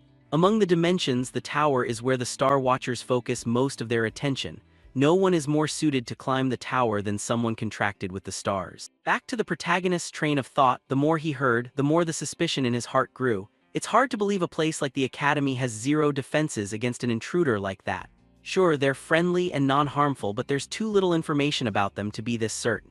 "It's so confusing," he said to himself before being awakened by Yumina's question. "So, Yuwoo, exactly what did the Overseer of all beings ask of you?" she said excitedly with an incredibly curious face. And the response to those words was an answer she didn't want to hear at all. As he spoke, Yuwoo's expression began to change. "Well, that entity asked me to assassinate. The entity promised to form a contract with two of us if one of us murdered the others first. That was what the Watcher of the Stars demanded." Time rewinds to the moment the Watcher of the Stars issued the demand to the group. Only those who harbor a bloodlust for power in their veins may offer me songs and praises. You children with astonishing potential, cut the throats of your teammates and offer them to me. And I shall make you my closest attendants until you reach the peak of this tower and receive what you desire. My love shall never leave you. Now do it. As she spoke, the silhouette of the red girl reached her hand toward the whole group, as if inviting them to slaughter one another, and naturally, Yu Wu felt this request was utterly ridiculous. What kind of nonsensical gibberish is this? Demanding I kill my friends just to receive power. Who could ever do such a thing? Do you think I'll follow that? Right, isn't that right? He thought while turning to look at Dak Go-yeon with an uncertain gaze. If Dak Go-yeon truly went insane, no one in the group could stop her. And sure enough, she didn't disappoint him. Facing this request, Dak Go-yeon stepped forward a few paces and glared at the Watcher of the Stars. "Leave me alone," she said in a cold voice and unleashed her power. Returning to the present after hearing the story, the professor felt bewildered for them. She knew things wouldn't be as simple as a few words described by the protagonist. So that's what happened, huh? That girl must have had to release all her energy, Yumina remarked with a sigh, and Yu Wu nodded. Yes, she forced the Watcher of the Stars to back off. But treating our lives as toys like this is truly horrifying. Reaching this point, Yu Wu paused for a beat, then asked further. So, does this mean we can't enter the tower for the rest of the week? It seems far too dangerous. They will monitor the tower for the rest of next week to prevent any intrusions, Yumina answered. This forced Yu Wu to recalculate his plans as he needed to increase his strength to fight the Stone Man. The match with Erecto was on Tuesday, and now he couldn't climb the tower. It was a definite disadvantage. So how am I going to train for the remaining time? Yu Wu lamented internally before remembering something. He turned to ask his professor, "Professor, I'm planning to report the incident in the tower along with the footage we have. Is that okay?" To his words, the professor was pensive for a few seconds, then nodded. "That's fine, though if possible I'd love to hear the full account while having a meal with you all. But it seems that's not going to happen, is it?" As she spoke, she glanced at Rachel sitting dejectedly to the side, and seeing their mood, Yu Wu could only shake his head. "Yeah, everyone seems a bit drained of spirit, Professor." Turning back to Professor Yumina, she could only offer a few words of comfort for what her students had endured. "I understand. Yu Wu, Light, Rachel, you all did very well. I will ensure that nothing similar happens again starting next week. I hope none of you have too biased a view of the academy. For today, just go get some rest." Hearing her words, Light's mood improved slightly as he turned to reply, "Yes, thank you. Have a nice weekend, Professor." With that, Light and Rachel used their pendants to teleport away, but just as Yu Wu was about to do the same, Yumina suddenly called him back. "Wait a moment, Yu Wu, I have a question. I'll get straight to the point. That overseer of all beings didn't just promise to contract with 2 out of the 4 children, it specifically designated you and Dak Go-yeon, didn't it?" Her accurate deduction left Yu Wu dazed. Then afterward. "The 2 of you could definitely reach the top of the tower together." "Yes, absolutely. But only after getting rid of these burdens," she said, pointing toward Light and Rachel, who were standing guard nearby. Hearing him say that, the faces of both of them became stunned. Ignoring this, the overseer of all beings continued. "Now, my beloved children, go deal with those burdens, and I promise the 2 of you will climb the tower side by side. Only the purest and most concentrated potential will remain to defeat everything. Receive the power I possess, the thing this world revolves around. Now, my beloved children, go deal with those burdens, and I promise the 2 of you will climb the tower side by side. Only the purest and most concentrated potential will remain to defeat everything. Receive the power I possess, the thing this world revolves around." Seeing his roommate's state, Yu Wu spoke out a few random remarks. "That was quite impressive, wasn't it? Even Rachel can't cheer up. Can you really be comfortable sitting like that? It looks really annoying, honestly." As he spoke, Yu Wu loosened his tie, while Light turned to look at him and said in a somewhat distant voice, "Yu Wu, are you mocking me because I'm sitting abnormally?" Hearing this, Yu Wu hurriedly turned back to explain, "What? I didn't think that at all." Behind him, Light seemed to realize he had overstepped, so he bowed his head and said, "Sorry. Actually, I want to dig a hole and bury myself in it. Feel free to insult me, I didn't mean that," Yu Wu said in confusion. But for some reason, his words made Light laugh mockingly. "Honestly, am I not even worth the breath it takes to insult me?" On this side, the more Yu Wu heard, the more he felt his friend's mind was a bit short-circuited. Why is he reacting like this? He's usually such an arrogant guy, Yu Wu wondered to himself. Then Light suddenly said coldly, "Hey, Yu Wu, to be honest, I sort of hate you." In response, Yu Wu didn't bother giving him any face and admitted it too. "Haha, so what? I hate you too. Finally we have something in common, huh?" That was what Yu Wu thought internally, but he didn't dare say it out loud. "I really want to say that, but I have to endure, I have to hold it in because calling a stupid person stupid is very impolite." As he thought, Yu Wu clenched his fist in anger. Then, after a few seconds of trying to calm himself, the protagonist sat down on a chair to listen to the other. "Hey, Light, if you have something to say, just say it. Even if you complain, it's fine, I'll listen to all of it." As he spoke, he stared intently at the knight, and only upon hearing these words from the protagonist did Light begin to open his heart and share his story. "Me too, in my world I was one of the greatest geniuses. That's not an exaggeration. Family, subordinates, everyone admired and praised my talent. They entrusted the holy sword to me not out of flattery but because of the trust they placed in me. I was able to form a contract with the Holy Sword and come to this academy with everyone's expectations. But what is this? What on earth am I doing? Why did he treat me like a useless burden?" As he spoke, Light's mental state seemed to become a bit unstable. This forced Yu Wu to hurriedly offer comfort. "Hey Light, those words from the holy artifacts or whatever, you don't need to pay them any mind." Without waiting for Yu Wu to finish, Light interrupted. "Whether they are holy artifacts or not, you calling them whatever is because you are the chosen one. But I am different. In the end, I am just an outsider compared to the two who were chosen. First of all, they are divine beings, transcendent beings who are far stronger and more knowledgeable than humans. Faced with such an offer, how could you and Doc Goyon refuse so easily?" Light questioned Yu Wu loudly, leaving him silent for a few seconds. Then he slowly explained to Light, "Because it's clearly meaningless, that kind of proposal. There are many ways to become strong without anyone having to die. Both you and I, none of us came here to listen to that kind of stuff, right?" Yu Wu asked back, but these words didn't seem enough to move the knight. He still withdrew and shook his head. "You say that because you are an outstanding genius. Actually, if that was what was necessary to be chosen, I might have hesitated and sacrificed all of you. I probably couldn't have refused as decisively as you and Doc Goyon. I would have chosen that. The truth is, I feel very resentful, very afraid, and I can't forgive myself." As he spoke, Light's expression became incredibly complex. Time passed quickly, and it's unknown how they ended the conversation. But currently, Yu Wu had finished showering and sighed as he turned to look at Light lying on the bed. And as if sensing the protagonist's gaze, Light spoke up. "Yu Wu, I'm sorry for whining like that earlier. It wasn't your fault, yet I acted out of jealousy.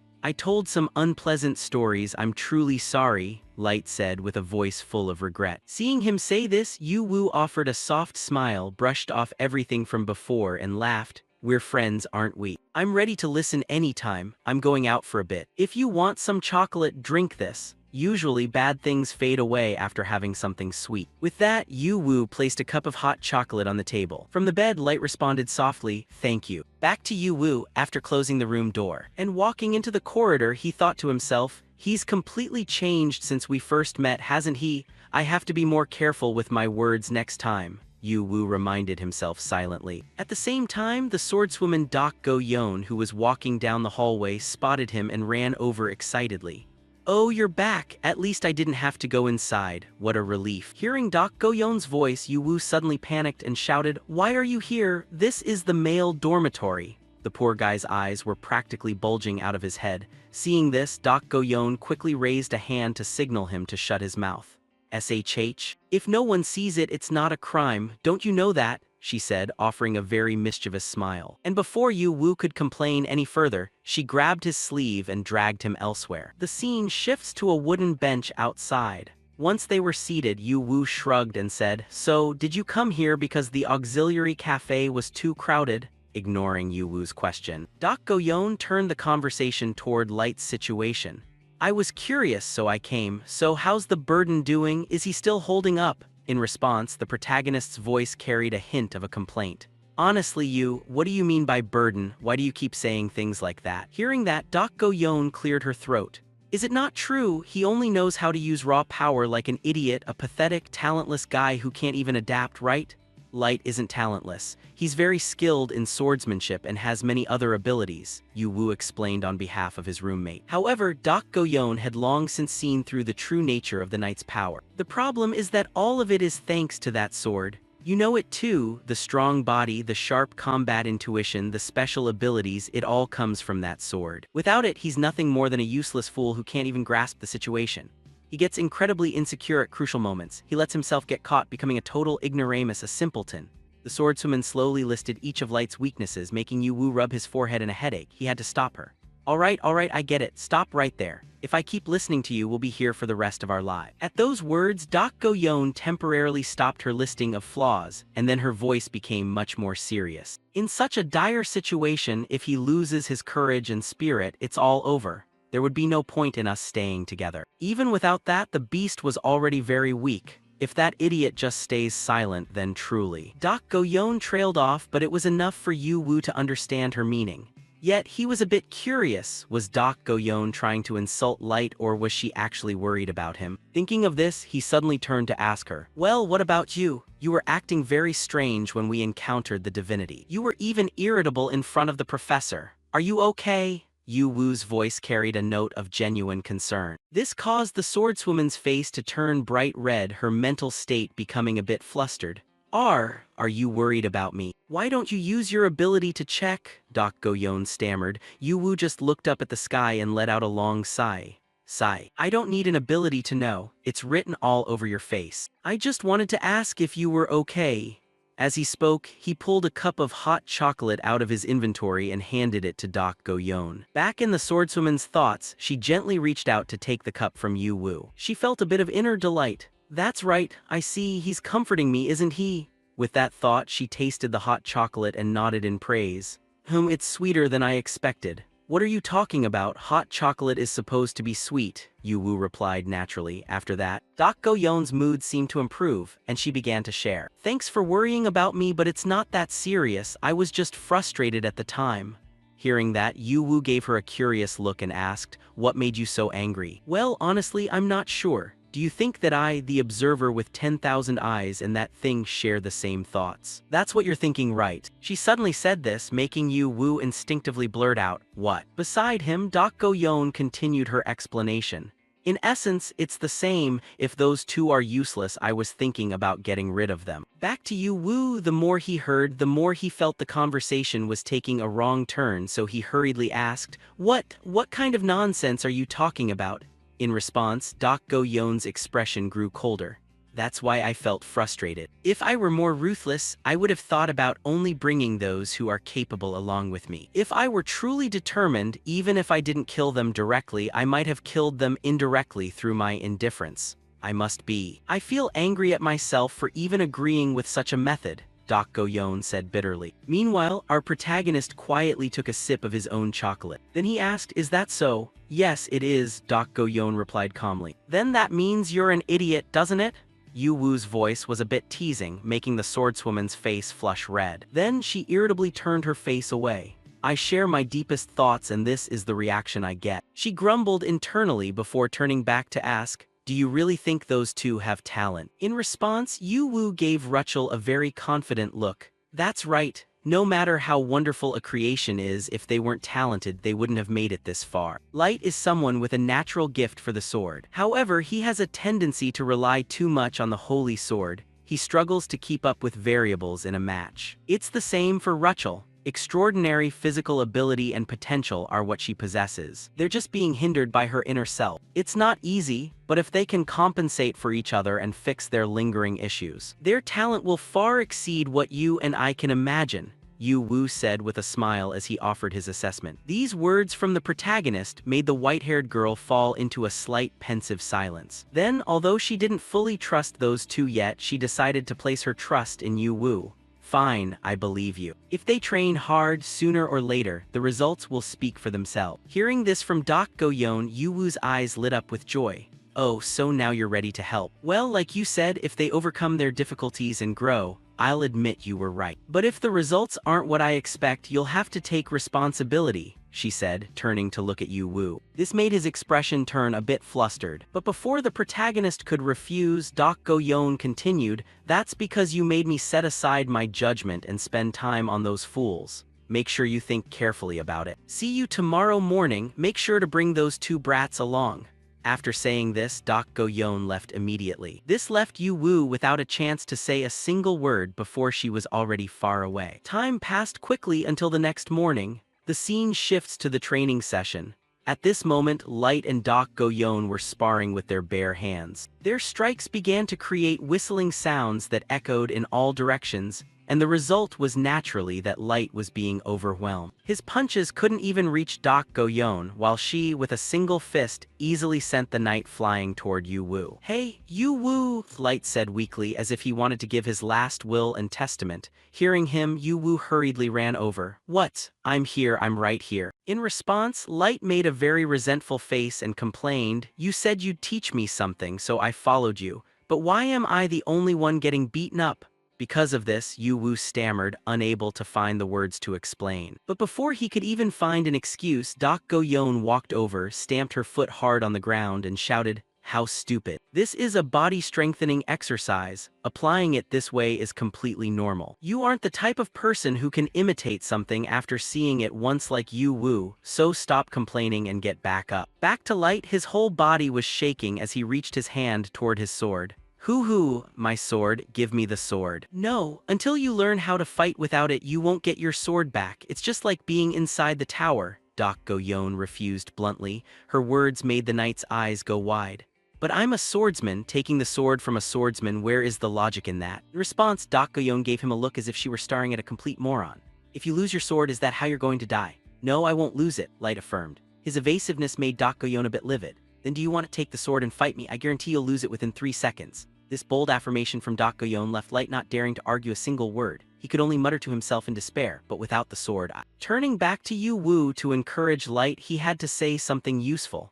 "Light, this is training for your growth which Dak Go-yeon and I agreed upon. Trust us this time and practice without the sword. This is all for your sake." Back to Light's perspective, he seemed to sense the sincerity in Yu Wu's words and gradually regained his determination. If Yu Wu has a plan in his head, it must mean something. "I understand, I'll trust you and give it a try this time." "Great, let's start again," the knight said excitedly. But before he could even finish his sentence, Dak Go-yeon lunged forward and unleashed a spinning kick from above, sending Light flying back like a torn sack of grain. "Don't you plan on blocking? Don't just rely on your eyes to attack, feel it with all your senses. How long are you going to let yourself get hit? If you understand, then focus immediately. Is your combat instinct really that bad without the holy sword?" As Dak Go-yeon spoke, she unleashed a flurry of attacks as fast as a storm, leaving Light with no choice but to raise his arms in defense. Beside them, Yu Wu, relying on his eyes, also recognized the problem. What Dak Go-yeon said was absolutely correct. Currently, Light's stats were gradually decreasing over time. Normally, he was a monster who could easily handle someone like Erecto. But for some reason, he was now starting to fight without using a sword. His potential could advance by leaps and bounds. If this change was caused by the sword, then his situation is even worse than I thought. Thinking of this, Yu Wu's brows furrowed deeply. Meanwhile, Dak Go-yeon's reproaches hadn't stopped for a moment. She unleashed attacks as heavy as sledgehammers while constantly yelling, "You're getting weaker. Is your true self the holy sword? Are you the sword?" "I am not." Light shouted, "What do you mean, you're completely useless without the sword?" Dak Go-yeon cross-examined him. "That's not true." Light said through gritted teeth, "If you truly don't think so, then stop looking for a sword that isn't even in your hand. Go and face me," Dak Go-yeon shouted with wide eyes, and these words seemed to awaken something inside Light. Suddenly, his entire body began to emit a glow. Next, Light let out a loud shout and unleashed a punch with lightning speed, aiming straight ahead. This actually made Dak Go-yeon feel a bit of a start. She immediately tilted her head to the side to evade. The punch from Light was so powerful it created a strong gust of wind that blew everything back. However, what surprised everyone more was that Light's current appearance had completely changed into a woman with long, silky hair and a massive chest. This new form left Yu Wu and Rachel, who were watching from the side, completely stunned. Back to the swordswoman Dak Go-yeon. Looking at Light's brand new appearance, she fell into a bit of pensive silence and was about to say something. Suddenly, Light's body underwent another transformation. The beams of light surrounding his body were suddenly sucked into a cross-shaped mark in the middle of her chest. This caused Light some pain, making him collapse to his knees on the ground. At the same time, Yu Wu saw this and hurriedly ran over to check. However, Dak Go-yeon reached out to stop him. "Don't worry, he's still fine. It's just that this won't be an easy matter to deal with." Dak Go-yeon's eyes narrowed slightly as she said this. Light's appearance had returned to its normal state. Next, Dak Go-yeon coldly asked Light about this issue. "Light, you know what the problem is, right?" In response, the knight's face filled with sadness as he nodded in admission. "Yeah, you and Yu Wu are right. I don't think I can keep going like this. Spar with me again." Opposite him, Dak Go-yeon spoke up. "Before that, I apologize for misjudging you." Hearing that, Light scratched his head a bit sheepishly. "No, you don't need to apologize. I'm the one who was helped," Light said with a hint of cheer. However, this joy didn't last even 3 seconds before Dak Go-yeon's next words completely shattered it. "I thought you were just an ignorant fool, but actually you're a fool carrying a bomb on your back. I hope that bomb doesn't explode inside the tower." Having said that, she let out a weary sigh. Light could only wail, "I really don't like you." Turning to Rachel, seeing Light and Dak Go-yeon like that, she felt a bit of fighting spirit and made a suggestion to the protagonist. "Yu Wu, we should be like that too," she said, gently tugging on his sleeve. However, our Yu Wu was completely unable to hear those words because he was still focused on Light. He had discovered something incredibly strange. What was that just now? Holy Spirit? Demonic spirit? How can such opposites coexist within a single body? It seems that's the cause of the outbreak. Does Light know this? "All right, I'll talk to him after we get back to the dormitory," Yu Wu whispered to himself. Then he turned to reply to Rachel. "Oh, sorry, Rachel, you've been calling me for a while, haven't you? I was lost in thought." "Oh, it's okay. More importantly, if possible, let's spar too," Rachel suggested awkwardly. However, when Yu Wu thought of the girl's berserk state, he felt a bit of fear and stammered, Is that okay?" The pink-haired girl guessed what he was thinking. So she hurried to reply, "I mean, it's not okay, but Yu Wu has a way to restrain me. So I want to control my power. I want to be useful too," she pleaded. This made Yu Wu unable to refuse any longer. "All right," he nodded. He began to turn toward the weapon rack nearby. As he walked, he thought, Rachel is unusually proactive today. Is it because yesterday's event was too shocking? With that thought, he casually tossed a wooden sword to his friend and explained, "We need to set our own pace. We don't need to be noisy like them. Right? Gradually increase the intensity." "I understand," Rachel said with a nod. Hearing that, the protagonist began to raise his sword. "All right, then let's begin." "Yeah, I'll do my best too," Rachel replied. Just then Yu Wu suddenly realized something. Wait a second. Thinking back, isn't this the school life of my dreams? The youth I imagined wasn't a chaotic battle of meaningless, grit-your-teeth strikes, but rather a boy and a girl encouraging each other, sharpening their skills together. This is it, haha. I'm so lucky, thanks to Rachel, my dream has come true. The protagonist thought happily, to the point that the tip of his nose turned a bit pink. Rachel, looking a bit worried, spoke up, "Well, I'm starting then." "All right, come at me," Yu Wu said softly. As soon as he said those words, the pink-haired girl's demeanor completely changed into a berserk state. This terrified the protagonist. 5 minutes later, Yu Wu had to frantically ask the little snake Eve to transform into a chain to restrain her. Eve, hold on tight, no matter what happens, don't let go," Yu Wu shouted in a panic. Very quickly, because the chain was gradually draining the mana from Rachel's body, her consciousness slowly returned. "You're back," Yu Wu said, his eyes welling up with tears. Looking at his current state, Rachel realized things hadn't gone very smoothly, so she covered her mouth and asked, "Yu Wu, are you okay? You're not hurt, are you? How many times has this happened?" In response, the protagonist's soul almost left his body.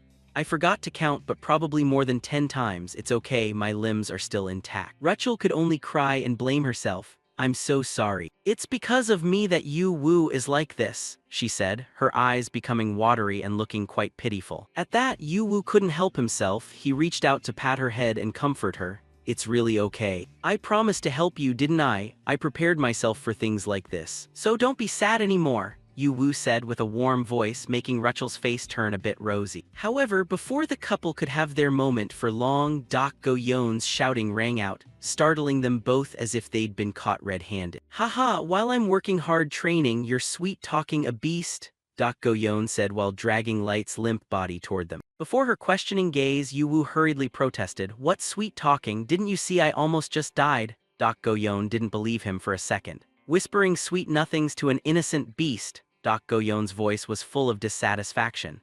"It wasn't like that, Yu Wu was truly just worried about me," Rachel quickly explained. This was met with a suspicious look from the white-haired girl. "I'm sure that's it, the beast has a hidden motive after all." The comment hit the mark, making Rachel jump and her cheeks turn bright red. Next, Dak Go-yeon stopped her teasing and switched to a serious, advising tone.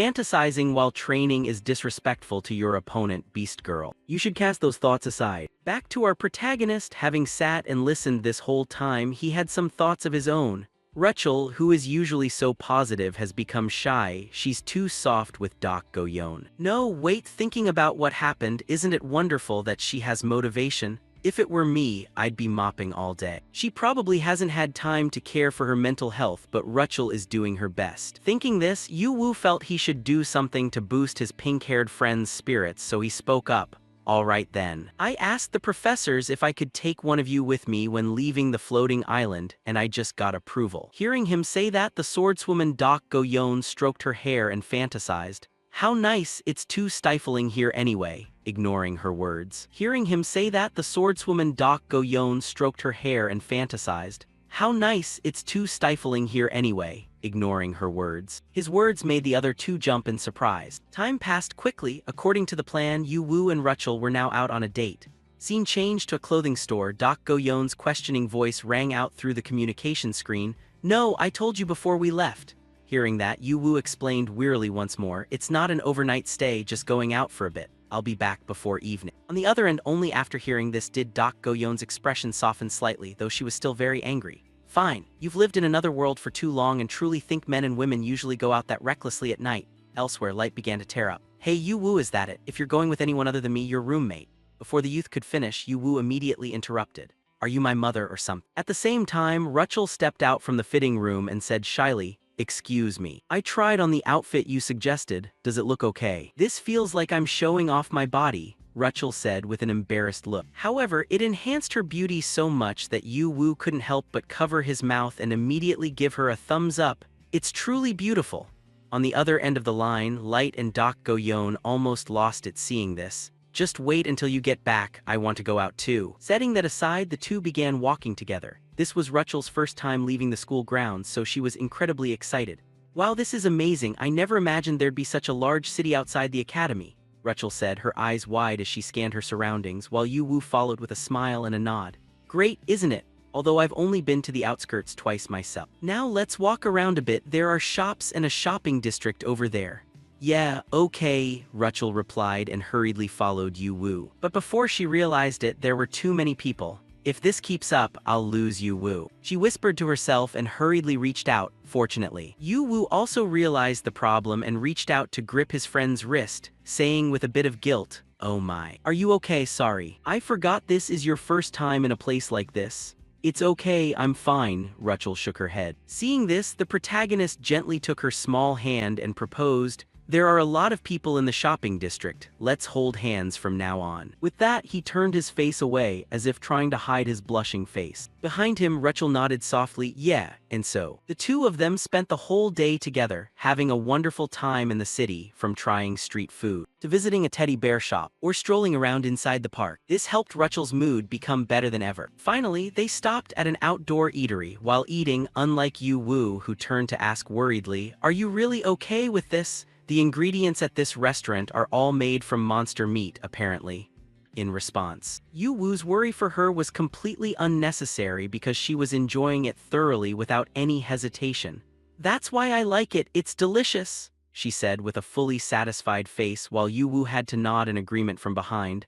"Wow, it really is better than I thought." Back to Rachel's thoughts, she was still happily enjoying her meal, even humming a tune. "I'm really surprised. I can't believe I'm eating meat this good after coming to the city. It's all thanks to Yu Wu. Thinking this, for some reason, her mood suddenly dipped noticeably, causing Yu Wu to immediately notice the issue and ask, "What's wrong? Do you not like it?" In response to the question, Rachel spoke with a sad voice, "No, it's not that. I just realized I'm getting way too excited. This is the first time Yu Wu has brought me to the city in a while. You even gave me a beautiful set of clothes as a gift and treated me to a great meal. But I haven't been able to do anything for Yu Wu. And I wonder if it's okay to enjoy myself this much, not even knowing if what I'm doing will actually help me control my powers. I just don't know." The more she spoke, the more bewildered her voice became. Hearing this, Yu Wu was pensive for a few seconds. Then he raised his hand, attracting a concept into his palm, and said, "Can you look at this for a second? The emotion you're feeling right now is appearing in my hand." Seeing this, Rachel's eyes grew confused and she shook her head. "I don't see anything." "Well, just assume it's there," Yu Wu replied awkwardly and continued explaining. "Until recently, my ability could only manifest anger. But now it's different. Even though we've only spent a short time together, I can sense these emotions. If we get closer and become better friends, I'm sure we can find a way to solve your problem." From Rachel's perspective, after hearing the protagonist's comforting words, she bowed her head slightly and muttered, "You know my problem right now, don't you?" "Yes. But now all your worries have vanished." Yu Wu spoke while directly crushing the sphere representing Rachel's sadness in his palm and reaffirmed, "I promise you once more, I will solve all your troubles for you. So I hope you can enjoy today without worrying about a thing," Yu Wu said with a smile. And this affirmation seemed to make Rachel's mood much better. "Yeah," she replied softly, thinking to herself, "It's wonderful what Yu Wu says. It feels like magic is actually happening." Back to our protagonist, feeling as though his previous words were a bit too bold, he scratched his head bashfully. Although I was that certain, maybe it was a bit much. Next time we go out, I won't call it a date anymore." Before Yu Wu could finish, Rachel hurriedly interrupted. No, it's not too much at all, not at all. In fact, it's the opposite. I mean, I want to get closer to Yu Wu. I want to know more about you like her. I mean Doc Goyon. If I'm being honest, she maybe scares me and others a bit. But she seems to really like you." As she spoke, Rachel glanced at Yu Wu with a probing look. Not knowing if he understood Rachel's point, Yu Wu hurriedly raised his hand in denial. "No, it's not that she likes me. She just wants to own me like you'd want a sharp blade or a powerful weapon." On the opposite side, hearing Yu Wu's explanation, the pink-haired girl couldn't help but giggle. "Ha ha ha. Yu Wu, a weapon? You truly think so?" Looking at her, it was now Yu Wu's turn to be confused. "Is something weird? Why are you laughing?" "No. I feel a bit more at ease now. I thought Yu Wu was an omnipotent mage or something similar, but I guess I guessed wrong. Because of that, I feel I can try even harder. Now, if you've finished eating, let's go, Yu Wu. You've bought me so many gifts and clothes. To say thank you, I'll pick out some clothes for you." With that, she reached out and took Yu Wu's hand. "Sure, don't worry about the money. Let's just enjoy ourselves." Yu Wu replied with a smile and a nod because he was a rich dog now. "Haha, going out with someone this talented feels so luxurious," Rachel added. In another development, scene changed to the professor's meeting.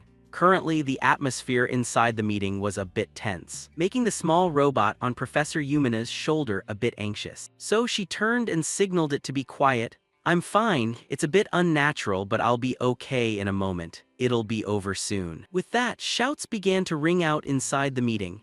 How did information about the tower spread so powerfully? Who would accept a ranking like that tower climbing leaderboard? How dare they do that? Hearing this, a female professor expressed her opinion. "The information spread too quickly, there's no way to stop it."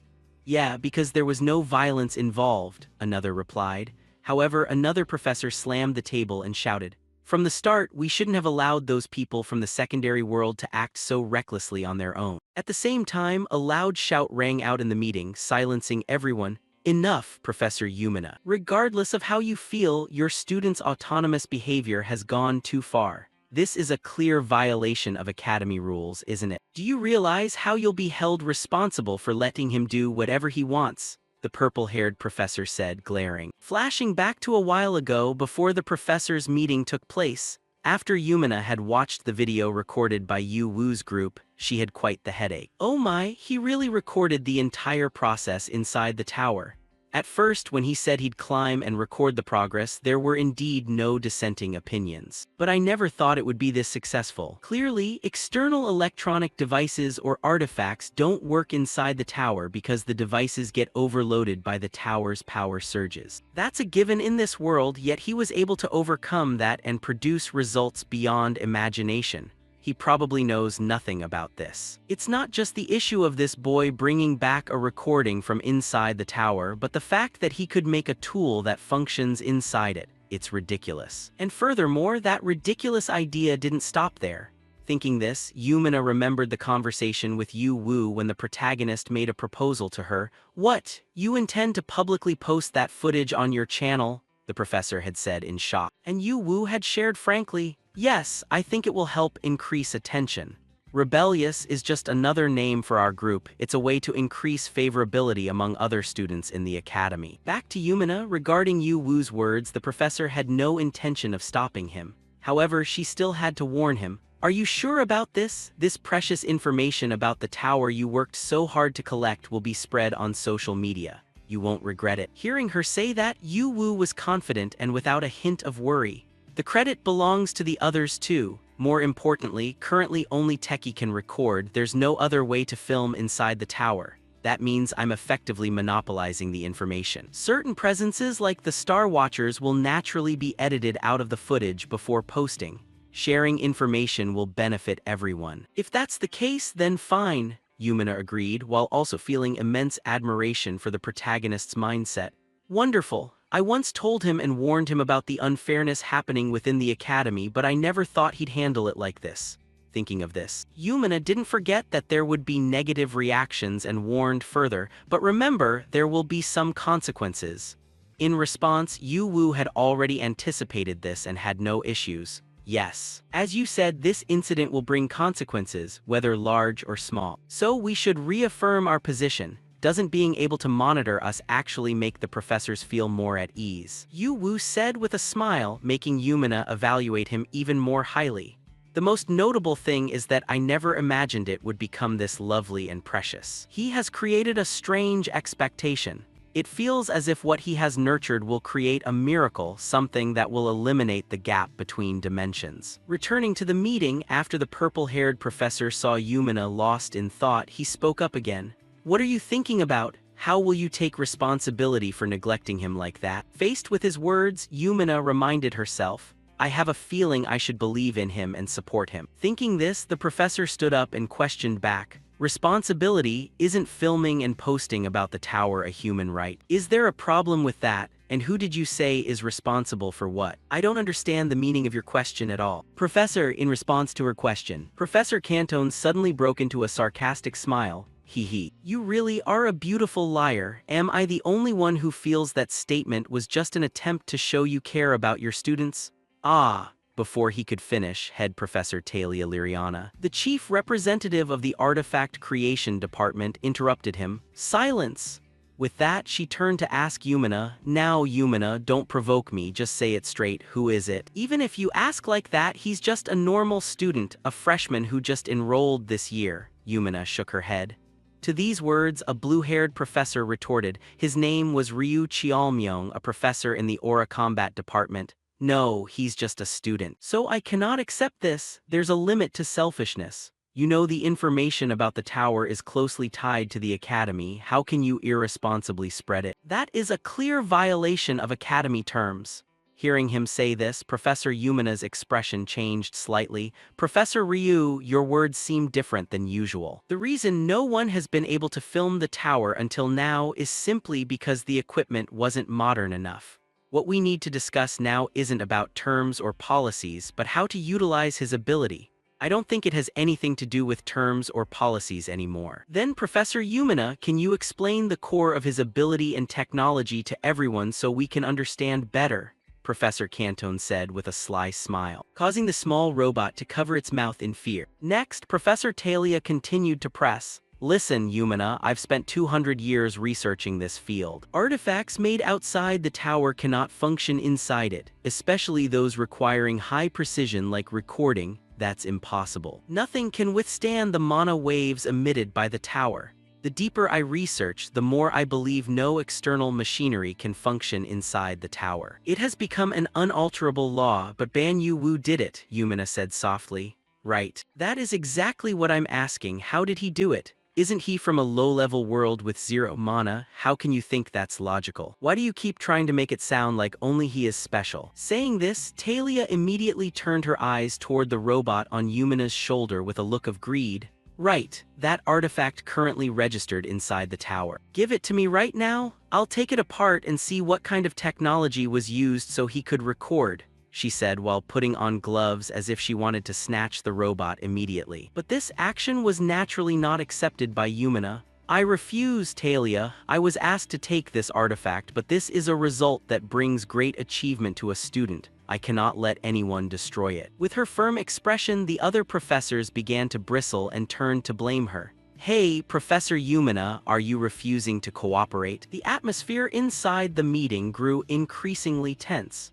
Then, a voice suddenly rang out, dispelling the high-pressure mood. Now, this debate seems to be getting a bit too lively. Now is the time for everyone to cool down a bit. Let's pause the speaking, said a dapper man with blue hair and a smile.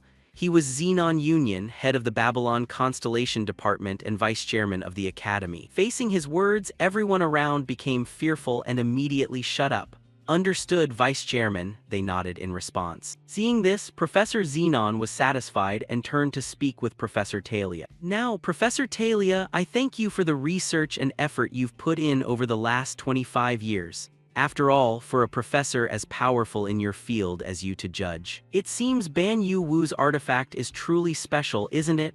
Yes, I don't know exactly why, but that's the truth, Talia said, blushing. Meanwhile, Xenon leaned back in his chair and nodded. I see, this must be hard to accept for a professor. In short, Ban Yu Wu has been recognized by the tower, the only person in the world, he said excitedly. Inside the meeting, everyone heard this and couldn't agree with him. They began to shout and criticize him, regardless of the position Xenon held. What kind of conclusion is that, Professor Xenon? That student just entered the tower for the first time the other day. How could such a person be recognized by the tower? Isn't he someone from a low-level world? Even if you are the vice-chairman, I still think that's a nonsense conclusion. Angry voices began to ring out, but Xenon didn't get angry at all. He maintained a cheerful attitude, shrugged, and replied, You all have every right to believe me or not, but the reason he is special is definitely because he has something else. Reaching this point, he turned to look at Professor Yumina. Tell me, Professor Yumina, shouldn't you share something else from the footage for the other professors to understand better? Hearing him say those words, everyone simultaneously turned to look at the female professor with faces full of curiosity. Is there something else, Professor Yumina? Is there more information that wasn't included? Faced with the sudden shift in the story, the female professor became flustered and lost for words. What do you mean? Seeing her confused and dazed expression, a hint of surprise appeared in Professor Xenon's eyes as he explained. It seems Professor Yumina was unaware of that. Then let me tell you, Ban Yu Wu